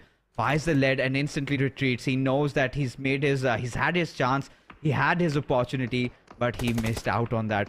Had he connected a few grenades over there, or maybe even a single knock, then for Medical Vibes could have thought of cleaning them out. But now they've had to shift their attention to a different spot, and Fistboy succeeds yet again. Doc has been taken down. At the same time, Refuse also goes down, and 4MV, they were trying to keep an eye onto Mabetex and NB Esports. That is where the split came in, and Mabetex, they capitalized, bringing down the numbers of 4MV. Still, Doc can be saved in the situation as long as NB Esports, they don't do a third party onto the plus of 4 MV, because like you said, they are on the foothills. They are not in the best of the best position right now. East is still making sure that the players of NB Esports don't pepper any kind of bullets in their direction so that Apex can go for the crucial revival onto Dog. But Mabetex, with his vehicles ready, are already rushing in. This is the moment to strike, and they are already pushing in. Grenade on Apex, Dog goes down. At the same time, East also falls down, and 4MV, after getting 3 elimination on the 5th spot, they have been eliminated, and Mabetex Esports 13 elimination. They are running death and destruction in the lobby. Quite disorganized play coming in from Medical Vibes, and sort of is the reason why they're eliminated like that. You know, taking fights on multiple fronts, it was just too much for them to handle. And now, you know, Stalwart, they have been constantly being pressed upon, not at the best of spots, but all they're hoping to do is try and survive. Now, SITM also have 2 of their players alive, and look at the constant pressure being applied on Stalwart. And what can they do from this situation, right? They're the team that are kind of on the receiving end from shots from every possible direction. They come out from one side, it's Mabetex, from the other, it's SITM, but now NB have decided to let go of that compound and take a fight against SITM. One of their players, Giro, has been dealt with. It's the final man standing, QB, against the world. He's got a fight to stay alive in the game. This is the perfect time for Stalwart to make a move, maybe try and punish somebody out from here, but Mondo has to check over those trees. Finally finds out QB, who is on a sliver of HP, finally falls down, and SITM will have to bite the dust. And with that being said, Mabetex, they've got 3 of their players alive, and so do NB Esports, and now Stalwart Esports capitalizing on that opportunity, come knocking at the doors of NB Esports. But are the players of NB Esports prepared for this? Because it's not just Stalwart Esports, it's Mabetex also looking for a third party in the situation. Yes, NB Esports, they do have a very good compound to their name, but it's not just one team they have to deal with. It's 2 teams. Akaze keeping a lower potential flank checked from the side of Stalwart Esports. At the same time, having a very good angle onto tops over there. And Stalwart Esports, they need to be a bit cautious of the flank that might come in from the side of Mabetex Esports. It's kind of a stalemate situation where no teams wants to, where none of the player wants to commit any kind of a mistake. But tops, yes, the smokes were there, but not enough to save him. Sliver of HP, he finally made it to the safety. But now his position has been given away, and Leo with that vehicle might be looking for a flank angle. But NB Esports, they're still looking so very promising. One grenade could result in the demise of multiple players from the side of Stalwarts. A Mexican standoff, and I see he's been spotted out. Mondo will just launch that grenade. Has it made its mark? No is going to be the answer. And Mabetex constantly posing a threat, and Stalwart again in a really bad position, just being pressed in from 2 different sides. And this is smart from Mondo. Just make sure you've got some cover around the smoke to work around with an action. He's finally been flushed out. Does have that Molotov to, you know, work around with, but Mondo does not want to make any unwanted movements over here. Just making sure he's cooked the grenade perfectly fine, and a little, I think, overcooked there. Had he taken his time just to launch a little bit earlier, maybe would have made its distance, made its mark, and there you go. Finally, you know, just hitting the nail, and now Stalwart are just survived by action. And Mabetex are just holding on to their dear lives, right? Stalwart, they've gotten as far as they possibly could have. NB Esports, they missed out on the chicken dinner in the last one, but have their eyes set that this time they're gonna make it theirs. And NB Esports, yes, definitely they can be that ugly thorn for the players of Mabetex who can stop Mabetex in getting that chicken dinner. At the same time, the player holding on to the dear life was action, and now Mondo deals with him. 2 teams remaining, a 3v3 situation where Kese has been knocked down by Akaze of NB Esports. NB Esports still looking very strong, and Akaze with that UMP45 is already going for a lower flank angle. Can he get the confirmation? And if he does so, well, the numbers of Mabetex not supporting the case, and Valley also goes down. Yeah, and this is where the final player just has to get flushed out, and there you go. He gets dealt with, and NB Esports, you could see they're finally satisfied with that victory. It was a hard-fought one, but they managed to do so. A chicken dinner that was in the making, and so did they convert that reality. and now they will find themselves in a really nice position at the end of the day. I mean, from minute one, they had such a good position to themselves and they held on. And in that final Mexican standoff, in a 3v3 situation, all they had to do was make sure they had all their decisions made right, and 13 eliminations to their name, and they sit now at the 3rd position in the overall rankings.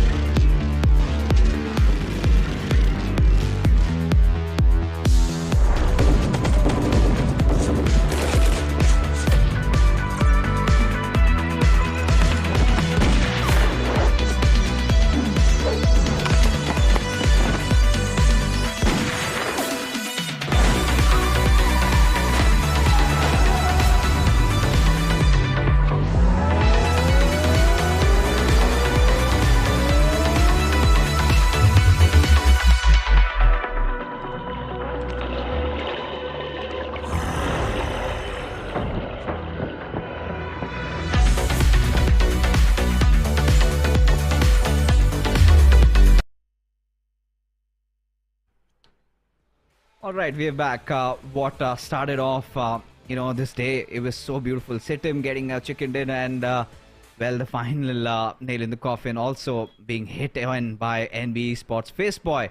This was long overdue, right? This player had to come on the boards, and surely a well-deserved MVP, Shadow. Oh, certainly, because every single time, like you pointed out, yes, Mondo was not able to perform up to our expectations, but Fistboy, the way this guy has stepped up every single time, creating an opening, bringing in the first knocks and the confirmation onto the opponent teams. This time also, he played it to the perfection for elimination, 1066 damage. That is a very high number. 3 assists, 5 knocks coming in. Even NB Esports as a team, they didn't overcommit into that fight. They knew exactly where the players of Stalwart Esports were, but instead they held on to their ground and waited for the circle and waited for the perfect opportunity to strike. Yeah, and as we take a look at the top players also, Mondo had to be there. Finally, this player steps up, redeems himself there.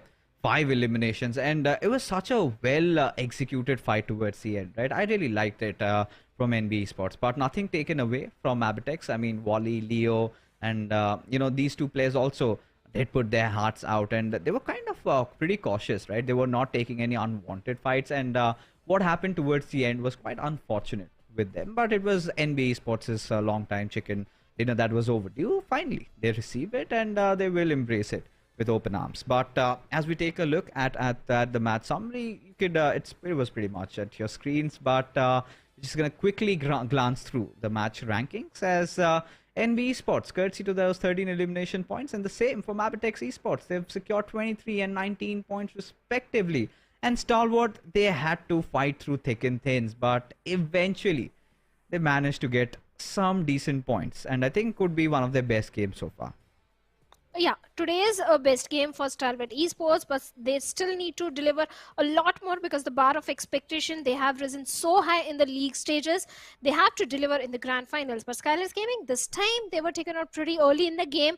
A surprise factor came in the name of Mabetex Esports. They were not anticipating Mabetex in the northern drop location, but 0 points to them. HighVoltage, they deliver good performance in one game, but the inconsistency was a problem for HighVoltage in the league stages as well, and this time again the inconsistency coming in. Only a single point to their name, TRZ.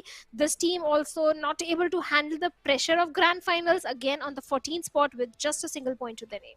Yeah, I think for HighVoltage Esports, did not really see them in the groove, and the kind of, because to be honest, they were they're the defending champions of PMPL, right? And you would expect bigger things from them, and clearly hasn't happened, and clearly haven't replicated the performance. There hasn't been a single game where you could go on to say that, yeah, HighVoltage have been really impressive. As we take a quick gander at the overall rankings, DRS Gaming still enjoying that top spot despite having a very rough game in the final one. Stalwart Esports managing to get themselves back to the second spot where NB Esports, they finally just marched through into the third. As for Medical Vibes, you look at the competition building up: 116, 114, 113, with Mabetex on the fifth with 111. T2K Esports, after they got that chicken dinner, we thought that yes, maybe we could see them in the top 3 by the end of the evening, but seems like that wasn't the case. But still, it is a close fight between the Nepali teams and the Mongolian teams. The first game belonged to the Mongolian team. The last game belonged to the Mongolian team of today. In between, all the games belong to the Nepali region. On the top spot also, we have a team from Nepal, DRS Gaming and Stalwart Esports, slowly and steadily, without any chicken dinner, catching up to the players of DRS. At the same time, for MV also, they towards the end, they have started ranking up those elimination points for themselves. Raw officials, they are still at the bottom with only 34 points to their name. Deadeyes Guys also just one good game in terms of the placement points. Other than that, I think Deadeyes Guys also didn't impress me much today. Yeah, I think Deadeyes Guys, they've been kind of really playing under pressure. I do not know why, because we haven't seen the most of the aggression coming in from their side, and in in a lot of battles have been taking a lot of second thoughts, and there were a few teams that wanted to make a comeback, and we could see Leo Esports. That hunger was definitely there, but Skylightz Gaming, they've also been quite off even tonight. Raw officials, I think they went on to fight against the big giants. I think they did contest against IHC on a lot of those accounts, but it was IHC at the end of the day. It was too hot to handle for them, and that was not the best of spots. But this was one of those circle shadow I absolutely loved. Something really refreshing, something really different, and it all came down to how you were going to predict the zone. And NB Esports, they thought that this was the best compound and defended it with all their might. I mean, SITM Esports, I really could not understand what they were doing. Either you completely go in for a push, or you kind of just try to surround a team. But what they were doing is just sending one player at a time, and every single time they went, all they could do was just lob a nade or maybe a Molotov, and that was not even concerning. They could not even deal with even a single player. I think Fistboy was just holding on to that small compound, and he easily managed not just to hold that compound, but also get 2 finishes over there. So that is something that SITM really need to work out on. Maybe because had they pushed together, maybe if they had just isolated Fistboy over there, had taken control of that smaller house, and then they could have gone on to proceeding to try to take that squad house. The squad house fight, and that could have turned things in a different manner. But it is what it is. What can we do?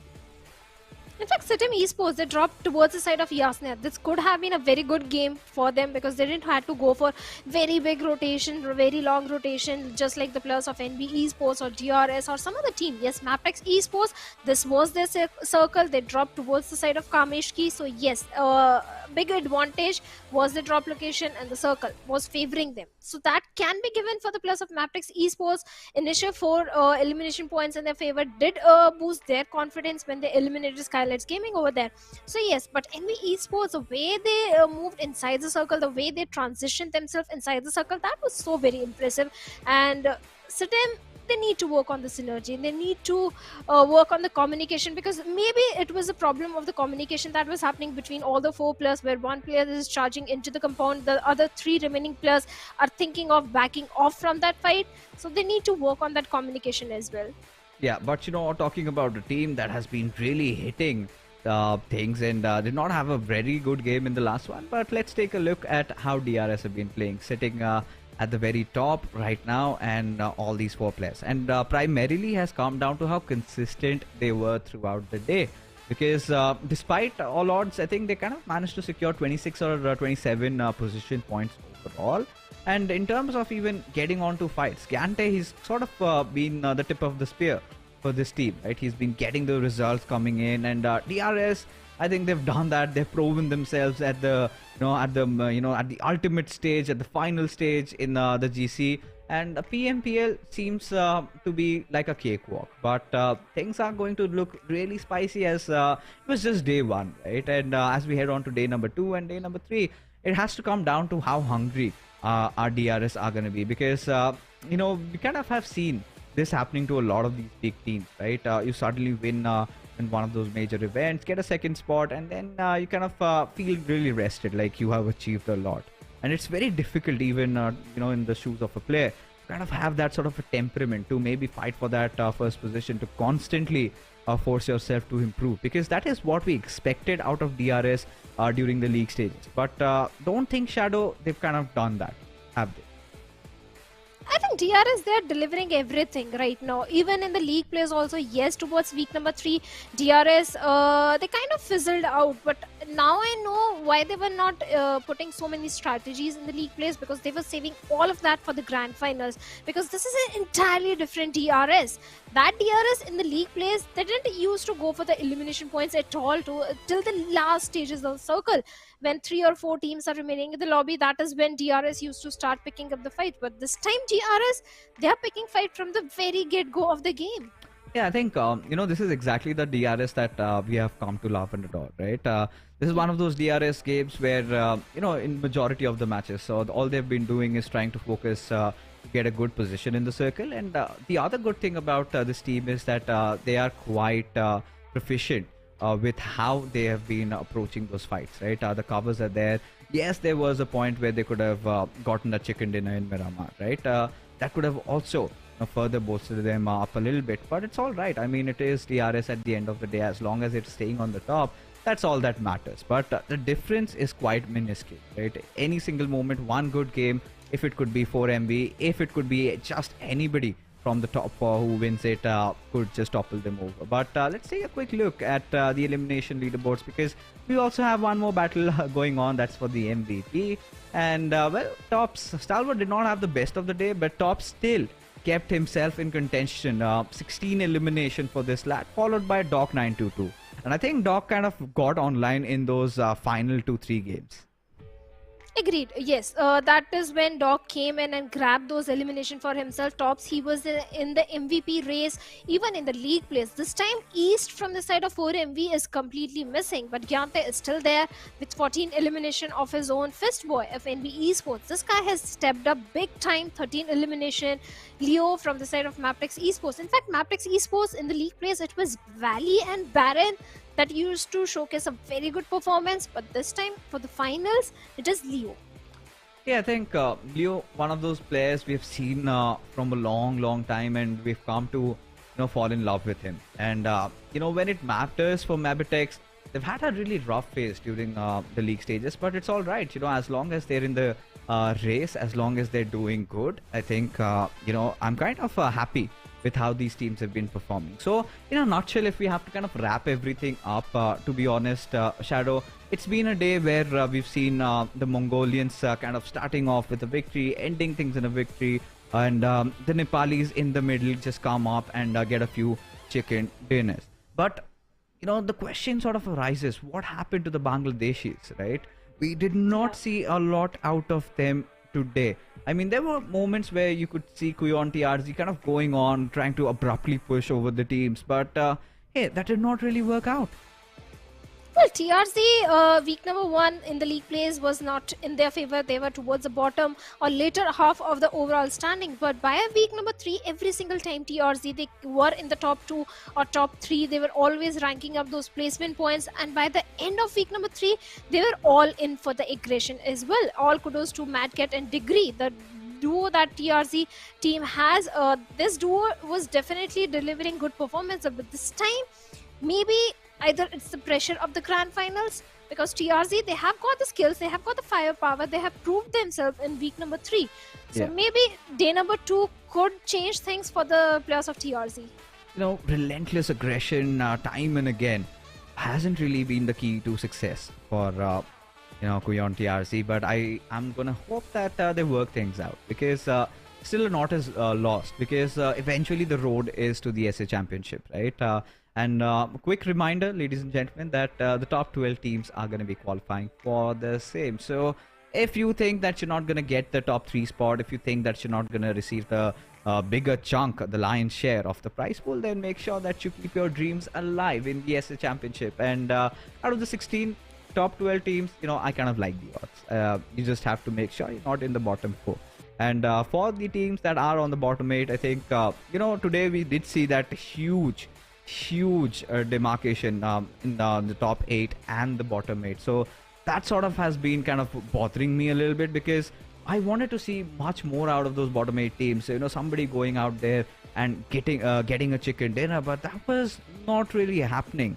And this needs to end. And as we take a look at the entire day's summary, like we have already covered it up. So it started with SITM getting a chicken dinner in Miramar, and then it was followed by consecutive chicken dinners by the Nepali teams. And to end it all, it was NB Esports who got the final one to their name.